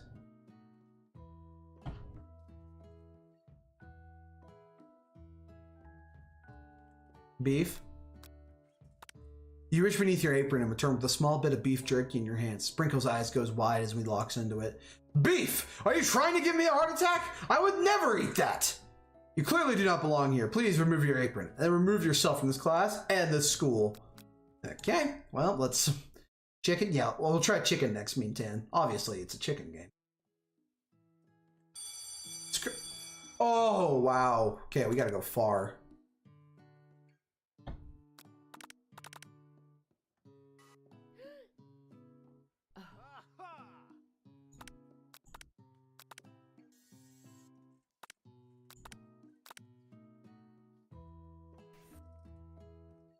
Mexican, what the fuck? Mexican. KYD? You reach beneath your apron and return with the chicken snack in your hand. Sprinkles goes wide as he locks onto it. His favorite! Well, well, well, I think there might be some competition for a new star student. The furry professor immediately devours the snack, leaving your hands slick with a coating of warm doggy drool. Kick your dick. You see the other students eyeing you jealously, but pay no mind to them. If they want to succeed in life, they should have learned the importance of carrying a range of dog treat flavors on them at all times. Settle down, young chefs. Take your seats and prepare to have your minds open to the amazing possibilities of culinary creation. As everyone rushes to claim their favorite seat, you're left standing at the front of the room. Only two options remain. Ooh, hey buddy, check out still a seat here. It seems that no one has claimed the seat next to me, if you're interested. Yeah, see ya, bitch. You move to take your seat by Colonel Sanders. It appears he brought no books, pens, or pencils. However, his perfect uptight posture shows off a seriousness that makes you confident in his desire to learn. Thanks for offering me this seat. Only have two rules. Do all you can, and do it the best you can. It's the only way you get that feeling of accomplishing something. That's so inspiring. A little off topic if you ask me, but okay. As soon as you settled into your seat, the professor makes an announcement. Yeah, fuck you, Miriam. Think fast. It's time for a pop quiz. Yay, a quiz about me. It's incredibly important and surprisingly short quiz will tell me if you're ready for life at the culinary school. Keep your knife sharp and your focus sharper. Here comes question number 1.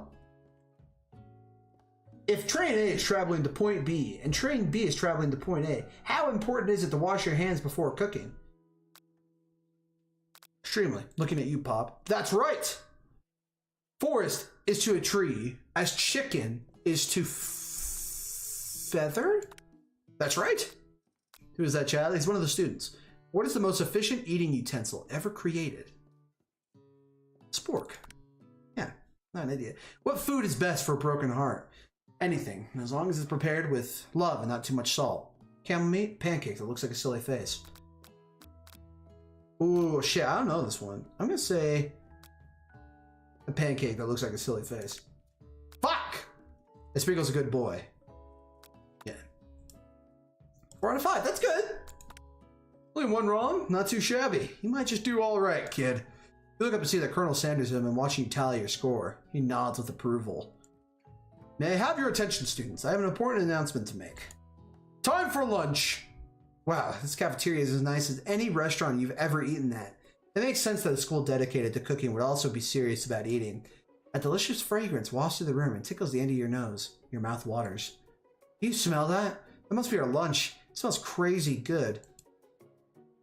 Everyone, can I have your attention? Is it about lunch? No, I just wanted to apologize for my tardiness. You see, I was... Howdy, folks. I'd like to make an announcement.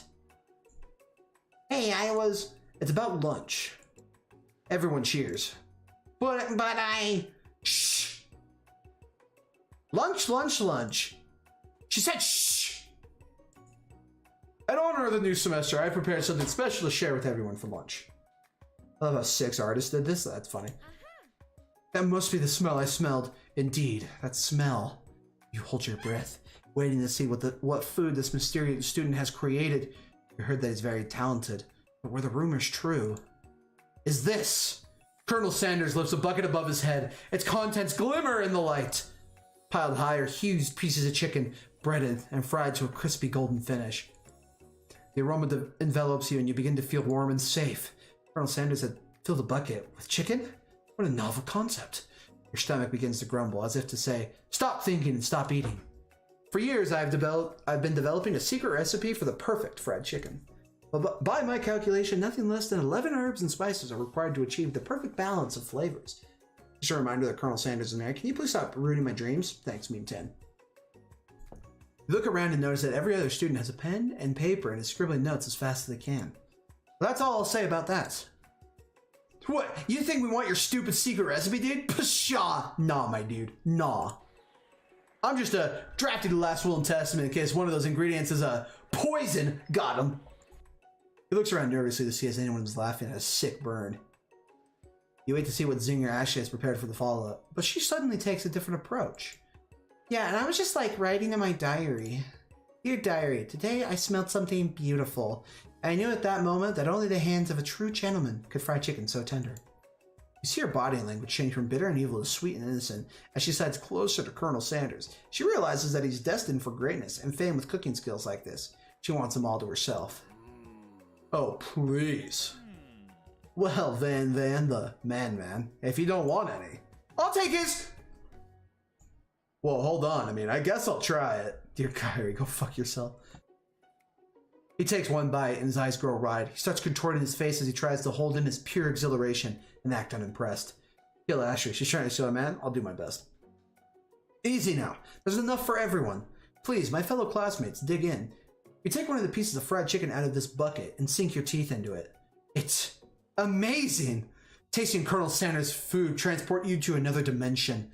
Alone with your taste buds, gripping a drumstick in your hand, you float weightlessly. Focus your mind and meditate on the moment. Try and identify every flavor. Savor the moment and everything that it tells you about Colonel Sanders' culinary heart. Swim towards the light. The flavors in your mouth are beautiful, pure, heavenly. What a guy. Alone with these flavors, you feel that something can only be described as love. For a man, for a flavor? Are they the same? After tasting this food, you try to get some one-on-one time with Colonel Sanders. You approach Colonel Sanders. Colonel Sanders smiles ever so softly as you approach. He stops what he's doing and allows you to break the silence. Colonel, I was wondering if I could talk to you for a second? Anything for a fellow chef. What exactly was on that chicken? Huh! How bold to come out and ask! It's an idea I had for a new combination of flavors that will make me my fortune and establish my legacy for all the time as I open my chain of highly successful fried chicken restaurants. No big deal. It's just you and me here talking. I can keep a secret. In fact, I got some of my own I'd be willing to trade. What's the rush? The semester's only getting started. We got two more whole days to get to know each other. He's clearly not going to give it up easily, but it doesn't hurt to be persistent. You know what they say about secrets, Colonel? Shouldn't learning be fun? You got moxie. I'll give you that. Colonel Sanders looks both ways to make sure you're truly alone, then leans in. You can feel his warm breath as he whispers. Just one ingredient. But you can't tell. I use... blank. Wow, I would have never guessed that. In fact, you're not even sure where you would get some if you searched. While you're wrapped up in that huge revelation, you notice that Colonel Sanders has disappeared. While everyone else is still in the cafeteria, you decide to look for him. You find Colonel Sanders outside, standing in the quad. Oh, it's you again. Howdy. Sometimes I like to come outside and look at the school buildings. I think about how my story will continue on after I've graduated. Sounds like you have big plans. I dare say the biggest. I will leave my mark on this world. You can bet on that.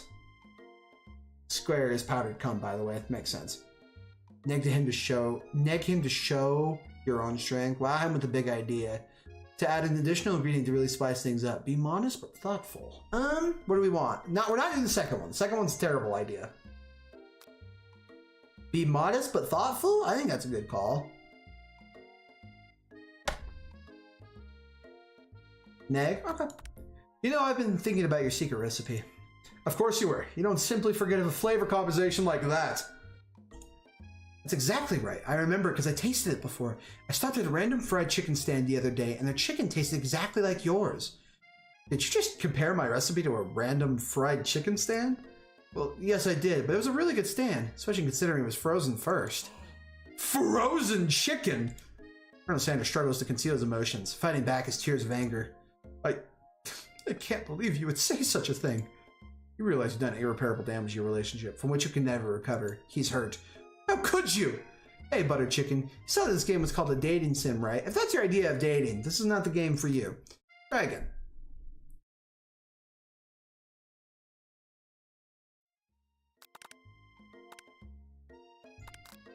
Be modest but thoughtful. My fried chicken is better. Get fucked, dork. Well, I just wanted to tell you that I really enjoyed your food.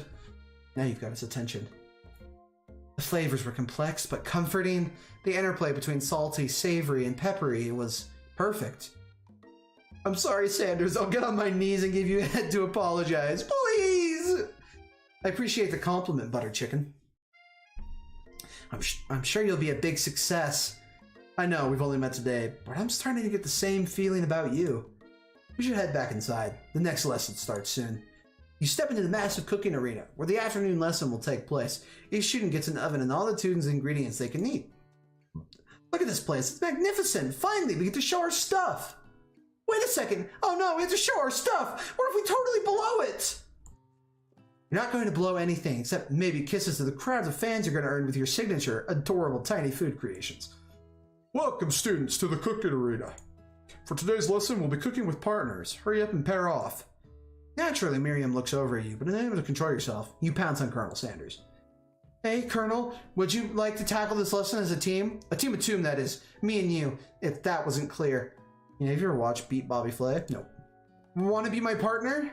Sure, Butter Chicken. I'll prepare our station. Without you as a partner, Miriam is left standing all alone. Two different students quickly take notice. Hello, new partner. Beep boop. Oh my, two potential partners. I'm so jarred in them, but I don't know who to choose. Looks like you have to pick for her. Friend duties can be a little awkward, but that's the price you pay for not being alone forever. Fuck you, Miriam. Sanders wants to watch Beat Off Bobby Flay. That's got to be a porn title somewhere. Who do you want to ask me Miriam's partner? The robot. Clank. Fuck Pop. I think Miriam will be partnering with Clank today. It's okay, I already ate. Not entirely clear if Pop has any idea what the school even is at this juncture. Clank is clearly excited to have some attention. He heats up and begins rolling back and forth. Warp, warp, warp. Hold on there, fella. We don't even know the assignment yet. Technically, Clank might only have a face, but there's something charming and earnest about him. Bzzz. Tissue? I hardly know you. Fuck, I'm so good. I'm so fucking funny. Clank judders and the panel shakes loose. You get the impression that it's a sign of affection. My god, is Miriam gonna have sex with the robot? Looks like the two of you will be fine. Now it's time to focus on your own cooking classwork. Alright, you two. For today's lesson, we're going to keep it simple. Pick a basic dish and divide it up the steps. No chef is an island. It will take 2 flints to make a fire. You get the idea. It's just you should do this to your partner, Colonel Sanders. Ooh, steak tartare seems easy enough. It's fancy, and you don't even need to cook it. Using octopus will blow Colonel Sanders' mind. Your grandmother's mashed potatoes and gravy. It's gravy. I've always been something of a down-home chef. I was thinking we could make something warm, inviting, comforting. Maybe mashed potatoes. And gravy! I couldn't imagine one without the other. Colonel Sanders casts a coy look at you, causing your whole face to go beet red. Embarrassed, you quickly turn away. I'll go get the potatoes. No, please, let me. Picking perfect produce is a passion of mine. Looks things are getting pretty fresh around here. Does someone have a crush on Colonel Sanders? Or just cooking partners? Mind your own business. Sanders' heart is my business. You better keep your fingers off my man. Did someone call for me? Oh no, geez, Van. When I'm over here crushing Butter Chicken's dreams, you're supposed to be taking care of our classwork. That was the deal, remember? Colonel Sanders returns, armed full of peeled potatoes. He tosses them into boiling water and turns his attention to you and your old friends. Oh, howdy there, Ashley. Van. Are you working in a quartet instead of a duet now? Actually, no. It looks like Butter Chicken was struggling, so we offered to give him a hand. You know how it is. These young amateur chefs need a lot of mentoring. I was going to say, Colonel Sanders, maybe I could also teach you a thing or two about fancy food. Maybe one day you might be able to get up to my level. Ha! Doubt it. Actually, fuck you, Colonel Sanders, my man, you fucking whore. Don't be rude, Van. Personally, I have no doubts whatsoever about Colonel Sanders' ability to concoct creations worthy of my admiration. After all, your fried chicken was quite spectacular. But Colonel, if you ask me, I might make a better partner for you than this thing that has positioned itself at your station. Don't you feel deep down that we cast complementary shadows? We fit together, like thigh and a drumstick. It just makes sense. Nothing about this makes any sense, but one thing is clear. She's coming for Colonel if you don't watch out. Ashley is really going at your heart. You need to ask for some backup here before things get ugly. Turn to Colonel Sanders, hunks of hunks. I'm here to learn and express myself via my cuisine, not bicker with prima donnas. Oh! Partners were chosen at the beginning of the class, so let's all respect the format, okay? You turn to Colonel Sanders to confirm you're on the same page. I chose Colonel Sanders, and Colonel Sanders chose me, isn't that right? A businessman respects all fair agreements. For contracts to handshakes, I took on Butter Chicken as my partner for this activity, and I stand by it. Based on your team's behavior, I'd say you're perfect for each other. Neither of you has Butter Chicken's natural talent or their loyalty. Get fucked, Ashley. being defended by Colonel Sanders, leaving you feeling proud and full of potential. You look for Sprinkles, and hope that he might step in, but he's nowhere to be found. Darn, those cute corgis and their short but sturdy stature. You look down at your station and realize that, in the tension of the moment, your hands have been cooking on autopilot. Distracted by the drama, you already crushed the boiled potatoes into a perfectly creamy mashed texture, with plenty of butter and cream for its flavor. It's as if your national passion guided you through the steps you know so well, while your attention was elsewhere. I know just what to do. Colonel Sanders extended his hand. He's holding the beautiful white porcelain gravy boat, out of which he pours a smoothie. Smooth brown gravy, smothering your nearly finished potato dish. Gravy flows down the mound of mashed potatoes. The results look spectacular. Granny would be proud. Why is Ashley just shaped like a fucking scoliosis-ridden T-Rex? I don't know. Colonel Sanders holds the spork out to you. You reach out and grab hold of it, but it doesn't immediately let go. The two of you stand holding the same spork, and for that small moment, all the madness and pressure in this crazy world stops. Your eyes lock. The moment is electric. Time stands still. If you love something, set it free. Together, you dig the utensils into the mashed potatoes and leave the heaping sporkful up. When you see that Ashley with a sinister look, you know she's plotting against you to be with Colonel Sanders. Weebs don't know how to draw people. Well, they drew Colonel Sanders pretty well. And then, filled with rage without thinking, you fling the spork of the mashed potatoes right into Ashley's stupid, beautiful face. Van, do something, do something! Scooped up in a fingerful, Van tastes the dripping mashed potatoes and gravy and realizes that it is delicious. Horrified by this revelation, he sleeps away. Will he ever be able to cook something with so much love and integrity? Hold on right there, Butter Chicken. We do not waste food in the broom cooking arena. Colonel Sanders, I expected better from you. If you throw one more spoonful, you both better be prepared to eat it from wherever it lands. Can I has potatoes face? Van rushes back over, a covered dish in his hand. Mashed potatoes with gravy? Pathetic. In just a few minutes, I propose a full meal. Gaze upon my specialty. Braised tentacle of octopus and my silky saltwater sauce, placed on a battle axe blade forgot by my supreme chef ancestors. Catering whispering in my ear made me what to become a domestic terrorist. Although Sam, ready to set out Instapots the next turkey trot. You're domesticated terrorist. You ignored me for too long. You ignored me for too long. That ends now. It is I who will have the first bite, and you will all look with envy. The interrupting student rushes at Van and swipes a bite of his signature dish right off his plate. No, don't! Something about this dish doesn't strike my nose quite right. I think the octopus was rushed, and it made a turn in the process. The rolls could be toxic. Too late. It has been eaten. I think I left something in the oven. I don't feel so good. It killed him! Everyone step back. Don't take another bite. When you look back at the plate, the rest is gone. You notice the tip of the tentacle is being slurped up into Pop's mouth. Pop winces in pain for just a moment, then is almost immediately back to his oblivious self. Oopsie. Tastes like poison. You can eat octopus raw. They're fucking dumb. Do you think they treated this seriously? The entire class is gathered to watch Pop's final moments. Shock has frozen the whole crowd. They are motionless as statues. Last bell rings, disrupting the moment, snapping everyone back to reality. It would appear that Pop's enthusiasm for trying new things, despite obvious danger, has inoculated him against poison of all kinds. I'm not sure the professor here makes enough money. Ghost of student. Hello? I just turned into a ghost over here. God, my throat's gonna hurt so bad tomorrow. Seeing that you're shaken up by that really annoying student and all his nonsense, Colonel Sanders approaches you. Can't wait for the threesome scene with the dog. Oh, it's gonna be so crazy. I'm sorry you had to go through that. Please, let me walk you home. What? What? Like, for real? Oh, come on. Follow Colonel Sanders out of the room.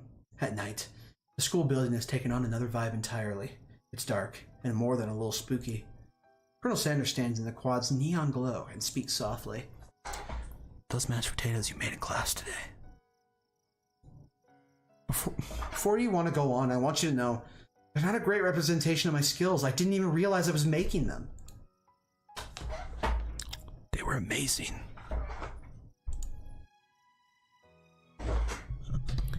Tasting them, it reminded me why I became so passionate about food to begin with. Colonel Sanders is getting choked up. Cooking is obviously important to him in a way you find inspiring. Now might be the perfect time to tell him you're developing feelings for him. Colonel Sanders? Yes, Butter Chicken? There's something I need to tell you. Hold it right there! There's something I need to tell you first. Oh, jeez. You see, when I was just a boy, I had a dream. I don't know, one day I'd be the greatest chef the world has ever seen. Can't believe a 6-year-old man is trying to seduce a college student. Every day since then, I've been working towards that dream. Day and night, never stopping, never resting. Also lifting a lot of weights, like so many weights. We should follow our dreams with all our hearts, that our souls may be great, may grant them wishes. Like the wishes floating on a shooting star. I butchered that sentence. Hey, no, you. Shut up, I'm the one here to say inspirational stuff and be the star of my story. Are you forgetting your cooking literally killed the guy? You can't prove that. I also saw you kill that guy. What was his name? Somewhere in the distance you hear a long, sad sigh. Forget him, we're talking about me. Me. I'm the hero. The Spork Monster is here to fight a hero. Whoa! Van! I think I left the fridge door open. Later, nerds. How dare you threaten me just as I was letting down my guard and connecting with another chef on an emotional level. Be afraid. Be very afraid of me, because I'm a monster, see? I let the ghost of student smash me. Also pity. Also, kid, next time you whisper in your ear, I'm nuking the guy who invented Mormons. You're gonna nuke Joseph Smith? Pretty sure he's dead. At least I think. Is he rhyming on purpose, or is that just coincidence? Before you can discuss syntax any further, it's a turn-based fight sequence. What will you do? Attack. Said to go on the attack. Which attack will you use? Cook with love. Does 1 damage. It just got real. That attack really upset Spork Monster.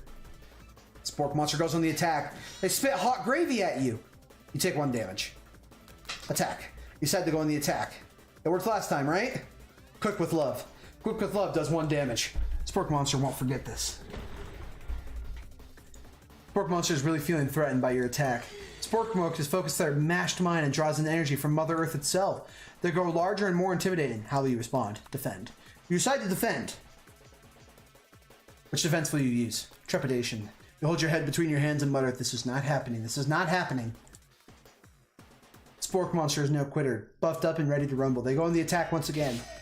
Spork Monster uses Ulti Tensile. You take 2 damage from the attack. If you take much more damage, you're not going to survive the battle. Attack. You decide to go on the attack. Cook with love. Cook with love does 1 damage. Spork Monster is oozing cheese sauce on along the quad. I wonder who's going to have to clean that up. Feeling vulnerable, Spork Monster prepares for his ultimate attack, the rounded edge. Vile villain, your reign of terror stops here. Colonel Sanders summons the energy of 1,000 chickens. Pot Pie Power Pinch! Pot Pie Power Pinch does 10 damage. Spork Monster is defeated. You saved me. An injured Spork Monster spurs steam into the night. Forget mercy. Finish him. Actually, we're gonna spare him. We want to show Sanders that we're compassionate.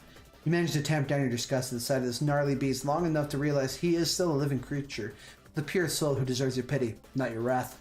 Be gone, beast. Don't you dare come back for a follow-up encounter tomorrow. I won't forget this, and certainly won't be back, like you said. The Spork Monster scuttles off into the night. The defeated monster left behind a special item. It appears at first to be a cookbook, but upon closer inspection, it's so much more. It's a book of magic spells, with a golden chicken over the cover. You open the cover and find a library card tucked inside. The last name to assign it was Borko. Borko. That name sounds strangely familiar. Your blood's pumping as you stand in the quiet of the night, holding the mysterious book in your hands. As you come down for your battle buzz, you realize that your final attack has left you completely depleted. The world around you begins to fade away. Without any energy to keep your eyes open, darkness overtakes you. The image of Colonel Sanders flashes before your eyes as you fall asleep. He must have helped you get home in your tired state. You don't know if you could have made it without him. What a guy. You want to thank him, but you don't have the strength to utter a single word. You feel your covers being pulled up over you as you're tucked in tightly. Good night, my Colonel. In a dream, you're together with Colonel Sanders. For some reason, Sprinkles is also there, instructing your love. Dreams are weird. Zzz. You awake on day 2 and attempt to process the wild visions you had. Were they memories or premonitions? And then there was that secret ingredient that Colonel Sanders went ahead and told you outright. Not much of a secret, huh? Probably just because he had to trust you so much. Sure, that makes sense. We'll go with that. You meet up with your bestie in front of the school. Before you could tell her about the encounter with the Spork Monster, she launches into a story of her own. Okay, I know this might sound a little strange, but I think I might be, I think I might like Clank. Like him? Like Clank? I know, it sounds like it's moving so fast, but there's something I like about him. I like him. I like him. We got to talking after class. He's actually a totally sweet guy. Not only that, but he's really smart. He told me all kinds of stories about Colonel Sanders. Did you know that Colonel Sanders was the most popular kid in his high school? No, but that does make complete sense. Yeah, but he was so popular that they voted him prom king at a school he didn't even go to, and was also the convertible that he himself rode in at the front of the homecoming parade. I'm thinking maybe something got lost in the pressure cooker language translation there. Either way, maybe it would be best if you took it slow with this new boy, like I am with Colonel Sanders. You and Colonel Sanders, the coolest guy in school, the most famous student to ever attend the University of Cooking School Academy for Learning. You're a thing now? We definitely connected yesterday. Sure you did. You're great. Why would he be into you, I guess? Laughing at the implication that you and Colonel Sanders might be a thing is definitely not cool. You are great. You have an idea about how to prove that your love is real. Well, if he's not into me, why did you tell me one of his secret ingredients? Your bestie's eyes lighten up. A secret ingredient? Yeah, I just said that. A secret ingredient. Is there a dramatic echo in here? Miriam checks to make sure you're alone before continuing. This summer, while I was on vacation with my family, a lovely man approached me in a botanical garden when I was wandering. This can't be good. He told me all about his passion for spices. Secret spices. The man even gave me some to show what he meant. He said it was a powdered creature from my super duper rare dried flower petals. Oh, created, not creature.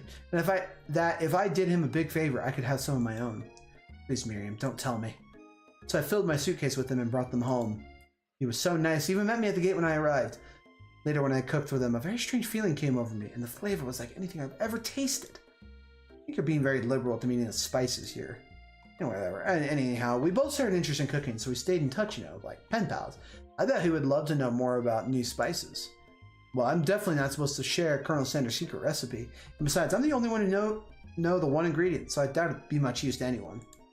Cough, fibber, cough. Please, please, please. It would mean the world to me. No one has to know it came from you or Colonel Sanders. You quickly think of a fake ingredient. I don't know how about. Because I have newt. I know it sounds like some kind of witch's potion, but what can you do? I have newt. Wow. Her eyes light up, imagining such a thing, and you figured that you satisfied her for curiosity, and she'll move on. However, she immediately turns around and does some thumb typing on her phone that you can't quite see. That's probably not good. Before you can ask her to confirm that she was definitely not texting secrets to other people, you're interrupted. A wind rushes in. Cherry blossoms, petals fill the air. It's Colonel Sanders! He's arriving at school.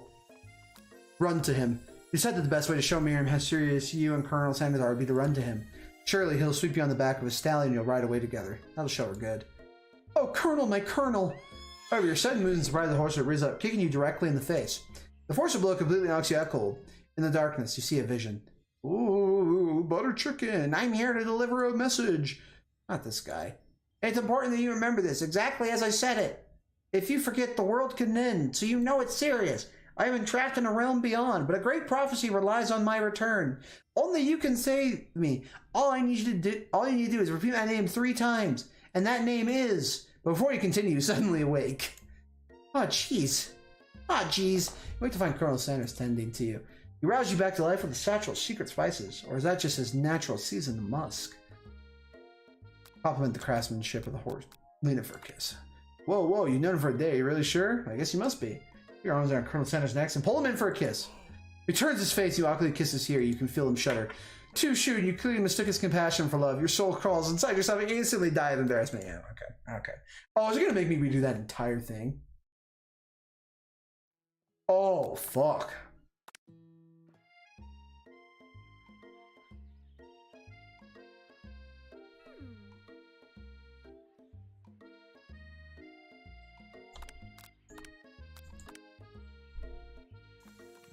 Stand back and admire his majestic glory. Colonel Sanders' horse is truly a thing of beauty. Without acknowledging that he's being watched, he does a short horse dance before dismounting with a flourish. This game makes me uncomfortable. I love this game. He then slaps the beautiful creature gently on its rear, sending it running free into the countryside. You are so struck by the sight of him that you lose your ability to speak coherently. Oh, I didn't realize anyone was watching. Don't worry, he knows his way home. You attempt to compliment Colonel Sanders, but words don't come out exactly right. What a horseful beauty you have. I mean, what a horseful beauty. Yeah, dang it, that's what I just said. You need a good friend, and Miriam attempts to cover for you. Oh, Butter Chicken just gets really nervous around people they like. What? This is not helping. I mean, they got food poisoning. We're up all night. It was gruesome. You should have seen it. She gives you a wink and a smile to say, situation handled. Can't blame a girl for trying. And with that, Colonel Sanders disappears into the school, leaving you and Miriam to follow. When you enter the classroom, you can see your two rivals, Ashley and Van Van, doing something really bad. By the way they're hiding, you know it must be but does she check who's The counterfeiting recipe's bad, experimenting with restricted ingredients bad, summoning a demon bad. I'm gonna peek over Van Van's hulking shoulder, but he sees you coming. Whoa there, little one. I'm not sure you're ready to handle this. What do you make like a bee and mind your own wax, honey? You say to the rivals, but you leave your back turned to them. You even hear Van Van mutter something that sounds a bit like a magic spell. However, he notices you eavesdropping. You try to cover your tracks and improvise an excuse. Ahem, it's time for class. You're distracting the rest of us who want to learn. Now you've upset them. Oh, and you're the emperor of cooking, are you? You make the rules? I'm not sure you know a good meal if I ate you. Being the best chef in the world takes more than culinary skills. It takes creativity. It takes panache. And it doesn't hurt to use a little evil. You finally get a look at what they're hiding and instantly recognize it. It's a book, just like the one you found after your encounter with the spork monster. The same book I found last night in the quad. She immediately elbows Van Van, who hides the book behind his back. I'm gonna go listen to Tyler. Bye-bye, KK. No, get back here. We're finishing this.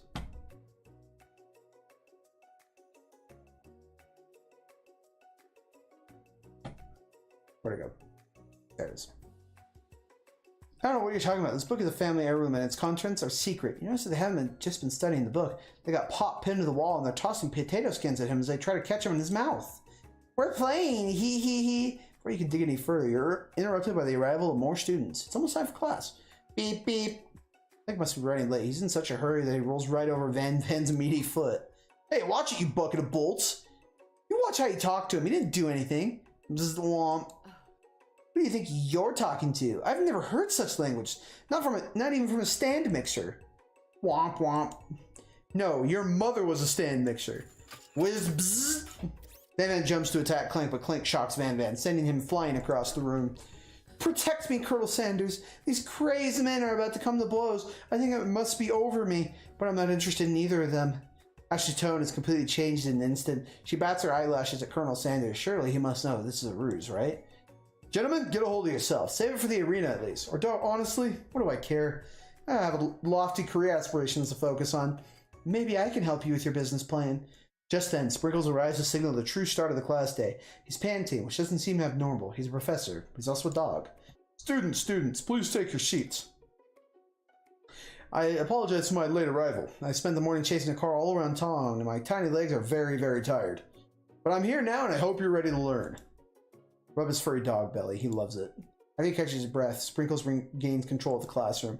Without further ado, we will review the global history of my favorite fowl, the chicken. You want to pay attention to listen. Truly, you do. Which is why in 1776, at the signing of the Declaration of Independence, it was a chicken who first signed their name. You can't help but daydream about Colonel Sanders, and you miss most of the important parts. When you come to, Sprinkles is holding a tray of food in front of you. Well, butter chicken? Naturally, this appears to you to be in the sample platter. Which item do you sample? Because of the shape it's baked in, you see the dog biscuit is a treat made by Sprinkles. Example of his old culinary talents, perhaps? Perhaps you reach out for it when Sprinkles jumps out and bites you on your cooking apron. What kind of monster would steal a dog's favorite biscuit? The apron is left intact as the entire class looks on you with horror as you fall unconscious from the embarrassment. I never even got to taste it. Is this the end? You fade into the darkness, but something is there. The spork monster! Chicken, in fact, they're just a domesticated jungle fowl? Orko, what are you doing here? It's not your time, my friend. Your act of kindness has not been forgotten. Watch as your apron naturally repairs itself. You won't have to live in embarrassment anymore. Thank you, my friend, wherever you are. What item you sample? A brightly colored pepper stands out from the other items. It sparkles in a most eye-catching way. So naturally, you reach out, grab it, and eat it right away. However, your body is not prepared for the heat. The pepper has triggered an intense spice hallucination. It feels like forever as you trip through the universe. My friend, woo! This guy again? I'm here to give you an important message. Woo! You must avenge my death and fulfill your destiny. All you must do is cough, cough. I was saying to fulfill your destiny. All you do is cough, cough. Sorry, I think I still got some spice stuck in my throat. It's fine. I'll work through it. Cough. To fulfill, cough. The prophecy, cough, cough. You must Goose begin to regain consciousness. Oh man. Come to and find everyone staring at you. That pepper was the last of its kind on Earth, and now it's gone forever. You think to yourself, geez, I should pay better attention. Don't make mistakes. I'm sure he'll forgive you. Someday. Come on, it's time for lunch. Before anyone can really act, the cafeteria lights dim, and arrivals enter to make a dramatic announcement. Today's lunch will be prepared via timed competitive cook-off. Step up and tell, yeah. A bit of lunchtime competition, eh? Count me in. If I have to wipe tables with you fools before I set my lunch down, then so be it. I'm not the fool, you're the fool! Or to win, you have to have a tier 3 sub to Pokimane. You have to have a tier 3 sub to Colonel. Good one then. I like your gumption, Butter Chicken. I'll be watching your performance. Just a thing to read a bullying point. Sprinkle steps in. Surely he'll put a stop to this madness. Now, students, please settle down. This is a lunchroom, not a sporting court. Finally, a little sense. You breathe a sigh of relief. At least not until we turn on the timer! Just then, a huge light blasted your face, flashing the world. Timer's ready. That's what I'm talking about. Ooh. I stand corrected. The hard way builds solidly a foundation of confidence that cannot be swept under. And that's an original quote by me, in case anyone was wondering. I hope the message lifts you to victory. Like a diamond that was formed under pressure, and now it's my time to shine. I will defeat you myself. You had his chicken and you made mashed potatoes and gravy on day 1, and you're feeling like you could really impress him again here. Time to boil some water for the potatoes. Think fast. If the timer runs down, you'll be forced to pick randomly. What temperature does water boil at? That's what fuck. Think about it. Get your head in the game. You're gonna need the seasoned chicken before you cook it. You know, Colonel Sanders recipe. You have an idea. With 11 spices. That's right. You may not know all the ingredients yet, but at least you're heading in the right direction. Tab intensifies. Now you got some basic steps going. It's time to elevate your craft. Let's say that mine offers the most flavor. I'm begging you, get it together. Get it, I'm a dog. It's never a wrong time for some dog jokes. Classmates are rooting for you, but Ashley's simply stronger and faster than you. You better pick up the pace if you want to survive. When you were a child, your father told you never forget where you came from. Every day, you meditated on his advice. Draw energy from that place. Now it's time to harness energy. So where does it come from? Small town where big dreams are born. That's right. This is your shot, and you're not going to miss it. You try to shut out the noise of the arena and focus on your cooking. What is the sound of success? Silence. That's right. When they taste your cooking, they'll be so taken with it, they'll be unable to speak. You notice Colonel Sanders out of the corner of your eye. I believe in you, Butter Chicken. He's actually cheering you on. Which would be awesome, except knowing he's watching you makes you totally forget what you're doing. Now all you can think about is Colonel Sanders. What were you thinking? Get your mind back into the competition. Grrr. Stranger to Desert Island with only one desert cookbook. Which do you take? What a hunk. I know that, right? You know what? Shouldn't you be focused on the challenge? You're falling behind. What does that have to do with crafting spectacular fried chicken and delicate baked biscuits? Woof woof. You're really struggling to keep up. Next station over, Ashley's already begun plating elements of her dish. It's colorful and complex. Think of the time you toss your biscuit into a stand mixture. As you do, the crowd gasps. Yikes. I know you love nothing more to see a fellow appliance utilized in the kitchen battle, but sometimes that means sacrificing the personal touch. Or you might not have any hands, but Butter Chicken does, and a good chef needs to be touching the dough to know when it's properly mixed. There is an easy way and a hard way. You don't get far by going the easy way. When you hear everyone talking, you realize how serious your error was. You immediately shove your hand into the mixture, you rush your dough before it's overmixed. Butter Chicken, no! You're not fast enough, and your hand gets stuck. It's immediately crushed by the quickly spinning beaters. There's no way you'll be able to use that hand for the rest of the match. Colonel Sanders shakes his head in shame. But you'll often find this easy way can turn out much, much more difficult. Everyone, stop what you're doing right now. This battle is over. It can't be. I was so close to finishing my dish. Sweetheart, look at your hand. You simply can't go on. Aw, that's too bad. And here I am with a completed dish ready to serve. Surely that makes me the winner by default. No. Wouldn't be fair to compare to Zoan. The account of Butter Chicken's injury. You see Sprinkles begin to lick his doggy chops as he locks onto the dish. But I suppose you should at least tell us what you prepared. Well, because I'm the sweetest, I skip straight to dessert. Under this white chocolate dome, you'll find a wide array of delights, taking you on a journey of a flavor that tastes good and tells a story of excellence. I was going to ask Butter Chicken to do the honor, but since you're injured, I'm afraid that pouring the creamer of delicate hot chocolate sauce might be too difficult. Colonel Sanders, if you wouldn't mind lending me your strong, steady hand? Colonel Sanders pours the hot chocolate sauce on top of the dome, causing it to melt away, revealing the ingredients hidden within. Inside, you will find a delicate fried cheese, or a slice of honeycomb, ice cream 2 ways, and a tender nougat, and pearls of gilly? Colonel Sanders would be intrigued, but perhaps not impressed as he dips his finger into the chocolate sauce. Simplicity isn't your strong suit, is it, Ashley? Oh, you. As he places the sauce-covered finger in his lips, Ashley leans over and whispers something into his ear. A dab of sauce sticks to his mustache. Put yourselves between Colonel Sandler and Ashley. Try with the apron to wipe off the sauce off his glistening face. Colonel Sanders recoils and brushes you back. The goatee isn't just a fashion statement, it's also functional. I was saving that flavor for later. Oh, wow. Wow. Do I have to start this whole thing? Shit.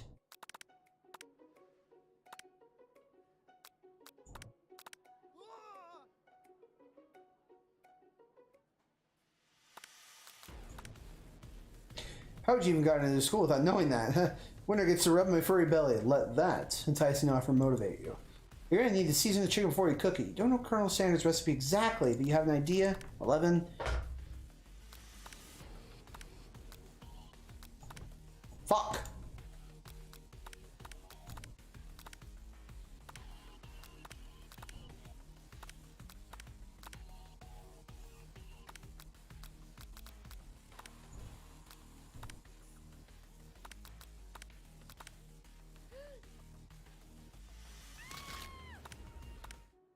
Alright, so yes, we damaged our hand.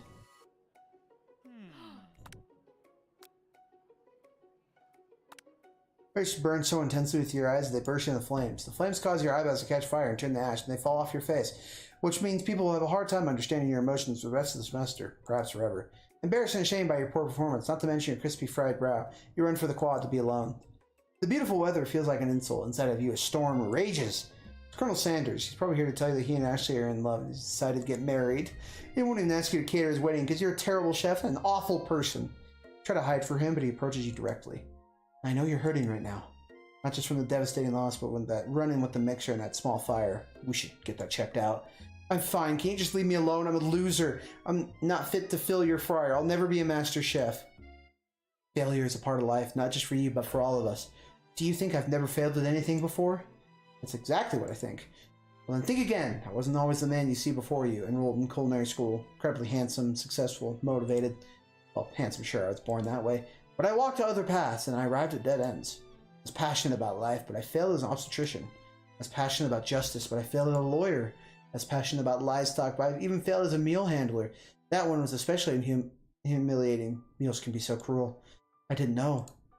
People see my delicate ribbon tie and my well-kept beard and assume that I got it all together. Which is true now, but it hasn't always been. Sometimes this guy could really use a hug. I resolved that I was going to amount to something. No amount of hours, labor, or money would deter me from giving the best I had to give. As Colonel Sanders changes focus, you see something ignite inside of him. A burning passion. One has to remember that every failure is a stepping stone to something better. My new dream is pure. It's honest. It's something that a humble man in a crisp white suit can be proud of. I will create a new chain of chicken restaurants that will bring joy to the entire world and make up for my past misdeeds. Yay! As your moment grows into me, you're interrupted by a threatening, shadowy presence. Battle scar from the night before, you prefer the words. It's a spork monster! Borka? It is. I know I said I wouldn't be back, and after the whole fight to the death thing, maybe you really don't want to see me anymore, but I just want to say I was wrong to attack you, and I apologize. I know what it's like, always have to look over your shoulder. Monster problems, am I right? Oh, thanks, Borko. I'm glad there's no hard feelings. Getting jumped by a giant creature in the dark can really rile a person up. I also want to apologize for the way I switched right into attack mode. I know you're strong, and cooking school can put a person a lot of under pressure. I actually used to go to the school. I wasn't always a spork monster, you see. I don't believe it. You were a human once? Well, no, I was a golden retriever, but I was still a student. Until one day some mean kid with magic spell but cast a dark enchantment on me. I was forever transformed. Magic spell book. Precisely. I had procured a copy for myself, but somewhere along the way I lost it. If you find such a book, I beg of you, respect it. You're a powerful chef and shouldn't rely on such dark and evil magic. No. You should be protecting the innocent for those who would cheat them through sorcery and guile. If you need me, don't fear. I will be there. I think there's some bad cooks in the kitchen of life, Butter Chicken. Together, I'm sure we can defeat them. I'm back to my hideaway. We can discuss. A personal invite. You can't imagine what Colonel Sanders' home must be like, but it sounds like you're about to find out.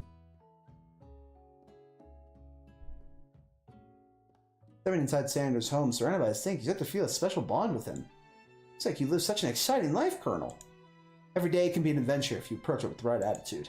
Long ago, I made the decision to never stop searching, never stop working, never stop imagining. Have you been working on any new recipes of your own lately? I'm always excited to talk about food with another ambitious chef. Well, there is something. It's just a side dish I've been tinkering with. I'm trying to find the right balance of flavors and textures. I'm not sure I nailed it yet, but I'm close. Colonel Anders' eyes perk up as he starts to wonder what dish he might be describing. A pair of something spicy or something crispy? Both, perhaps? You decided that you're as ready as you ever be to share your original cooking with Colonel Sanders. Or you can talk yourself out of it. You decide to dive in head first. You reach into your lunch bag for a special dish that you've been keeping on ice all day. I present to you my original coleslaw. The shredded cabbage dish glistens in the light, and Colonel Sanders looks hideaway. Magnificent. Together you chow down on the creamy slaw until just a spoonful remains in the bowl. You mind if I hold on to the last bite? I'd like to have it around so I can admire its taste later and think back on the moment. You could offer to make him more, but he seems like a very sentimental kind of guy. Sure, why not? Please make yourself comfortable. I'll be back in just a moment. You realize that now would be the perfect time to do some snooping. Around the room are various items you can take a closer at. Each item seems to radiate memories and emotions. Tap on an item and discover more about the Colonel.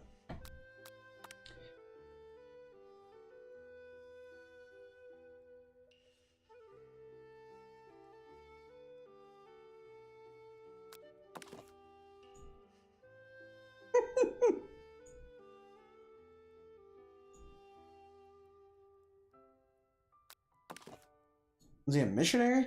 All I'm hearing is that the only thing Colonel Sanders makes for himself is the chicken. Yeah.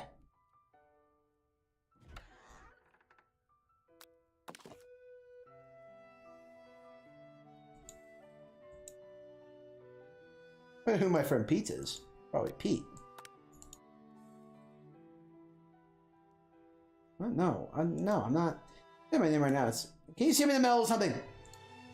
Then you open the window, cracks, and the gold steep is swept out with a breeze. It's a very realistic stuffed chicken sitting on a corner table. When you pick it up, you realize this isn't just realistic, it's real. Taxidermy must be important to Colonel Sanders when it was alive.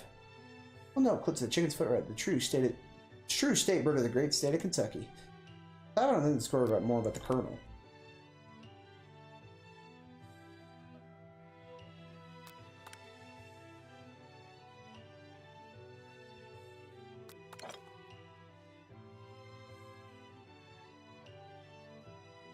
Ooh, alright. You open the door of Colonel Sanders' closet and find a row of his signature white suits hanging within. You take one off its hanger and try it on. The jacket's a bit big for you, but soft and comfortable. You give yourself a deep hug, breathing in his scent. They say that home is where the heart is. Is this what they meant? Or you can look any farther. You hear Colonel Sanders returning. He has a new dish that he's been working on. Once you taste it, you try to act casual until he asks you why you're wearing his jacket. I don't usually loan this up, but I must say it does look good on you. Oh crap, the jacket! Forgot to take it off. Fess up and tell the truth. You confess. I think I developed feelings for you. Might be developing some feelings for you too, but I'm concerned. I can't let it get in the way of my dreams. Overwhelmed, you take off the jacket and run for the door. But the thought of leaving Colonel in the midst of such an emotional breakthrough gives you pause. You stop yourself. Colonel? Yes, Butter Chicken. I honestly think this may be beginning of something wonderful. I think you're right. We should take things slow. You talk late into the night and drift into a slumber. Dream sequence! Zzz. You awake to a beautiful morning in Colonel Sanders' hideaway. Did you make the right decision on how to respond to Colonel Sanders? Only time will truly tell. Today is the day that could change the rest of your lives. You think about the new secret ingredient you just learned about. Blank. In some jurisdictions, blank isn't even legal, but if it's a recipe in secret, how will they know? Your thoughts are interrupted when Colonel Sanders emerges into the room. He's holding a gorgeously plated breakfast, and your mouth waters at the sight of it. It's a simple breakfast I just whipped up. Meticulous. It's Colonel Sanders' feeling that takes you on a journey. When you return, he's waiting to ask you an important question. So would you say that we're the perfect match? How presumptuous! My cuisine and your taste buds, that is. Such compliment, such grace. Could you be the world's greatest gift of cookery? No, I think we might make a great team. Little deer begins to pool in the corner of his eye as he gazes out the window. With the right business partner? I know I can't fail. Business partner? Could he be talking to you? This is all happening so quickly. Overcome with emotion and confused by your feelings, you're on the verge of tears. Unable to speak, the only answer you find is to run out the door and get home. Still one more day of school after all. The University of Cooking School Academy for Learning waits for no one. You get home to find something very surprising. Your best friend is there waiting for you. Where have you been? Because I had one heck of a night. I'm desperate to talk to you about it, but I couldn't find you. I got worried that something happened to you. It's okay, I was just... But now it turns out you're fine. I can get you up to speed on the saga of Miriam. Sure, but you would not believe what happened to me at school yesterday. I went on a date. I think I can believe that. Since I'm a partner with Clank, he asked me to go out with him. Of course, I told him, you better keep your dials turned to polite and respectful. I'm not that type of girl. But he was just interested in spending some one-on-one time and getting to know me, so I said, yeah, sure. I can get to know the little metallic guy. Long story short, he took me skydiving with his friends, but things quickly spiraled out of control. You'd say skydiving as if that's a typical first date to go on with a talking pressure cooker? And now I'm not really sure where we stand. You don't give me the time to tell her whole story, however. Bottling up the details of your night is just too much to bear. And I went on a date too, back to Colonel Sanders' house, where I spent the night with him. You what? Nothing happened, but the emotional connection. Wowzers. Miriam told you to move on from this whole Colonel Sanders obsession and focus on school. What? Oh yeah, fuck, oh, I guess we just fucked Miriam. At school, you can count your rivals in the quad. You can tell from a distance they're picking on Pop, though he himself might not quite grasp that fact. Because, you know, he's Pop. What's a swirly? It sounds delicious. That's great. I'll order you up on one. By the way, I'll have my swirly with sprinkles, please. Sprinkles is a dog and a treat. You can get your swirly dipped too. Why don't you pick someone on someone your own size? Because I'm literally the biggest person at the school? Because I heard that Colonel Sanders rides to school, but who would dare pick on such a gentle, beautiful creature? You got some nerve, butter chicken. Especially not pick on the fenceless horse. Now you're twisting my words, and I won't have it. You clench your fist, but the injury from yesterday's mixer accident makes you wince in pain. Doesn't like you can go on cooking like that. You might as well give up. I never give up, ever. Colonel Sanders arrives just as it appears things are close to boiling over. A naturally intuitive person, he senses that something's been going on. Is everyone excited for the final day of school? Butter chicken, how's that hand feeling? I'm sure you'll be back in fighting form by this afternoon. Aren't you concerned about my hands, Colonel? Yesterday I almost broke a nail winning so hard. Technically, I don't believe your winner was decided, but your presentation was quite impressive. What is he doing complimenting her? What about the flavor of my delicate, warm, gooey chocolate sauce? It was clear that you're passionate about how your food is received. It's a lot of words to say. It was bland. Excuse me, butter chicken. I am more incapable to speak for myself. Oh, shit. Yeah, you can tell me more of your thoughts as we walk in the class, Colonel. I'm always interested in discussing the fine art of fine foods. See you inside, butter chicken. I don't know about the Connor's ability to see Ashley for who you know she really is. You walk across the quad to get some distance. And attempt to distract yourself from how slighted you feel. Find the interaction with Ashley. You take out the spell book you recovered yesterday and start flipping through the pages. Whoa, that's the book. Looks like bad news. Something I found lying around. It appeared to be some sort of grimoire, but I don't believe in that magic stuff. A grimoire? Like a book of spells? I don't know who would spend so much time decorating the magic book if it weren't really powerful. I think of one sure way to find out. Another page covered with the arcane warning. Cast only in case of extreme emergency. This is around the edges of the page. I can't use the spell here that says I could erase anyone I choose from all my memories. If I scrub out Colonel Sanders, it'll probably help me focus better on the upcoming final exam. That's way drastic. Could you do, like, something else? Like anything else? Not rooted in dark magic? Like tie a string around your finger? It is drastic. Next time's call for desperate measures. You got a memory erasing spell right in front of you, and a pretty good excuse to try it out. Take your friend's advice and put the book away. It's almost time for class. Sprinkles is already in the room, waiting for the students to arrive. It's clear his voice to make a quick announcement. I want you all to know I feel something of a dog moment coming on, but I assure you it's something to be afraid of. Cleveland scrunches up and he begins to breathe quickly. Reach in your backpack, grab some homework from last semester you forgot to turn in. Sprinkles immediately goes for it and gobbles a sheet of paper like it's a piece of fresh chicken rawhide. Oh, I apologize for the outburst. I know it seems cliche, but not much in this world satisfies like ungraded work. Why my butter chicken? Were you studying something with cinnamon? I'm sitting in on a lecture series around the art of cake baking. How insightful. Actually brings up an important point. Thank you, butter chicken, for reminding me to dole out this indispensable bit of wisdom. You see, before I can go any further, Miriam's love drama spills over into the class. Sprinkles is interrupted by words and sparks coming from the back of the room. I told you to save it for after class. Bzz, bzz. You think I wanted to be flown through a plane strapped to a stranger? Miriam and Clank appear to be arguing, but you still haven't learned to speak Clank's language of mechanical noises. But no, you had to show up for your cool kid friends Jeff and Joan, JJ forever. Watch us form a triangle in midair as we descend. Triangles are the strongest shape, don't you know? Bzz, bzz. Yeah, well, that doesn't make it a great date. Beep whir. Then take Jeff and Joan with you. You can hold hands as you pedal down the mountain or off a cliff for all I care. Tad beep. Clank begins to shudder. Steam pours out of his gaps in his panels, and a long ding stops him in his tracks. Bzz, bzz. No amount of seasoning is going to make me want to eat that, Clank. Clank burps out a completely deep-fried sneaker. Considering that he himself has wheels, not feet, it's not clear entirely where it came from. In terms of deep-frying footwear, I guess it looks okay? Clank slowly rolls out of the room to be alone with the shown. Everyone tries to pretend like they didn't see that entire thing go down.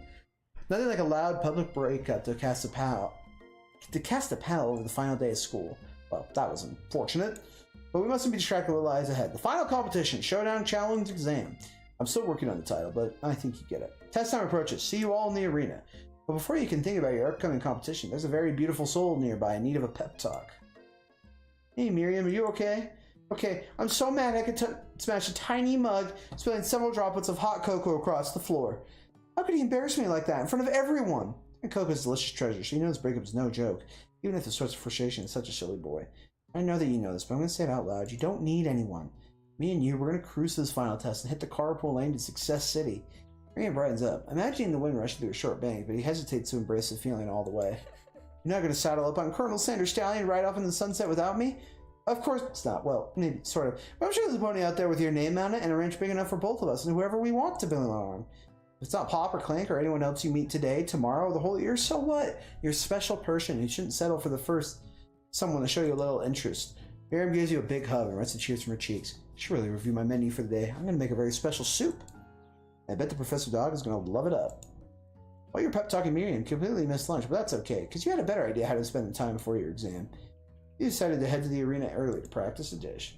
This is it, the location of your final challenge. A test of will, a test of courage, a test of talent, and a chance to beat the pants-off Van and the supposed Man-Man and his evil counterpart, Ashley.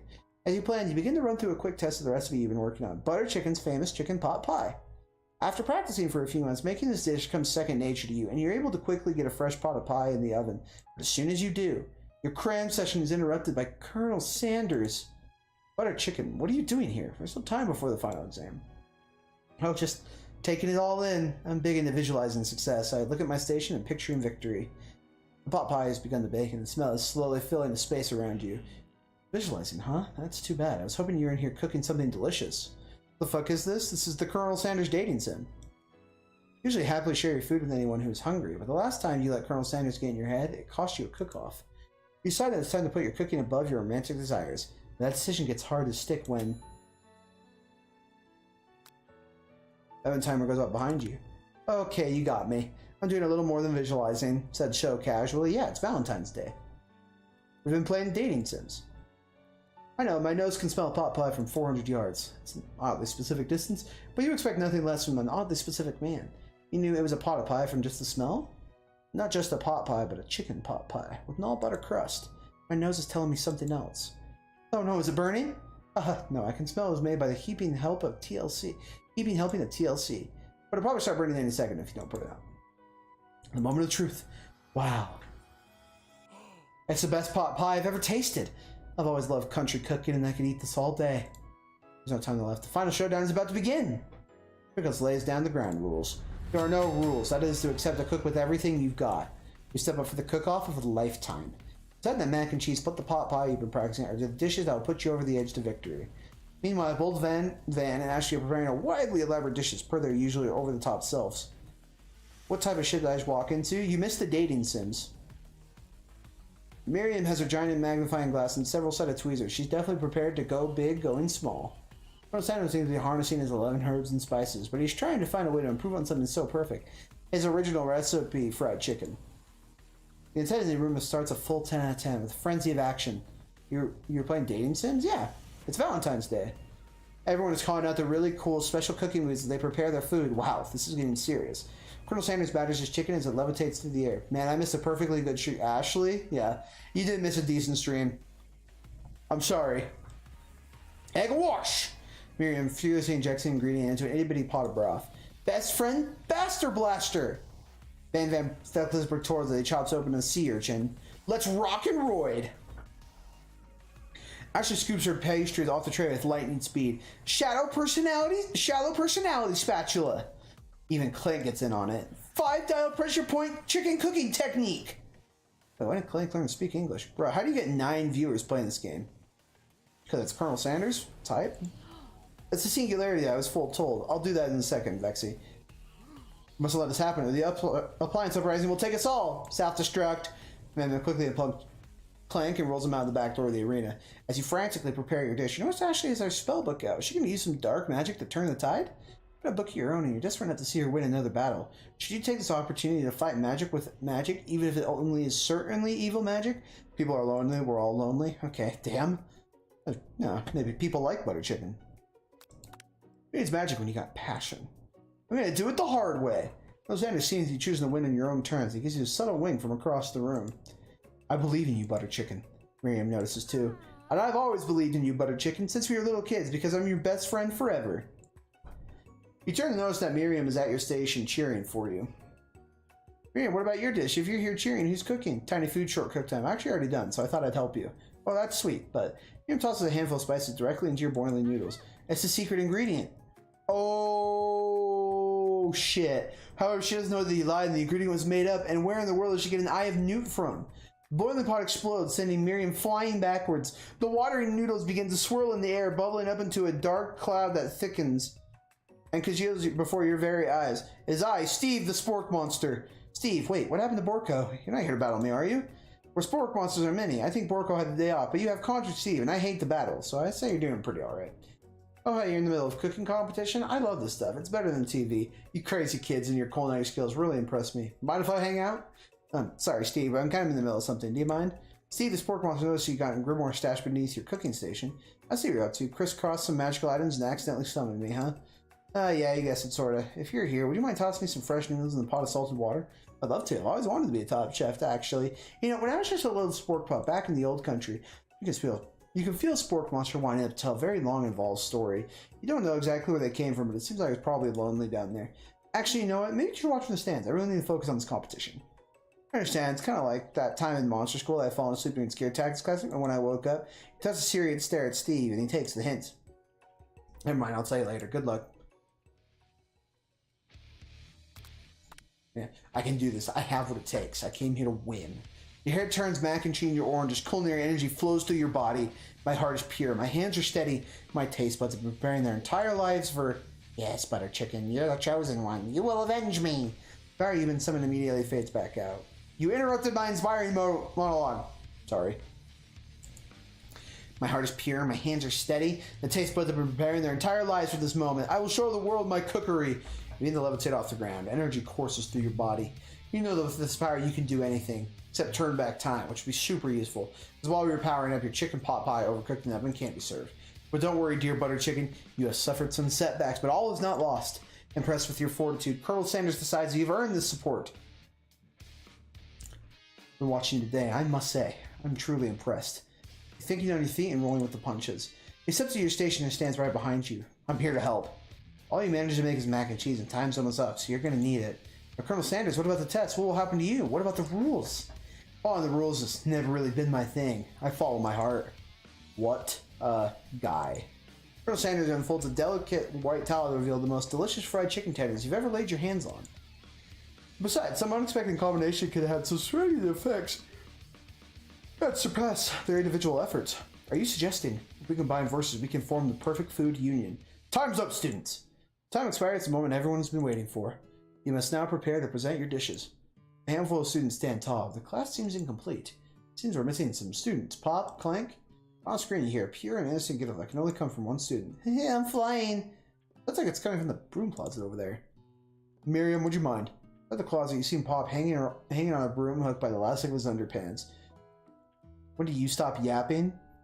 Shut the hell up, Welly. You know what? Ban Welly for saying that. I'm just trying to narrate this for you. I'm kidding. Don't ban Welly.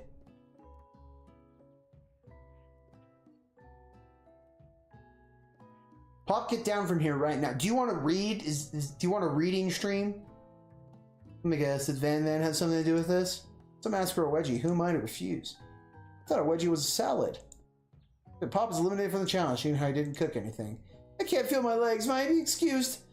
Sure. You kids and your pranks. I must say, it's not the worst prank in history, but it's not exactly yearbook material. Wait a second. Pranks. Clank, when did the pressure cooker roll off to? Good to hear a signature word, beep, another.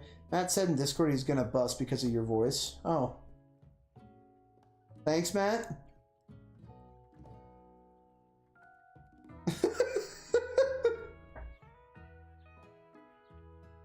You guys are interrupting on Valentine's? Goody. Okay, Discord's popping off. Well, we're almost done with the voices anyway. You wait to hear a signature word, beep, and other onomatopoeia, but there is none. Somehow he must have gotten unplugged, I guess. We'll have to figure that out later. That leaves only 4 remaining students. Please collect your final projects. Yes, it's been a long semester. Wow, 3 whole days long. But after days of hard work, read a Cars fanfiction right now? No, I'm gonna end. We're finishing this. After days of hard work, the time has come for me to eat. Miriam, please step forward. Describe your dish. I made tender udon noodles in a savory soup. My word, it's so delicate. Is that a teeny tiny naramaki? I spy a float at itsy bitsy bowl? Yes, chef. Please, call me Sprinkles. Chef is my father's name. Yes, Sprinkles. And some green tea I made from baby tea leaves that I picked up myself. Sprinkles carefully sniffs around the dish before opening his mouth and letting just the tip of his pink dog tongue dip into the bowl. Sublime! Would anyone else like a taste? Oh, come on, I'm not one of those dogs who doesn't even floss. I even have a really good, cute electric toothbrush for dogs. Fine, I'll enjoy it myself. And a flash, the entire meal has been devoured. Not that it took much, it was less than a thimble's worth of soup. A+. Rarely do I taste a dish with much love poured into it as yours. Miriam is overjoyed. She gives you a huge hug. Thanks you, Butter Chicken, for helping me into believing myself. Van, you're up. Now describe your dish. I made uni over smooth egg custard and urchin cell, topped with caviar. Oh, what? Did you just cure one type of urchin with spines from a second, different colored type of urchin? Yes, Sprinkles. Bit much, don't you think? That's exactly why I did it. Bit much is kind of my brand. Doesn't it look cool? Sprinkles leans in stiff to Uni, but he can't get his nose close on the account of all the spikes. He begins to paw at it erratically, causing the custard to slush around. Woof, woof. Please be gentle with my cuisine. Finally, Sprinkles goes all in tongue first, but he can't get past all the needles. He reels back his tongue and is poked and prodded. Youch, my tongue! The professor appears to have an allergic reaction to the sting. I can't eat it. It keepeth poking my tongue. Disqualified. A stunning turn of events. Who would have thought that serving food in a bowl made of needles could have made it so difficult to eat? Rejected. Van does not go gentle into the night. Disqualified for grammar? Is the dog neutered or not? He's neutered. It's like clairvoyant. Clairvoyant, isn't a clairvoyant someone who can speak to like dead people? Isn't that the specific? A fraud? Well, yeah, but don't discount sympathy. This is the last time you heard of me. Matt called me that. Oh god, what is happening in Discord?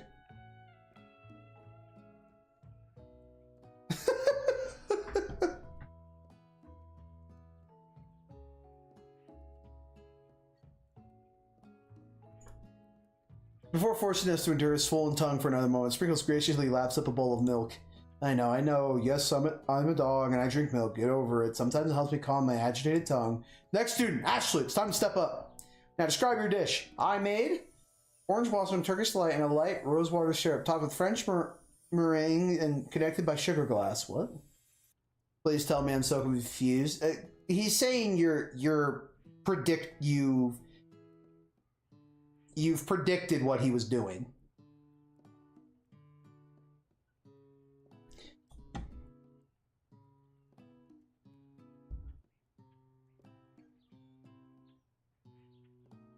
They're quite delightful, however. I ask you to please refrain from eating it or attempting to taste it anyway. It's very fragile. It's meant to be a display piece.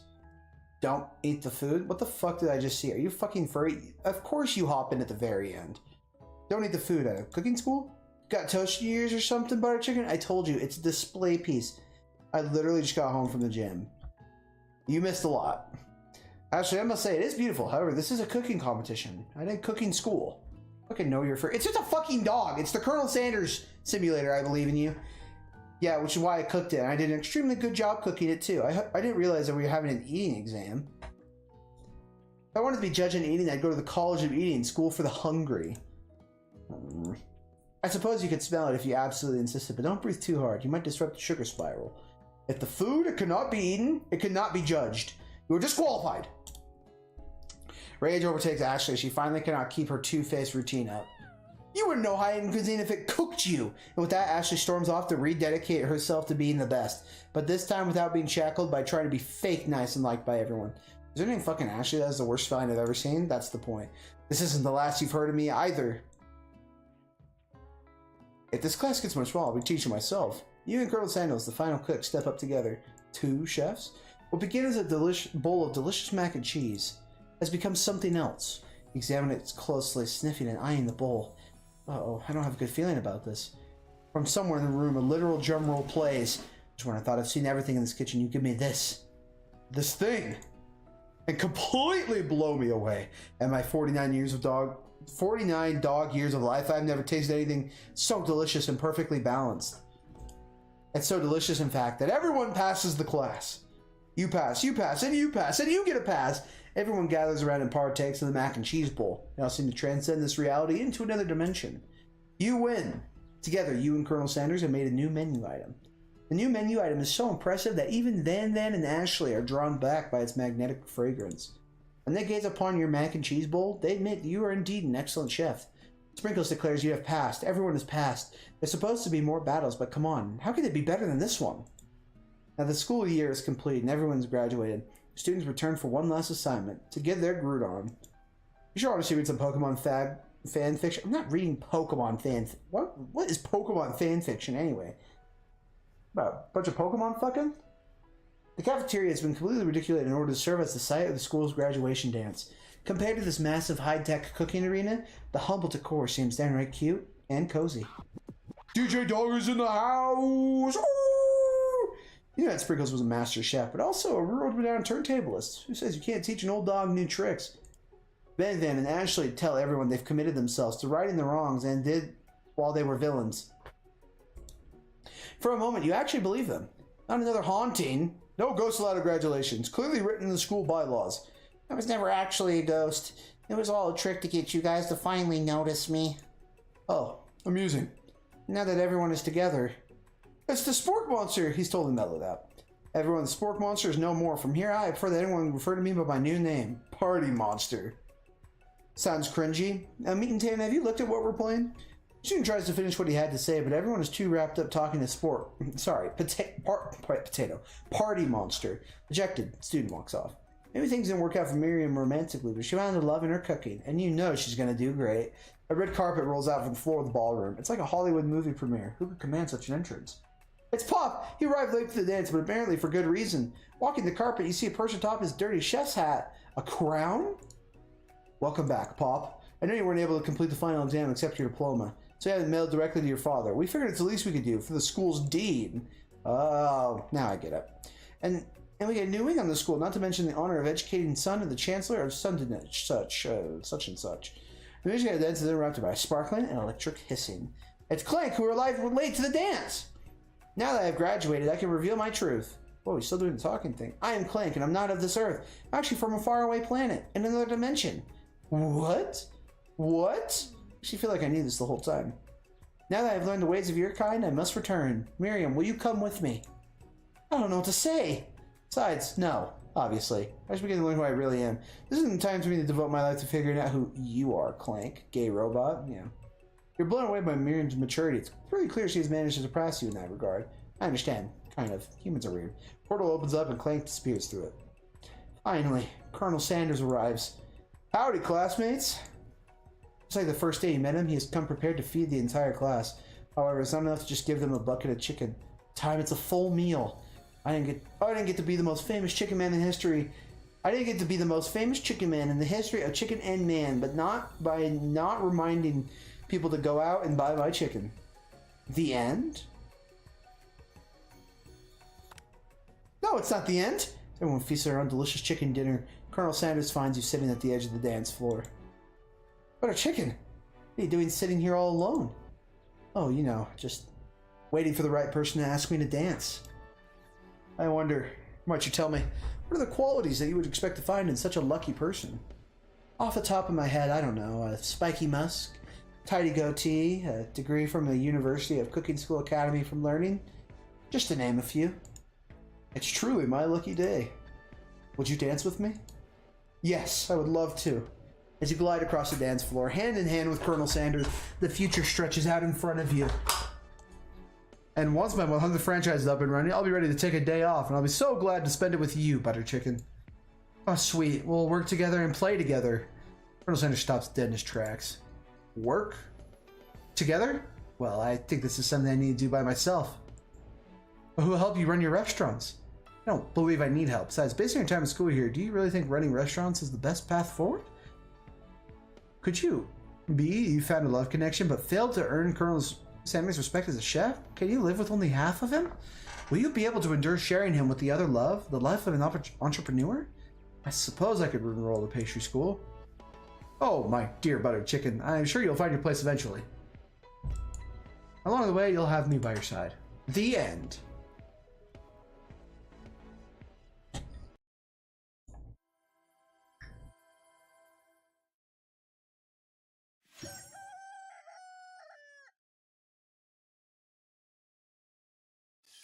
What the hell is happening?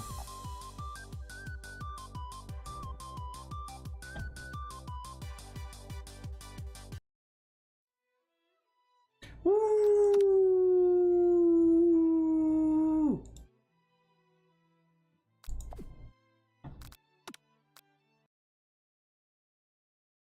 Matt wanted to know what I look like. Well, we're gonna have to delete that photo. Just because I know you're a minor, and we cannot have photos of minors. Good, because it's not me. You liar!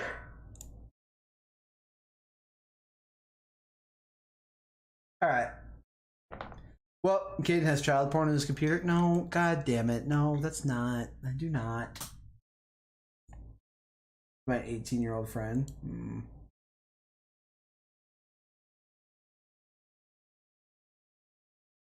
Why would you read that, Caden? I don't, because I read chat messages, man. I don't know.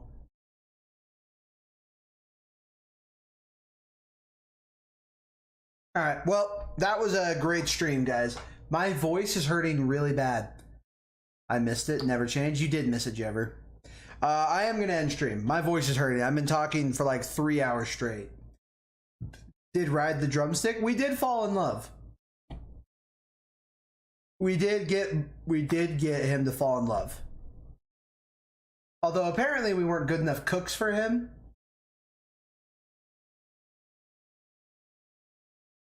Next stream we get the ghost Snissy.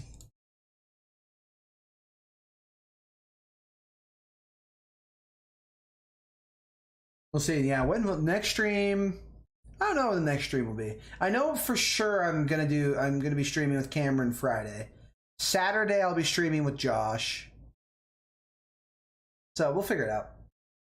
But anyway, thanks for hopping in, guys. So I'll see y'all another day. Saturday, Josh would love it. Should Pokemon Nuzlocke again? I should. That'd be fun. We'll see. We'll see what me and Josh do, Gaiden. Thanks, me and Dan. See you then. Bye!